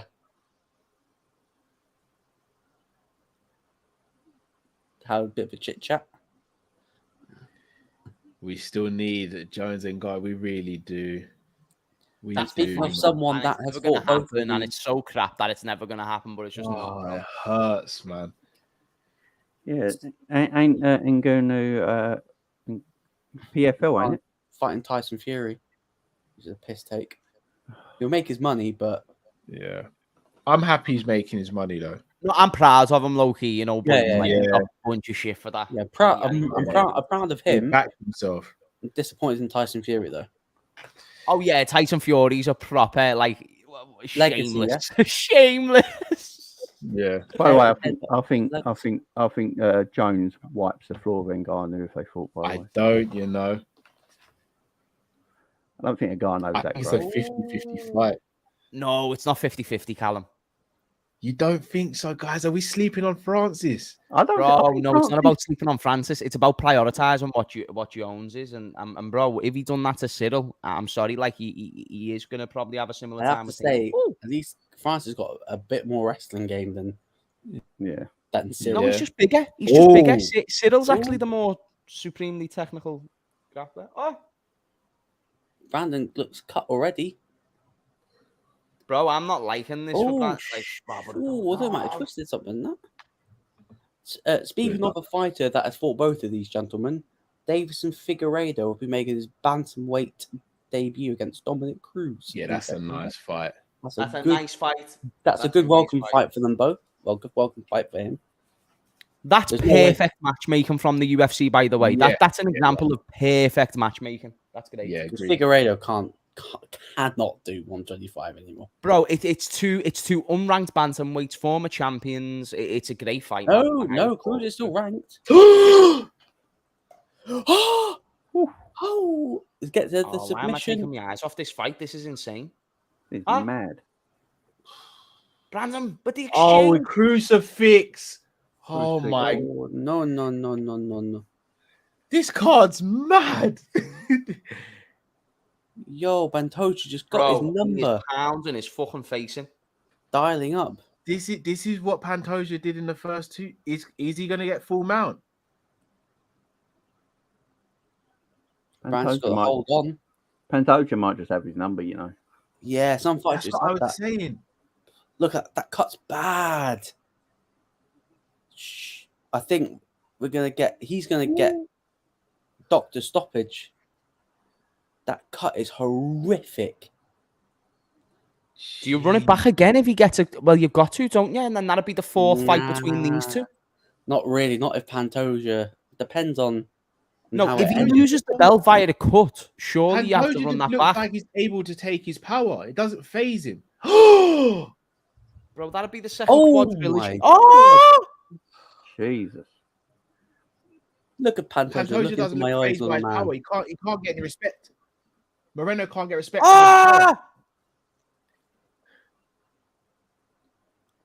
Bro, this is only round one. They look like that they're at the end of round 5 already. I know. Well, Pantoja's winning the round. Is that cut on the eyebrow? This card is delivering, man. This card is delivering. Callum, this is stacked, bro. This is stacked. This is...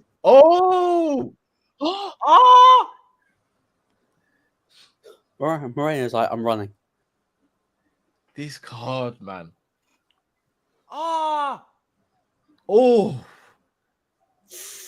I love watching flyweights. You know, they're like mini superhumans, aren't they? Yeah, they're amazing. They have so much power.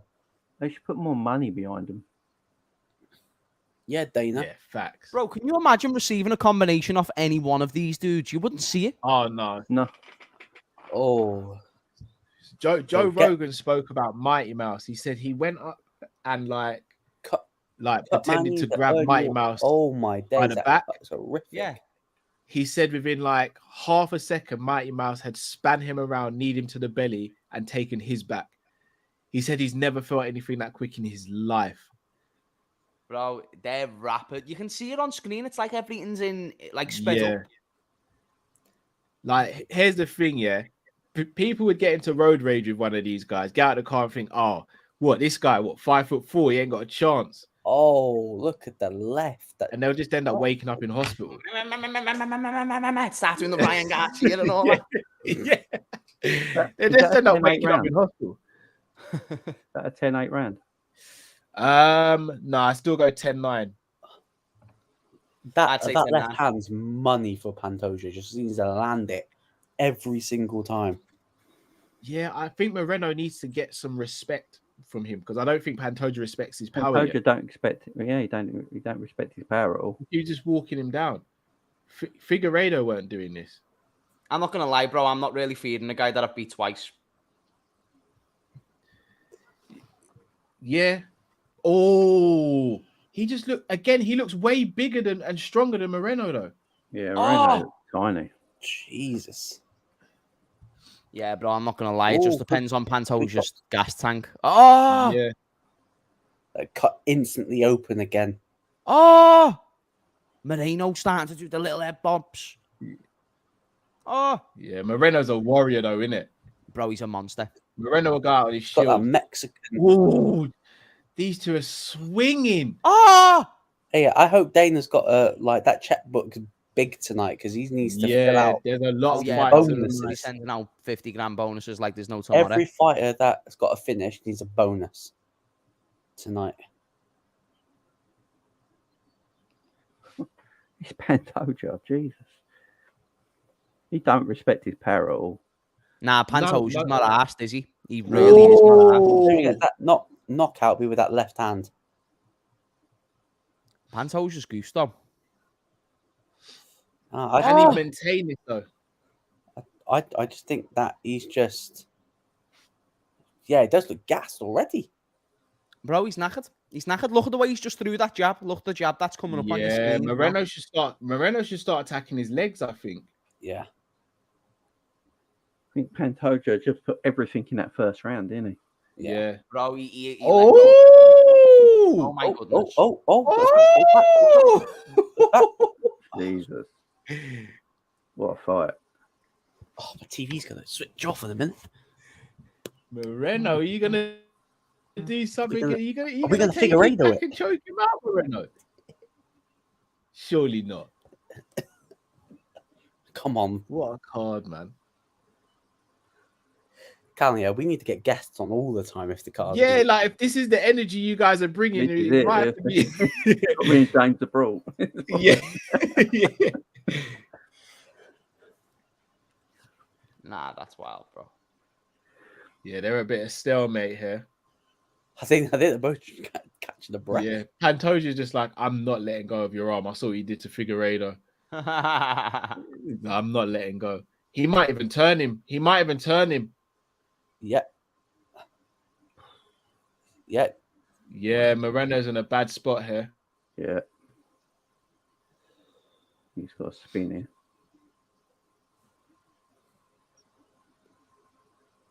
Okay, who have we got in this round? I've got Moreno. I've got Moreno. Yeah, Moreno. Pantoja's tired, man. Yeah. Whoever mentioned the point about Pantoja's age, fair play, because I think it is playing faster. Oh, bro. Oh, Moreno's getting him. He's getting wild, him. you know. Don't you wish that? Imagine if heavyweights could move at this speed. Oh my! No, it wouldn't be fair on the rest of the world, though, Hammers. What? Jon Jones moving this fast? It would not be fair on this quick. That'd be look at that! Just a roles reversal of the last round have just flipped. Yeah. Oh my days, Moreno with the hands up in the air. Yeah, he's mocking him now. He's in his head. Nah, Moreno knows that he's starting to fade. Look at the way he's moving, Pantoja. Yeah. Oh, the little zigzag. Yeah. Great leg kick from Pantoja. Yeah. Beautiful combination. Finds a little win there. Jab there from Brandon. Moreno is just such a warrior, though, isn't it? Bro, do you know what? When I spar people in boxing, Brandon Moreno's the type of guy I hate because he's always moving. So you can't just fixate on one target. Well. Oh, that front kick tried to do a little Michael Chandler. Almost, didn't it? Almost. Pantoja's still dangerous. Even though he's tired, he's still dangerous. Do you think his nose is broken? Say again? Pantoja's nose. I think it may have been broken. Could be, potentially. Oh, good shot from Moreno there. I think that one hurt him.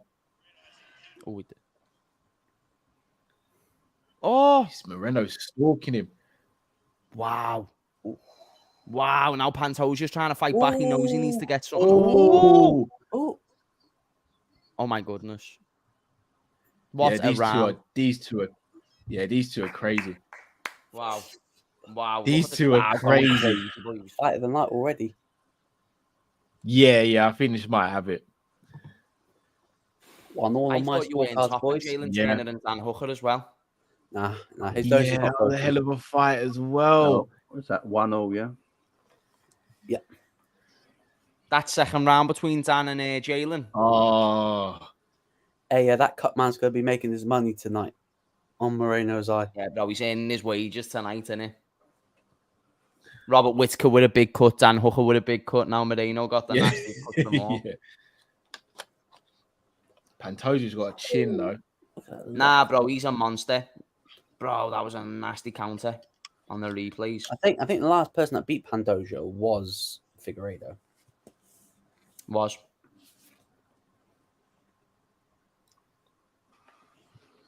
Oh, jeez. Pantoja's a monster, man. Look at him. His face. Yeah, that nose is broken. Bro, he's not liking this, is he? You can tell he's like, oh, this is a bit different. And I think he realizes maybe it's him being a bit slower and Moreno's got a bit better. So I'm not going to jinx it, but this is potential card of the year potential. Yeah, I agree. If this carries on. Did he get kneed? Oh, no. Oh, yeah. If I'm Moreno, I'm trying to get over this as quickly as possible so Pantoja don't rest. I'm thinking that, you know, Callum, but if he got him in the nuts proper, yeah. Oh, that was a cup lifter, that was a cup lifter, you know what I mean? Moreno, look at Moreno, he's back on it. He's back on it. He's got a Mexican arm. Bro, that guy don't sleep. They train that way, you know what I mean? Oh, nice little elbow. Pantoja. Okay, this could be good for Pantoja if he can maintain the offensive grappling.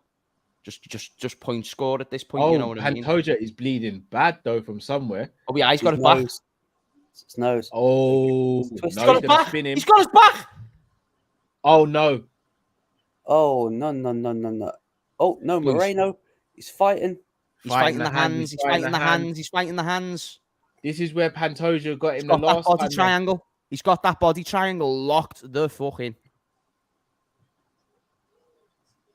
Moreno, I think he'll be able to help with but 4 minutes though. 4 minutes left of the round. 4 minutes is a long time.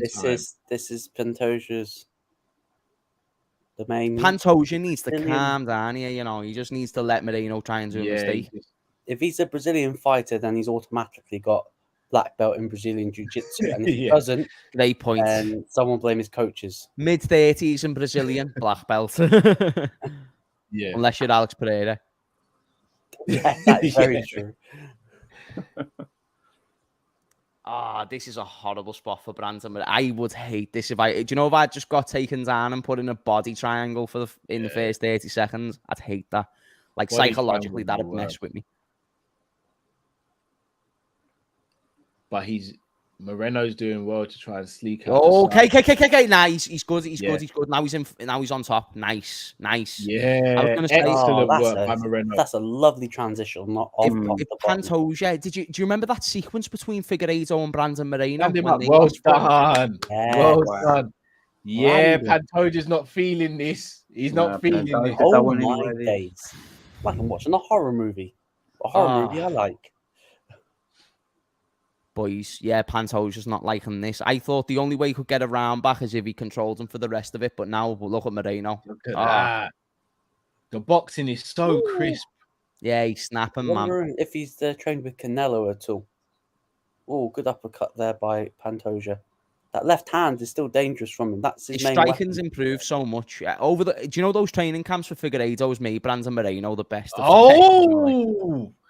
Clean technique. Wow, look at that combination following the kick as well, Cal. Look at these combinations. Combinations in bunches at the moment. This is fantastic. This is a guy that just does Lego. This is what he does Lego in his spare time. He got released from the UFC because of the dude that he's fighting right now. Oh, man. Boys, this is fucking wild. Pantoja's got a chin though, man.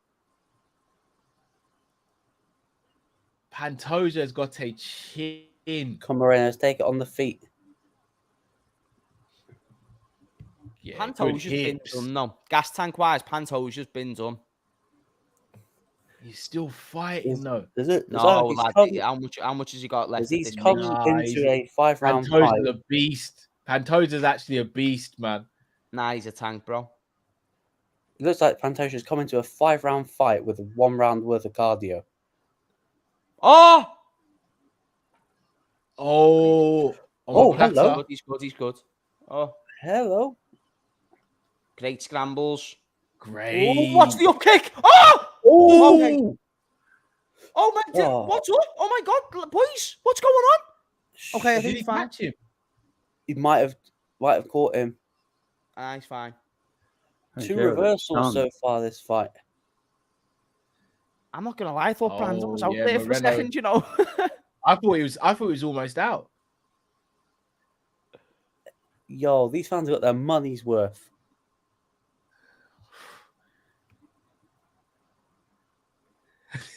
Vex Blazer says, I have slept on this card fully. Imagine I nearly decided to sleep and watch it tomorrow. You'd have been fuming. Okay, now who's won this round? I don't even know. I don't even know. Brandon, you know. It might be. Can someone see it in the last 10 seconds? Good body, good leg kick. Woo! What a fight. What a fight. Well, at least we've still got Yair and Volk after this. I know, bro.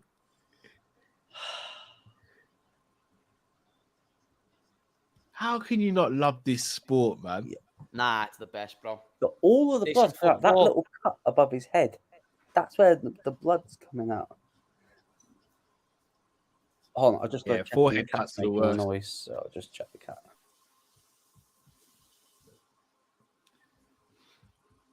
Forehead cuts are the absolute worst. By the way, I'm fully game on doing these watch-alongs of all these events delivered like this. Bro, I'll do a watch-along a week. You signed the contract now, James. That's the verbal contract. That's everyone in the verbal chat. Contract's done. Guys, I've got to shoot because the kids have just woke up. So. Yeah, I've just seen your message. Jamie, pleasure, brother. Thank you so much. No worries. Catch you all later, yeah? Big up, bro. Yes, bro. Take care. Take care, Jamie. Yeah. Big up to Jamie. Guys, make sure you go and check out Jamie's channel, please, guys. Jamie Phillips Football Chats. Please go and subscribe to his channel. Jamie is funny as anything, man. Yeah, he's a great guy.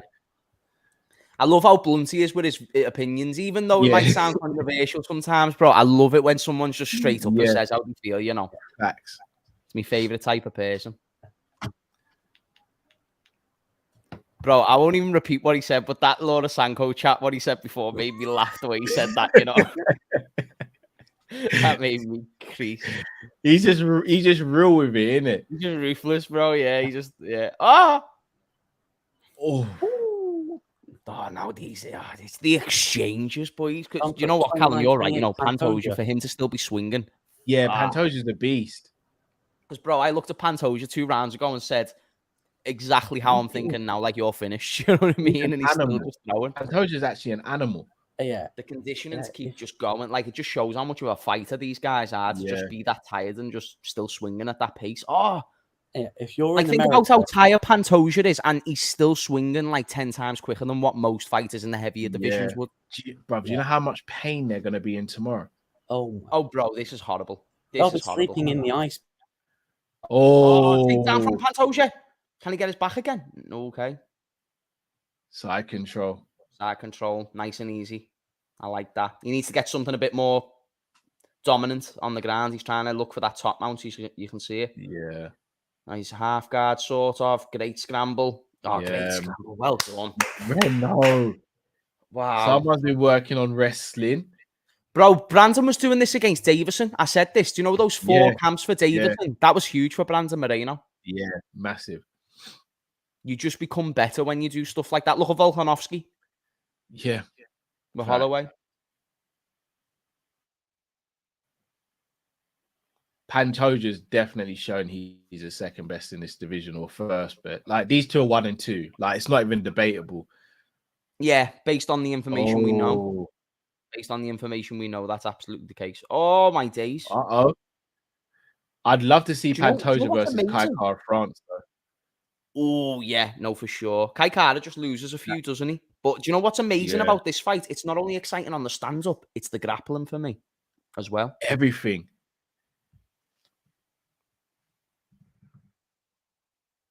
That's what we loved about the Figueiredo fights, wasn't it? It was the fact that it was just so action-packed in every department. Yeah. This is the same. Oh, okay. Nah, this is just... Pantoja's just grappling for his life here. Yeah, they're literally a stalemate. I don't blame them, bro. I think I need the rest from watching that action, you know what I mean?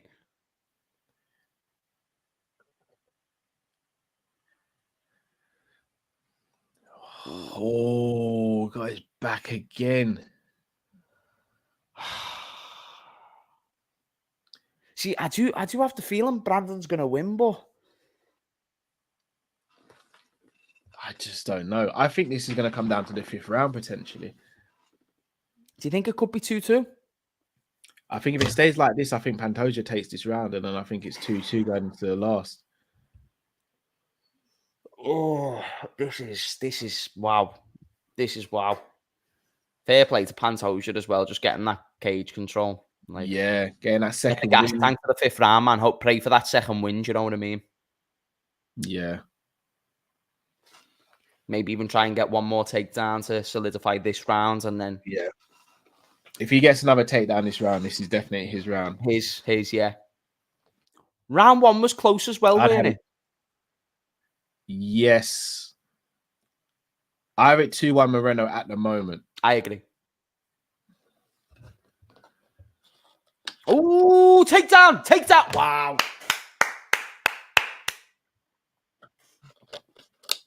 Definitely his round now. Yep. Oh, head and arm triangle. Head and arm.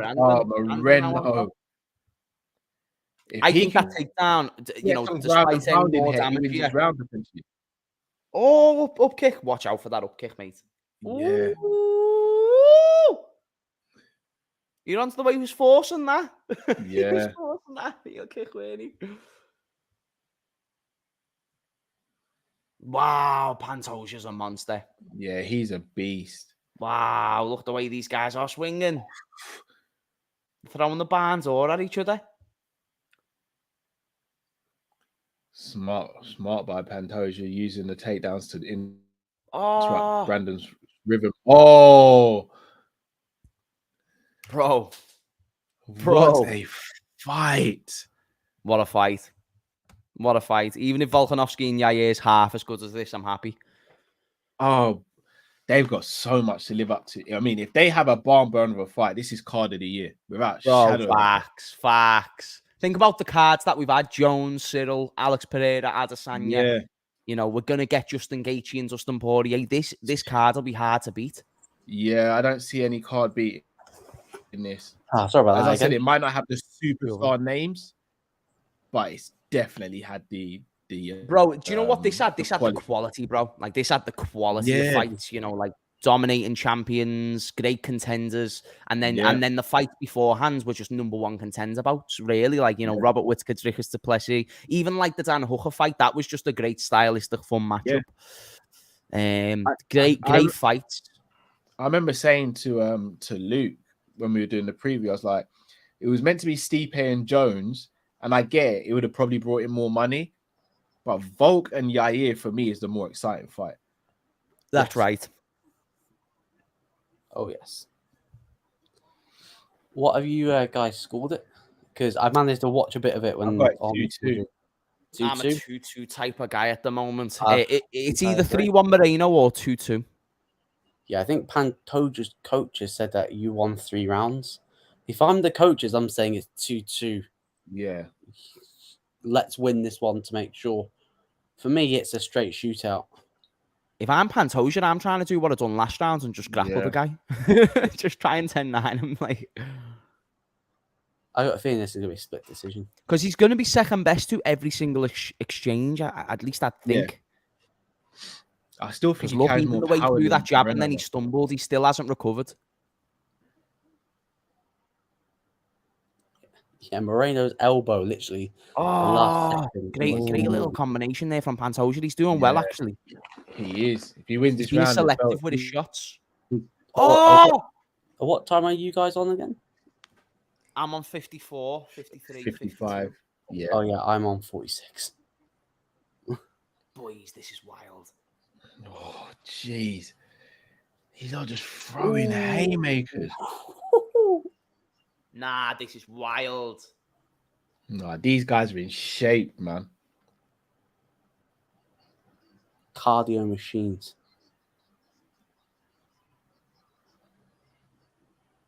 Whoever drops the other one will win this fight.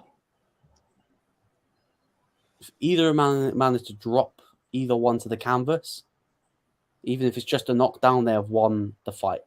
I reckon Pantoja goes in for a 10. Please, I'm reading Tyler's comments right now, and I'm just thinking, same, bro, same. He's just like, my head is travel, bro. Right.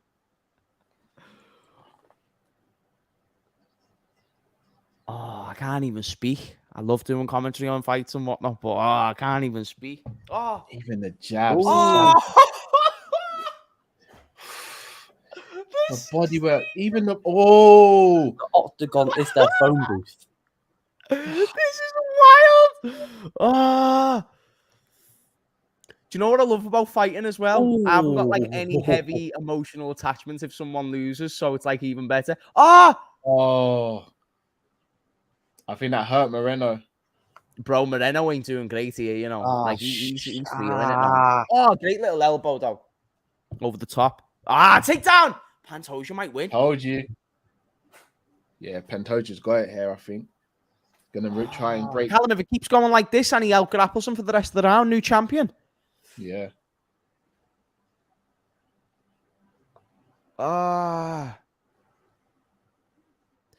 Honesty has just said Pantoja keeps going for the takedown, and rightly so, sir. If you're going to look at this from a tactical point of view, you have to do what he's doing right now. Now he's got the back.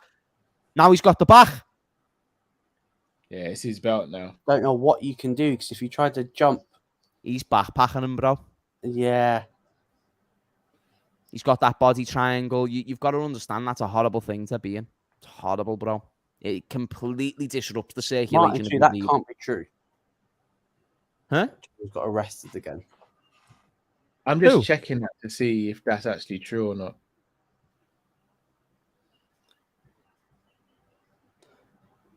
I think he's just joking because it's like a typical thing, like every Saturday.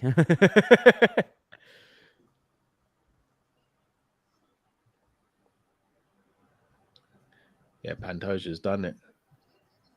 Oh, shit. It really matters whether it was 3-1 going into this round or 2-2, isn't it? Yeah, people are saying that it was 3-1 Pantoja. Really? Yeah, I think he could get the finish. I must have remembered it wrong. I'm not going to lie, though. If I'm leaning towards anyone, I'm leaning to a Pantoja win if it keeps going like this. Brandon will have to get a serious knockdown or something for me to edge this round to him. Yeah. Oh, my God, boys. Oh, no, he could be done here. Might not even need the judges. You have to backpack squeezing. It's not under. It's on his chin. It's a neck crank at the moment. Neck crank, and that won't generate the same power as it does when a Khabib or Islam does it. So yeah, it's very uncomfortable though. Oh, it's horrible, mate. But you know that squeeze that can nearly choke you out. That squeeze. Yeah. makes you feel like your face is about to explode. If I'm Pantoja, bro, I've been in those before. I'm holding on. Yeah, same. Yeah, look at Pantoja. He's going. Yeah, this is it. And new. What a fight! I'm proud of both. That's a hell of a fight. I think Pantoja's just dialed his number, and he's called to say, "Hey, my belt." Yeah, he literally. Imagine if this gets given a draw. Oh, you could see it. Oh, perfect. We run it back again. Boys, that'd be the second quadrilogy that Brandon Moreno's been a part of. They count the tough one. They're not counting the tough one. They're not, but still, though, like, don't you think it's insane to have fought two guys 4 times? It's mad. It is mental. It's going to be super good. It'll be split decision. Split decision, Pantoja. I reckon unanimous 3-2. Pantoja. Oh. I think round 1 and round 3 are definitely Pantoja's. Yeah. Look at some of the punches Pantoja's taking. Oh, chat, who have you got on that one? Because I'm intrigued. You know, I'm intrigued to know what you're saying. Which country has produced the best MMA fighters? Brazil, Mexico, USA, Africa, or England? Russia. Yeah, it might have to be Russia or Brazil at this point. Yeah.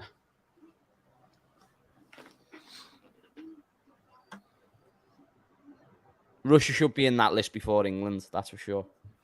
England's probably second bottom. Yeah, Would you say that we're above Mexico? No, I say it's above Africa. In MMA terms? I wouldn't say Africa. We had like 3 African champions, bro. I wouldn't say Africa. I'd probably say Mexico. Point, you know. But now Mexico have got 3 Mexican champions. Well, I mean, let's find out. Look at the fight stats, guys. 117 101 strikes, 1 takedown. Sorry, 1 knockdown. Control time is Pantoja. This could be a draw. Reversals with 3. This could actually be a draw. Don't look at which way Dana goes. Dana always fakes it. He always fakes where he's going to go.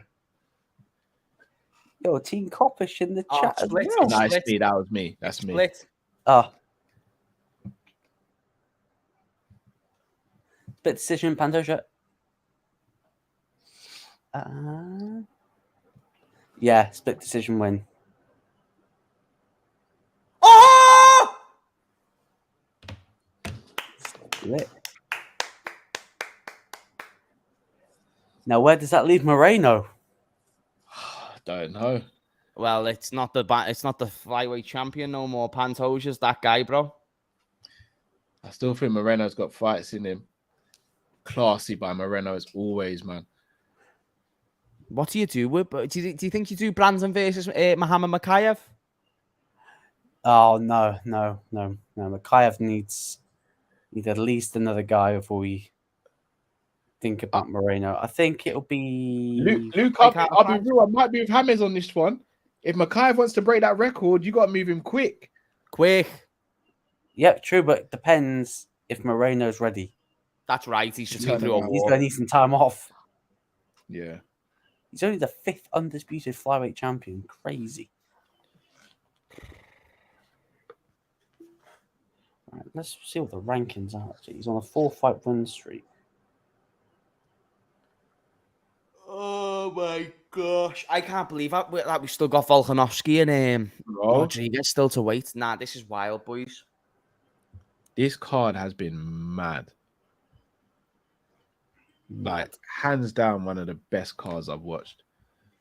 Oh my goodness. I'm actually in awe of how good this card's been. I could have never saw that. I expected it to be good, but I didn't know it'd be this good. You couldn't have. You can't. I don't think you can predict the best of the best cards to be this good, unless you've got like a Michael Chandler Classic and Justin Gaethje on the card. You know what I mean? Maybe then you can guarantee it. But this was just. Thing is, you could have Moreno fight Matthias Nickal. Nickal. I forgot about Matthias Nickal. No, that's a good shout. They got Amir Abalizi. Do you know if you're looking to? Oh, Amir. Oh, what's his name? Albazi. Yeah, the one that Kai fought. Yes. That's who Muhammad Makayev is trying to call out. Is Amir Albazi? But is it? I think they've got some sort of history together or something. Yeah, they're both young. Muhammad Makayev has grew up a lot of. Apparently, he's going out on the stretcher. Apparently, Moreno's going out on the stretcher. Wow. Bro, I'm not surprised. Moreno's been through wars in his last 5 fights. Like, bro, I feel sorry for the guy, mate. Oh, yeah. Did you guys stay up all night? Did you wake up early for these fights? Nope. All night, baby. I was asleep for about 2 hours before I jumped on. I'm not even going to lie. So I've been up since... So Friday, can I even call it? Saturday morning, I went to bed at 3 a.m. I was up at 8 for Stevie to take Stevie football. And I think I put Robbie down for a nap at like 11 a.m. or 12 p.m. Saturday, and I maybe fell asleep for 12 minutes. That's all I've had today. I guarantee you, bro. As soon as this is finished, I'm going to crash. Hey, I'm going to crash. I might even stay in the conservatory. Why was Stevie awake? Was it Stevie or Robbie that was awake? Just now, yeah, Stevie. So Stevie, he's going through this thing where he keeps on waking up in the night because he goes toilet, which is good because there's obviously not wet in the bed. But he will, so when he does that, he'll come into our room and he'll usually ask me to go back and lie down in the room with him. But obviously I was down here, so he just comes straight down here and he's like, Dad, why are you filming? Because he's never awake at this time to see me filming. He's like, and he's just like, Am I going nursery today? And I was like, no. I was like, no, you're not filming. He's like, are you working? I was like, yeah, I'm filming. So I went back upstairs with him, and then the missus is like, "Did he come downstairs by himself?" And I was like, "Yeah," and she's like, "Yeah, I'll lie down with him." So bro, he's massive. Bro, he's gone huge, Annie. Who's that? Stevie? Yeah, he's 4, bro. Yeah. Bro, he looks so much older. He just looked like a little grown up when I saw him. No, it's mad, isn't it? Robbie's 2 at the end of this month as well. That's wild, bro. The real That's fighter is wild, Robbie. Robbie's got the MMA dog in him. Bro, Yeah. Robbie was like, he was literally little, bro. He's like mad. that, bro. When I last saw him, he was that wild. Bro, like Robbie's like talking now, and like it's mad. Is he doing the chores yet, Calvin? Say again. No, Stevie's doing chores though. Do you know? Saying that, no, Robbie. I had to give Robbie the Hoover yesterday because he went on a madness. Like he like they have like this oaty bar snack they have sometimes, and Robbie decided instead of eating it to just start crumbling it and then just like leaving it around the room. And I was like, nah, big man. You got Mr. Blue Chip in the chat as well. Hey, shout out to Avi. Big up, Avi. Do you know what? Shout out to Avi. I was going to say this. We've seen a few surprises tonight. Is Volk another one who's going to like... Are we going to be shocked at the end of this Volk fight? No. I'm saying I told you Masvidal would be there. Oi. Oh, Cerrone on all the juice. Yeah. Oh, do you know what? That's a nice blazer, you know. Nah, he looks nice there. He looks sharp, Donald, doesn't he? Stipe looks big as well. He looks like he's put on muscle. There's man like DT. You're onto that, Callum. You see the guy behind. I'm not gonna lie though, I do kind of like it. Does make it feel like a bigger event when Donald Trump's there. Like the crowd go off when they hear him. Like this event's massive. Oh, like, I'll be honest, UFC have done really well in terms of content throughout the week because even DCRC they did that live. Yeah, the promotion was good for this fight. I thought the countdown was fantastic. One negative. I did see the countdowns have been too much slap league for my liking. On fight week, too much slap. Yeah, that's true. But there's been no drama. Like, there's no drama this week. Obviously, there's been a couple fighters pulled out, unfortunately. But yeah, I do wish we had Jack Della Maddalena and Sean Brady. I think that fight could have been incredible. My goodness, that was do you know when I saw that fight was supposed to be on this card? When I looked at it earlier, I couldn't believe it, bro. I was thinking, my goodness, because Jack Maddalena, in terms of his boxing, in terms of crisp boxing. I'm sorry, bro. He reminds me of when Conor first broke out into UFC. Bro, he's insane. That snappy punch. No, you're right. And he lands and he twists the way he just dismantled the Danny Roberts stuff. Like his punches, you're onto the way those flyweights, like their punches would bounce off each other's chins and land like that. Whereas Jack Maddalena, it's more flow. It's more, it goes through your chin opposed to it's beautiful. I understand what you mean there, Callum. Hold on a sec. Whoa. Abby, is this Joe Rogan is starting a roundtable discussion? It'll be starting with Jones and DC. Whoa. Yo, was that confirmed? If that happens, Joe Rogan's gonna he becomes the GOAT of like podcasting. He kind of already is. Just sharpened up his tools. Just he needs to throw some hands. I do think UFC missed the mark on not doing more face to faces and stuff like that. I do think they missed the mark there. Yeah. But I think they're quite strategic. I think they allow content creators outside of the UFC to do it so that there's more eyes on it. Because there's loads of Joe Rogan subscribers who probably don't even watch UFC, but they watch him. That's so right. that will bring eyes back to the product. That's right. Yeah, Alfie says it's legit. I am down for that. Sign me up. I tell you, if I had a dream and I could interview 2 people on a round table, it'd be Dana White and Ariel Helwani. Wow, I love that show from you, Callum. I love that show from you. That would be perfect. I'd love to get in depth of why, why Dana does not like it, and I understand from Dana's perspective why. But I'd love to hear him talk about it. You know James, what I mean? what did you think of the Paddy aerial stuff? Weren't good. Weren't a good look. That was such a bad look. It weren't a good look at all. Like on him. And then he pulled off. He had a stinker of a performance as well. If you really break down that situation, there was no benefit at all for Paddy. He looked like a bit of a kiss ass to the president of the all he did was just got Hawani 10-7'd.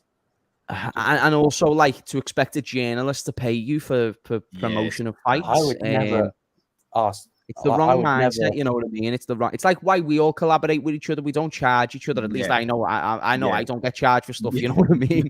Like, bro, and it's because you're growing each other's channels up together by working together. So he's got to recognize to keep growing. You've got to put in the time, like what Conor McGregor would do, and all these things. It was a bit weird for me.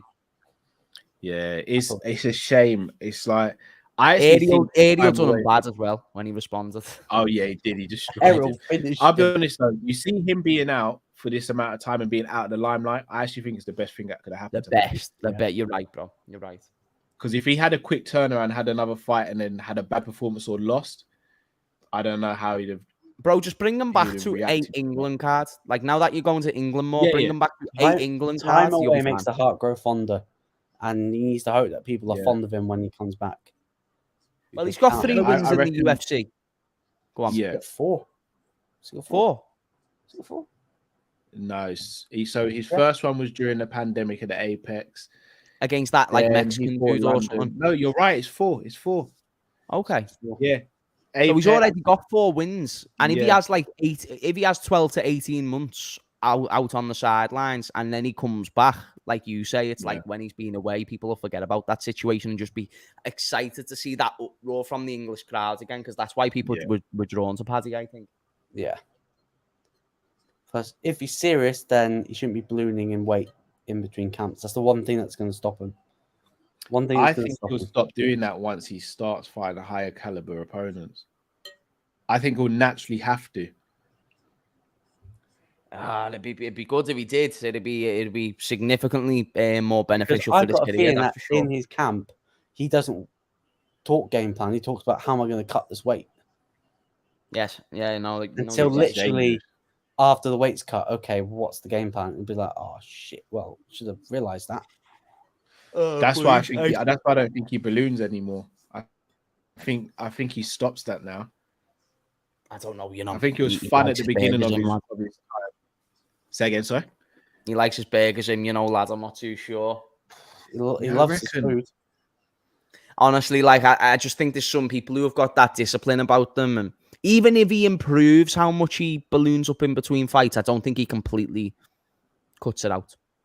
I don't see him becoming 100% professional. I think that would have been done by now. He's 26. I think it's very hard to build habits when you get past a certain age. And for me, that's a tough one for him to go from a guy who just completely scrans in between fights to a guy who's just completely clean cut. Because I don't think he'd be happy if he'd done that, you know what I mean? And maybe that could take away. So it just depends how he sees it psychologically. But physically, we obviously know it's not good. He's not like Raul Rosas Jr. Like he's like an 18-year-old kid. Bro, I sort of allow him that mistake. He got beat, didn't he? And he just got loads of shit. Raul Rosas Jr. Yeah, he was so confident. I think that loss is the best thing that's going to happen to him. He lost so young in his career as well. It's perfect. But he needs to hope that the UFC don't do what they did with him, like they did to Chase Hooper. Yeah, like they pushed him like before he was ready. He's 18. He said he wants to beat Jon Jones's record. Give him time. I'm sure. Like, it's like 5 years away. He'll be ready in 5 years. It's wild the way he's got that much time to beat his record. I know, it's only 18. That's the crazy thing. Wow. Oh, that's Let me ask you guys this one. Go. Shout out to Honesty. Question: do you guys think footballers should give interviews like UFC or other sports? Just say what they think and feel instead of being media trained and scripted. I do. But look what happened to Bellingham when he said what he said after the Bayern Munich game. Footballers they're not allowed to speak their mind because there's so many sanctions. Like if footballers spoke their mind, they'd be getting fines left, right, and center. Look at what happens to managers. Like there's no grey area for it. It's either you don't make a comment, or if you make a comment, you're going to get hit with a fine and a potential ban. Look what happened to Klopp. With the he mentioned Man City's finances and got called xenophobic. Do you remember? Yeah. Like, crazy. You just can't say anything. So, like, I agree. It's impossible for them to do it. Do you know, people say to me, like, oh, why don't you get footballers on the podcast? I'm like, do you know we wouldn't be able to talk about anything too interesting? Like, even if we did get them on, like, don't get me wrong, you can speak about things. Have to get ex-pros. Ex-pros are the best ones. They're the best ones to get on. They're the ones who will but remember, even ex-pros, some of them are ambassadors for the club and all that. So even them, sure they're not. No, that's right. That's 100% right. They've still got their own. And then there's some who don't work with the club but wouldn't mind a potential opportunity with the club. You've got to analyse that stat as well, where I think it's 40% of footballers end up being broke within 5 years of retirement. Like, you know, they have to stay on the good side of these clubs to really earn some funds after, you know, post-career. Here's an interesting one. What's your thoughts of Carragher versus Ferdinand? So I've really broke this down, and I'm confused on the situation because it's important to analyse what's Jamie Carragher versus Rio Ferdinand. You've not been catching up on Twitter. No, I haven't. They're a little back and forth about the Saudi thing. So to give you a brief breakdown, Callum, what's happened is, so Jamie Carragher came out and said he doesn't like the idea of Saudi Arabia doing in football what they did with golf, implying that they're now taking over the sport in ways that I would suggest he thinks is immoral. Rio responds by saying, well, how come you're fuming only because it's Saudi? And how come you're saying it's bad for Bernardo Silva to go there when your boy Steven Gerrard and Robbie Fowler just went there? And Carragher said he doesn't have a problem with people going there, but he has a problem where that money is coming from, or where these things, like, you know, what's the legitimacy behind it? And Rio just said, well, that's what the Premier League did. So essentially the stance of both men is Rio is for Saudi, Jamie is against it, and Jamie believes Rio is only for it because there's a financial incentive. He said this publicly. I'm not just speculating. He said there's a financial incentive there for Rio. It's like proper, do you like the way fighters talk back and forth? Yeah. Like this between them two. Hey, Rio did want to be a boxer, but got his license. Carragher does boxing. Carragher trains in a gym. Yeah, he trains with Bellew, doesn't he? Yeah. Yeah, I think Ferdinand wanted to do charity boxing, but I think his license got pulled. I mean, like, all right. So the only thing that's really wound me up is the whole affiliation Newcastle have with Chelsea. That doesn't sit well with me. That seems crazy. But to imply that it's just Saudi Arabia that's going to make the, like, we've had American owners come in and do a madness. We've had English owners have come in and do a madness. So I don't think it depends where they come from. I mean, there's not like we can do a trace on how they started making their money. Yeah, he's got a cut.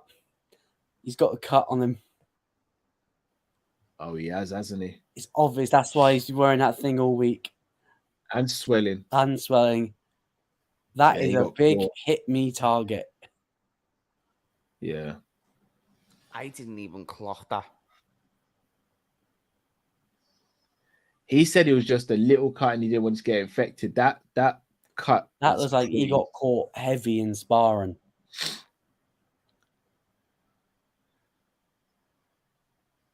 I just hope nothing comes of it where that could lead to ending the fight potentially. Well, if he gets hit once, which is very doable with Chris boxing like Volkanovski, I mean, on that sweet spot, Yeah, it's very easy to reopen cuts. Do you know what, though? I don't think he gives a fuck, lad. I think he'll just keep walking through it. So, yeah, says he wants to be active. He is one successful title defense away from tying Jose Aldo in his next featherweight title defense. Do you know how confident you've got to be to bring all your friends and family to watch you fight? Literally was like hugging his mum. Yeah, like I watched one of my friends, ex Muay Thai fighter, and I watched him fight once, and like he won the fight handily, but he got hit with quite a heavy punch. And every instinct in my body was just like run in that ring and hit that guy that just hit my friend. Yeah. And I'm sitting there and I'm like, but if I do that, everyone who he's with wants to do the same thing. I was just sitting there, I was like, how do people do this? Like everything in my body had to be like, sit yourself down. One, you're going to get yourself absolutely smoked because he's a heavyweight. And two, this is what your friend signed up for. Like, jeez, you got to take this one on the chin. He had to take it on the chin, and so do you. Like, bro, first and foremost, you know that voice that you're talking about? That's a great friend. That's a great friend. And second of all, bro, like, you're right. I don't know how these fuckers do. I don't know how you can be a Brandon Moreno and a Pantoja and just commit to just throwing 100,000 strikes a minute and just absolutely unloading on each other's faces, like as if you don't have families to go back to. Like, it's unreal, like what these guys put on the line. You know what I mean? And I'm not arsed, lad. Like, even though I think the regulations around MMA is great for fighters not dying statistically, that's just the case. You know, even though that is the case, these guys are willing to die, bro. Like, they are willing to go out on their fucking shield. It's amazing to see. Yeah. And that's what's scary almost. Like, you'll get people who will say it like in passing, but these guys are actually living it. They get out and do it, bro. Like, there's no talk with these guys. Like, there's talkers, there's doers, and these are the guys, like, fam. These guys, they live it, and I'm just like, it's scary, man. Mad the way Volkanovski's got a half an inch reach on Yair, and then Yair's that much taller. Yeah, even Max, he's got a reach advantage on Max. I think he's wild that Max has got little short arms though, doesn't he? He's got quite short arms for his length. Yeah, Max has got quite a weird physique because he's got a really skinny upper body, but his legs are quite big for his. By the way, anyone else not really? I'm a fan, but not a fan of the next fight for Max Holloway against Korean Zombie. Not that big of a fan. I'm alright with it, you know. See, I'm okay with it to a degree, but nah, bro. Like, at the same time, what's Korean Zombie done that suggests he can beat Holloway? He's not. I know. Volkanovski one. He stopped like within the third round. Callum's just like, nah, but let it happen. Let it happen. Yeah. I'm alright when we did because I think the Volk Zombie one, we were like, stop the fight. I was going to say, nah, but let me take you back to Brian Ortega versus Korean Zombie as well. Brian Ortega absolutely pieced him destroyed him. A bald-headed Ortega as well with different. Yeah. Bro, I'm not going to lie. I thought Brian Ortega was going to come back and be champ after that fight. You know, he fucking dominated Korean Zombie. He almost did twice. In the submission where his nickname is called T-City and his arms gassed out on him. He literally went, as soon as I got the choke, I was squeezing thinking, I'm going to be world champ. Yeah. And then his head just popped out and thought, oh, shit. By the way, Volk's just that. By the way, imagine if Yair was able to get like a triangle or something on Volk when Brian hasn't been able to tap him out, Islam hasn't been able to tap him out. That was such a legendary win if he's able to take that way. Him having Craig Jones in his corner, so underrated. Like, he's like a jiu-jitsu expert. Wait there. Oh, in whose corner? Volk's corner has got the BJJ expert, Craig Jones. Oh, Craig Jones in his corner. Oh, yes. Yair looks so relaxed, though. Look how relaxed Yair looks. Oh. I'm not going to lie, bro. I'm now looking at this Yair motherfucker thinking, what if he just lands one of those elbows and then just decides to do a spin kick in his face? Oh, shit.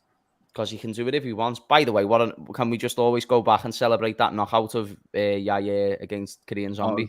Oh my, bro. Just caught with the elbow like in the last minute. Like, that's why he's striking so. It was the last second, bro. No, it was the last second. It was the last second. Bro, do you want me to tell you how I can remind you it was the last seconds? Do you know that little thing that fighters do where they high five and then they say, let's swing for the final 10 seconds? They did that. Korean Zombie was like, yeah, let's go. Next thing you know, he's seeing the stars, lad. It was crazy. Hey, John, 100% we missed Zabit versus Yair. 100%. Oh, John, shout out to John. That's a great Zabit. Would Zabit be champion right now? I think he would have made it champion. He'd have been a horrible fight for Volkanovski. Yeah. He'd have been horrible for everyone. Zabit was my favorite featherweight at one point. Bro, do you remember his fight against Kyle Bochniak? Yes, I do, bro. Bro, and you remember Kyle Bochniak just going at him like that? Yeah, at the end, yeah. Even his fight against Calvin Kattar was a sick fight. Oh, incredible. By the way, Calvin doesn't even get the credit he deserves for how he done in that fight. Calvin Kattar, Max Holloway one. Max, I'm the best boxer in the UFC, baby. I'm the boxer in UFC, baby. And boom, boom, boom, boom, boom. Just slipping them, looking at the commentary team. Nah, he gets caught as well. You know, people think that he just slipped. Like, no, he got caught. Yeah. Nah, he got caught on the way. Yeah. I don't know. I'm saying Volk. Come on, my Canadian brother. Come on, Volk. More mate. More mate from Kangaroo Lane.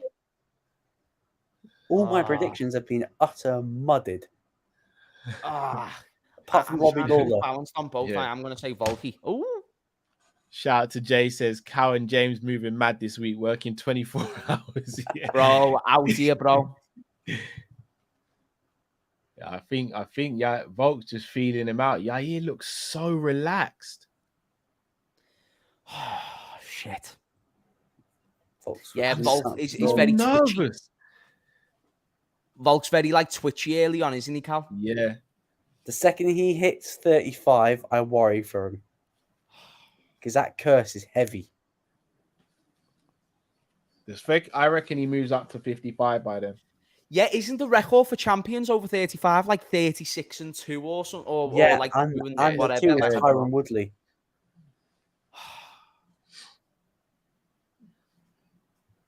Yair, Volk's kind of just following Yair rather than exactly, bro. Do you know what's mad? Yair's low key, like in his round, like he wants this. He wants you to come at him and he wants to read you. It's going to be a bit of a kicking game at first, I believe. This is going to be such a tactical. Well, we could be here for 25 minutes, please. Yeah, the body kick. Nice. Oh, Volk. I'm 10 seconds ahead of you. This is what Volk wanted. This is exactly what Volk wanted. Right, take him to the cage, beat him up for the first round, slow him down. Nah, this could be good for Volk here. Just stay on him. This could be massive for Volk. Stay on him. Get that round one secured, IMO. Yeah.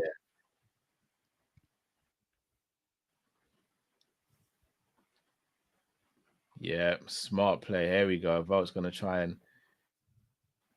Yeah. Volk's really good in guard as well, you know. Mm-hmm. That's right.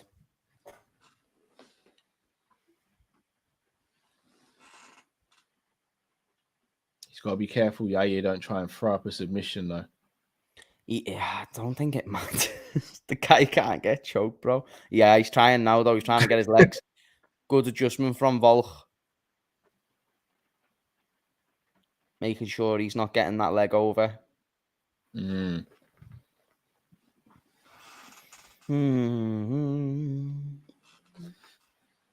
Do you know what I love about the ballsiness of Volkanovski as well as the fact that, do you remember when he was nearly getting tapped out by Brian Ortega, but then he'd still go and ground and pounds him after? I was just thinking, are you mad? Yeah, he beat him up after. Bro, it's almost like he took it as an insult. Like, oh, it's like he took it as an insult, as if to say, like, you tried to tap me out twice. You know who I am? Like, like that's the guy you don't want to piss off in the octagon. Oh my, yeah, definitely not. Oh, yeah, struggling here though, but he's not taking any damage. So, there was a shot there. Perfect first round for Volk though. Great. Second takedown. Great little side control. Nearly. Great grounds and pound. There's the grounds and pound we're talking about. Perfect. By the way, how up there is Volkanovski in terms of grounds and pounds? He's great, isn't he? There's not a weakness in his game, bro. Like, with some fighters you can pick at, you can just look at and go, that's his weakness. I can't think of one with takedown, defense, on lock, striking, offense, defensive, on everything. Everything. IQ, everything. Oh. Resume. Is he going for a choke here? Happened again. Yeah. E.T.'s getting it in the neck. Yeah, I'm worried for mine the at the moment. It's raining really heavy where I am. Yeah, well, I hope your house doesn't. Liverpool's representing at the moment. We've only got a bit of overcast. Yeah. That's FIFA would call it. I never knew what overcast was until FIFA. Hey, yeah, I listened to it on my phone with the volume up. Juliana Pena is screaming her head off. Can someone just put a sock in her? Because she does my absolute nutting. What's she screaming about? KO'd in her next fight. Bro, it's so funny how she's became the villain. You know, I thought, do you know when I saw the photo of her and her daughter was stood behind her like that? I thought that was cool. But then from there, I haven't really liked her as much myself, you know, and I try and give people like that the benefit of the doubt. But I don't know if you saw the clip, James. So, you know, when Amanda was doing her retirement speech and it was Juliana Pena, I saw it. Anderson Silva. I was like, that is so effing disrespectful. That is so disrespectful. I think she was really trying to build that fight because that was supposed to be hers. Yeah. Do you know what Amanda said? It was like, so if you would have fought Pena, would that have been done tonight? And he was like, no.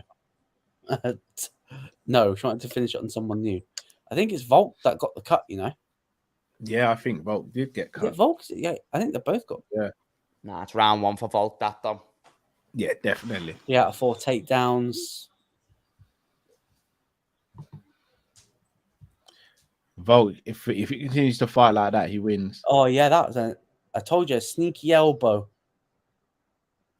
Oh, that was beautiful. Yeah, Yair just gets these elbows through, and you're like, how's he done that?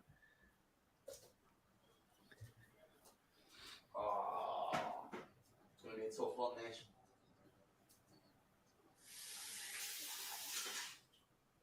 Van Volk are more of the same. I'm not worried about flashy.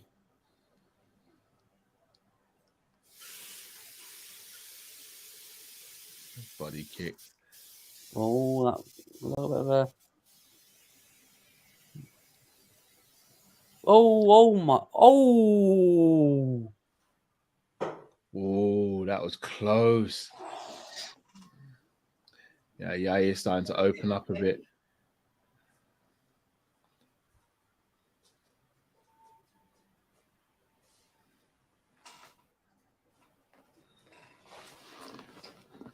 It's gonna be a kicking game. Speed of Yair's kicks just goes with the low one and instantly goes with the high one. You don't even see it.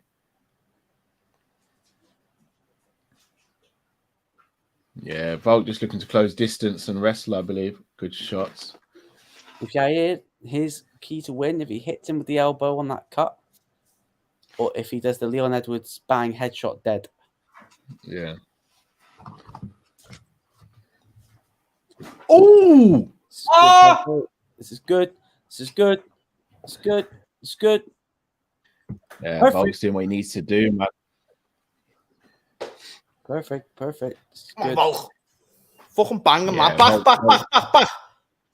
Yeah, he can't get the leverage. That's where him being a bit of a short ass. Nah, you're right. His legs are short as well, so he can't do a body triangle and stuff like that. It's way tougher. You need like Yair Rodriguez type legs for stuff like that. Oh, that's a good single leg sweep as well. Oh shit! Oh, great takedown. People are going to say that it may be boring, but this is super efficient. He's got no weakness in his game. That's why I knew he was going to win this, bro. He's winning this fight, and it's not even close. Yeah, how the only way Yair was going to win is if he. Well. No, not as what when the hell? happens. Yeah, I don't get what. Oh, Yair's busted up.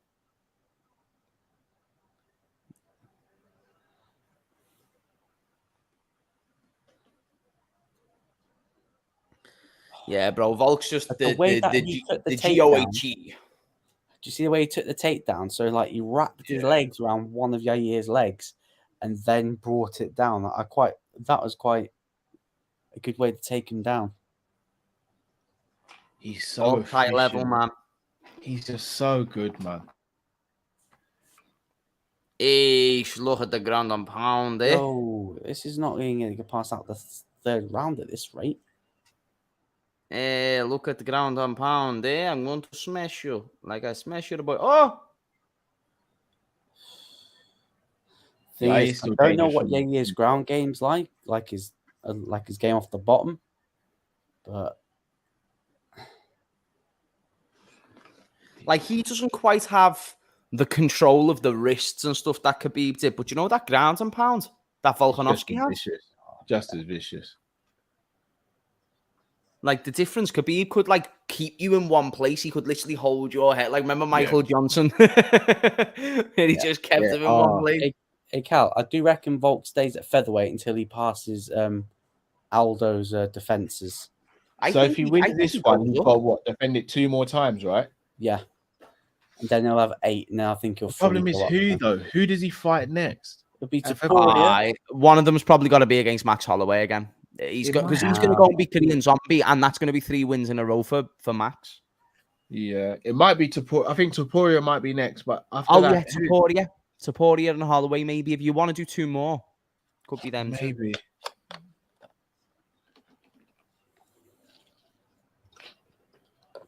What's Calvin Cater like at the... Oh, Arnold's out now because he lost to Holloway.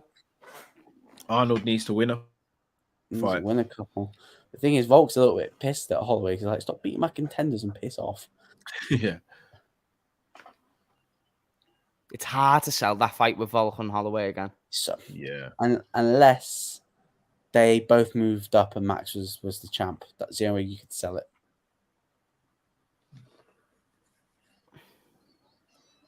And even that, I'm thinking, where's the legacy there for Volk? You know what I mean? It's like, yeah, you became a 2-week world champion, but you just done it against the same guy. And we know Max isn't going to become 155 champ. Yeah. So, no, actually, I lie. I think I know who his next 2 featherweight title defenses would be. Topuria, Aljamain Sterling. He's 8th champ fight.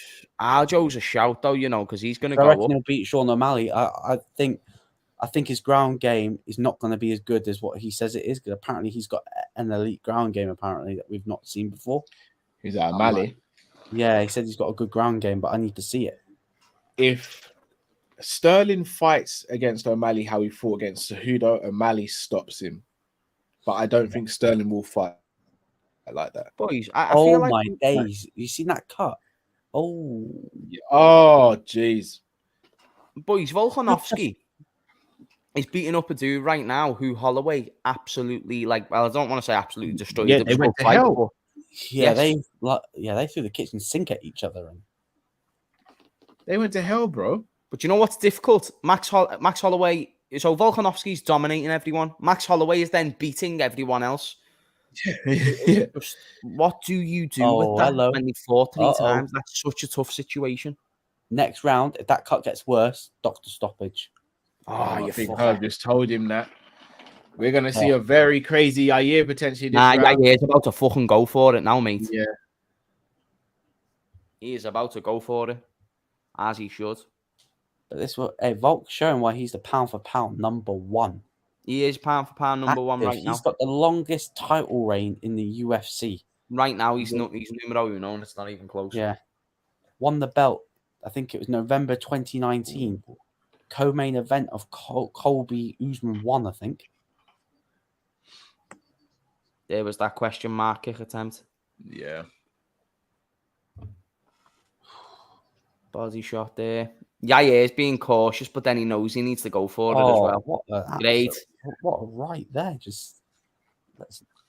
shot. Leg kick from Volk. Great. Wow, what a right hand there from Volkanovski. Caught him right on the sweet spot of the chin.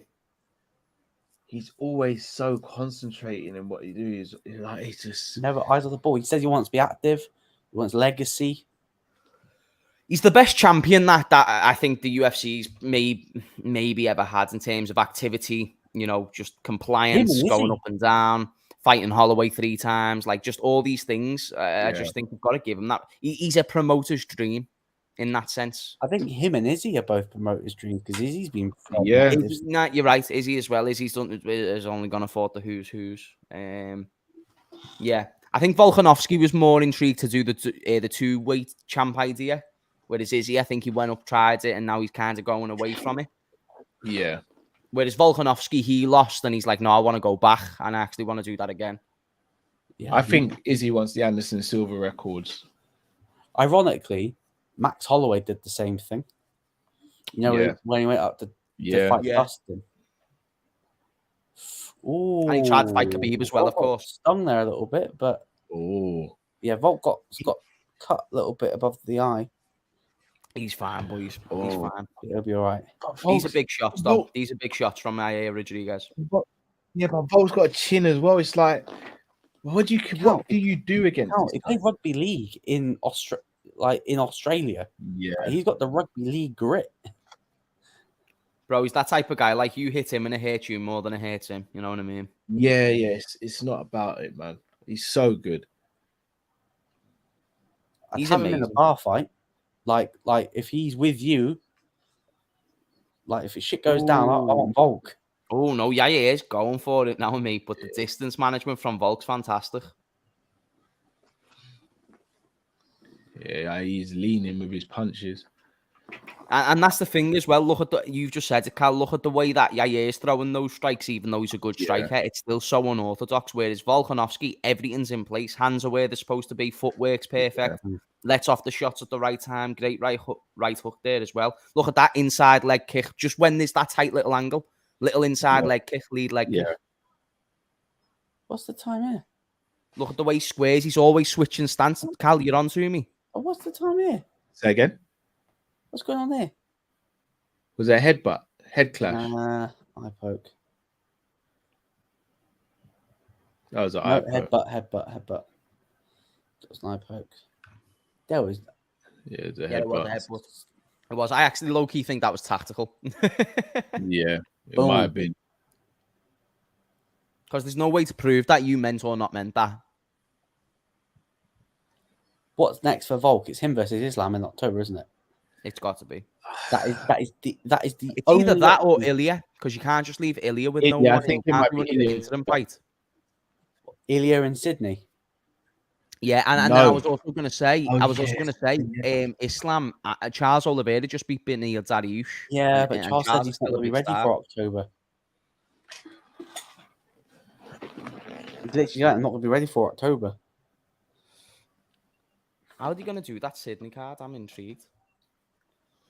I think you'll get Izzy versus Duplessis. Depending what happens with Islam, you'll probably get Volk versus Topuria, who said that he's down the fight in Sydney. Nah, he's got a problem though because his missus is pregnant around that time. Oh, sorry, will be having a baby around that time. So. Oh shit! Look how composed Volk is when he gets hit. Bro, nothing phases him. Yeah, look. Yeah, so that head kick, Cal, and where he had the hands up like that. Oh! It's going to work. Great knee. Great body shot. Oh, my goodness. Great takedown. Oh, my goodness me. Fighting IQ. Herb. Look at him. It's done. It's done, man. It's done. He's the best in the world. My time and yours. Come on, fuck me. He's the best in the world. Hey, I'm number one pound for pound king. Hey, see the way Yair just got up and just said, "Yeah, man." Below touches him. Do you know that acceptance on Yair's face when he got up? He was just like, okay, so that's what it is. Okay. Like I knew that was going to be good, but I didn't know it was going to be that. Cut on the face, no problem. Easy money. Best in the world, 45 and under. No one touches him. I'm sorry. When was the last time Volkanovski got seriously hurt? Like, honestly, it's in the second fight against Max when he got the head kick knockdown. Yeah. Sleepy Volk. Nicknaming that Sleepy Volk. He's different, man. Just picked up Yair and went, "Thank you very much." That end sequence. That end sequence of the knee and the clinch to the body shots to the takedown to the finish, the grounds and pounds. I mean, just guys, come on. But most people wouldn't have even taken him down. Look at that. He's like, oh, what, you covering up? Yeah, cover up now. Cover up now. He's making him think about 10 different things at once is the thing. Bro, and that's a horrible fight. He weren't going to stop until Herb stopped him.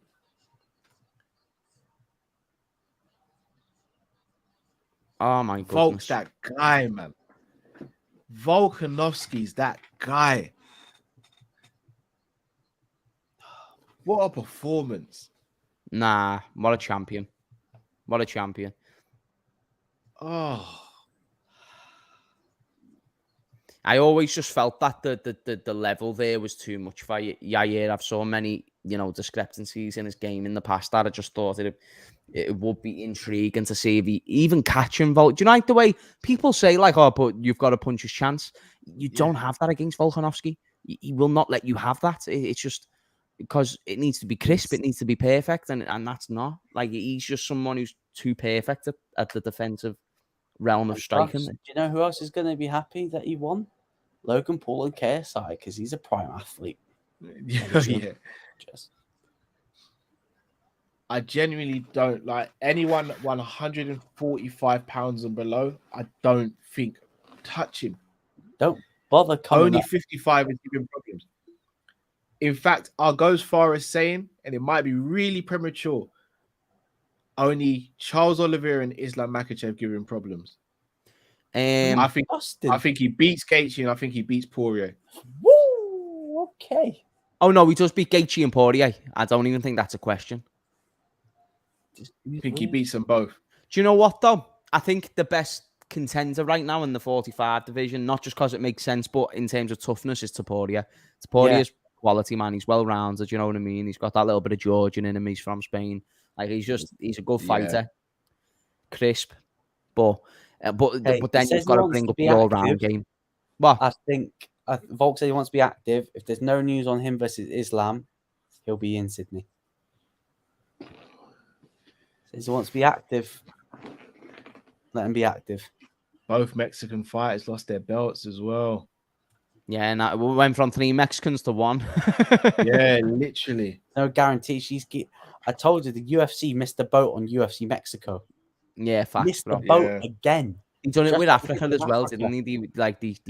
Africa was more understandable because they had the pandemic, so I could sort of let them off a little bit, but they missed the boat with Mexico completely. Oh wow! Man, selling out like a Mexican stadium. You had all 3 Mexican fighters. Yeah, you got to maximize when those things happen. I can't believe that. He's so good. I knew he was going to win. I knew he was. I just didn't know how he was going to do it so dominant and so complete.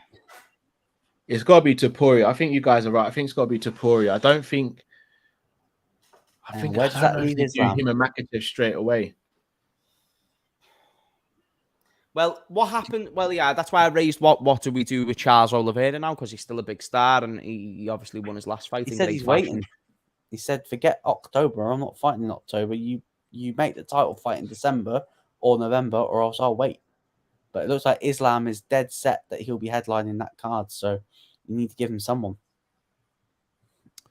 And besides Charles Oliveira, who do you give? Because you can't give him the winner of Poirier and Gaethje. Well, you can, but it doesn't really make sense.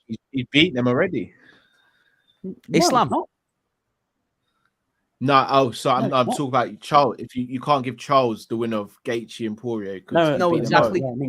So what I was raising is surely Charles is the only one who makes sense for the title shot next if it's not Volk, because Islam is Charles has beat both Poirier and Gaethje, and he was like the most dominant champion. Oh well. You know what I mean, even though Khabib was dominant as well, but still, like, Charles was very dominant, got beat. But then I'm thinking now, does he deserve that shot because of the excitement that he brings? And he's already beat Poirier and Gaethje, so they can't really be in the conversation. And then what? And then the only other guy was Beneil. Beneil was on the longest fight streak, and he lost. Yeah. So in my opinion, if that weren't the number 1 contenders fight, then that was only the number 1 contenders fight for one person. Yeah. So. I'd go with Charles Oliveira if you're not going with Volk. Either way, it's a rematch. Oh, he's speaking about Topuria. He's speaking about Topuria. Yeah, I think it'll be him next. I think that's the next fight. So does that mean Charles for Islam actually defend against the lightweight first? Shall I be honest with you guys? You see, if Chandler and McGregor had already fought, or they weren't booked to fight, Volk and McGregor. Volk said he wants to finish him, so that means he would have finished every single champion at featherweight. That's the only featherweight champion he's on Holloway. He can keep dreaming. He's never going to fight him. He's going to keep dreaming. He's never going to get his hands on him. He doesn't need. Yeah, in my opinion, I'm happy he won't fight him. He just does not need that fight on his legacy at all. Number one pound for pound. Like before, it was a question who was the GOAT of the featherweight division, weren't it? It was like, is it Aldo because of the streak? Is it Holloway because of what he done? But then is it McGregor because he beat both of them? Yeah. And then you get someone like Volkanovski, who just completely blows that conversation out of the water. Yeah. I think. Yeah, Phenomenal. second most. Oh, Aldo with 8. I thought I saw on the website he got 7. Well, I'm wrong. He's got 8. So he's 2 wins off, equaling. So he needs 3 more. So Topuria, and then the rest of the division has to sort themselves out.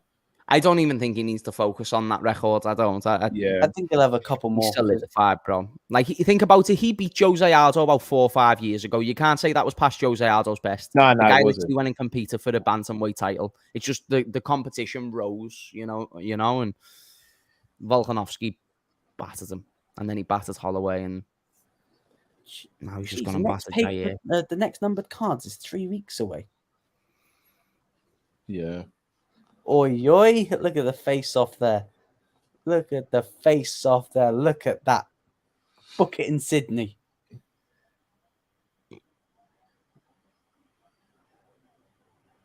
That's a good fight as well. Yeah, that's a great fight. Hell of a fight. So Topuria is a good contender, man. Oh, very. I'm just looking at, so if the 3 fighters, so he's beaten Yair, he's beaten Max, he's beaten Ortega. Korean Zombie.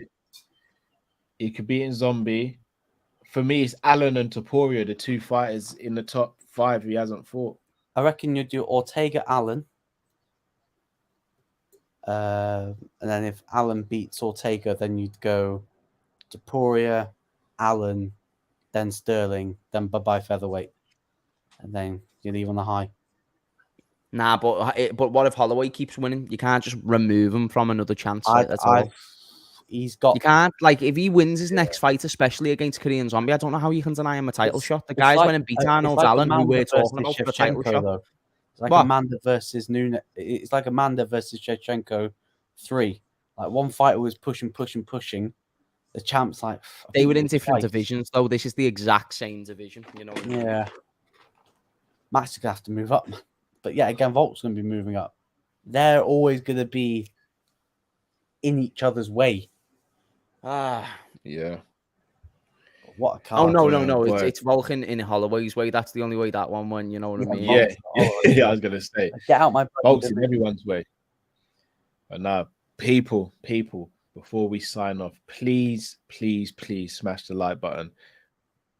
But more importantly, go over to Luke's channel, go over to James's channel, go over to Jamie Phillips's channel, and please show them love. Guys, we've just done 5 hours on here. Like, it's the first time we've done prelims. None of us have barely slept. Guys, please go and show them love. Like, please smash the likes as well, guys. If you can do anything, let's get this channel growing, and we'll bring more of these watch-alongs. The way we keep it growing is getting those likes there, getting it more in the algorithm, and I'm sure you'll be seeing a lot more of these as well. So support the channel, support the people who's joined on the show as you always do, and thank you for making it active. The chat was great tonight. It was good to see. No, you guys are amazing. Watch-alongs in 2 weeks. UFC London at a decent time. Yeah, we can. Yeah, thank God. Yeah. But nah, guys, like, can't thank you both enough. Like, so appreciative. Thank you for having us, Luke, man. you do this every week. James, we spoke today, and you're like, yeah, I'm on. Like, I really appreciate you both. Pleasure, James. Thank you. It's a pleasure as well, Luke. I like it. It's nice seeing it. Like, it's cool that I've got now like a little MMA space that I can speak about as well. So refreshing. There's not enough people in Liverpool who like fighting, so it's sick. It's sick. I really enjoyed it. Nah, people. Appreciate you guys. We are going to be back soon. I'll probably get a review out at some point. The review will also be on Luke's channel as well. So make sure you head over to Luke's channel, subscribe. Guys, James is on the road to 75k subs. Make sure we get him there as well. People, UFC 290 is in the books. Volk shows why he's still #1 pound for pound. Pantoja shows he's the Brazilian beast. And we have new contenders in the middleweight division. People, thank you so much for tuning in. Until we see you next time, take care, people. See you later.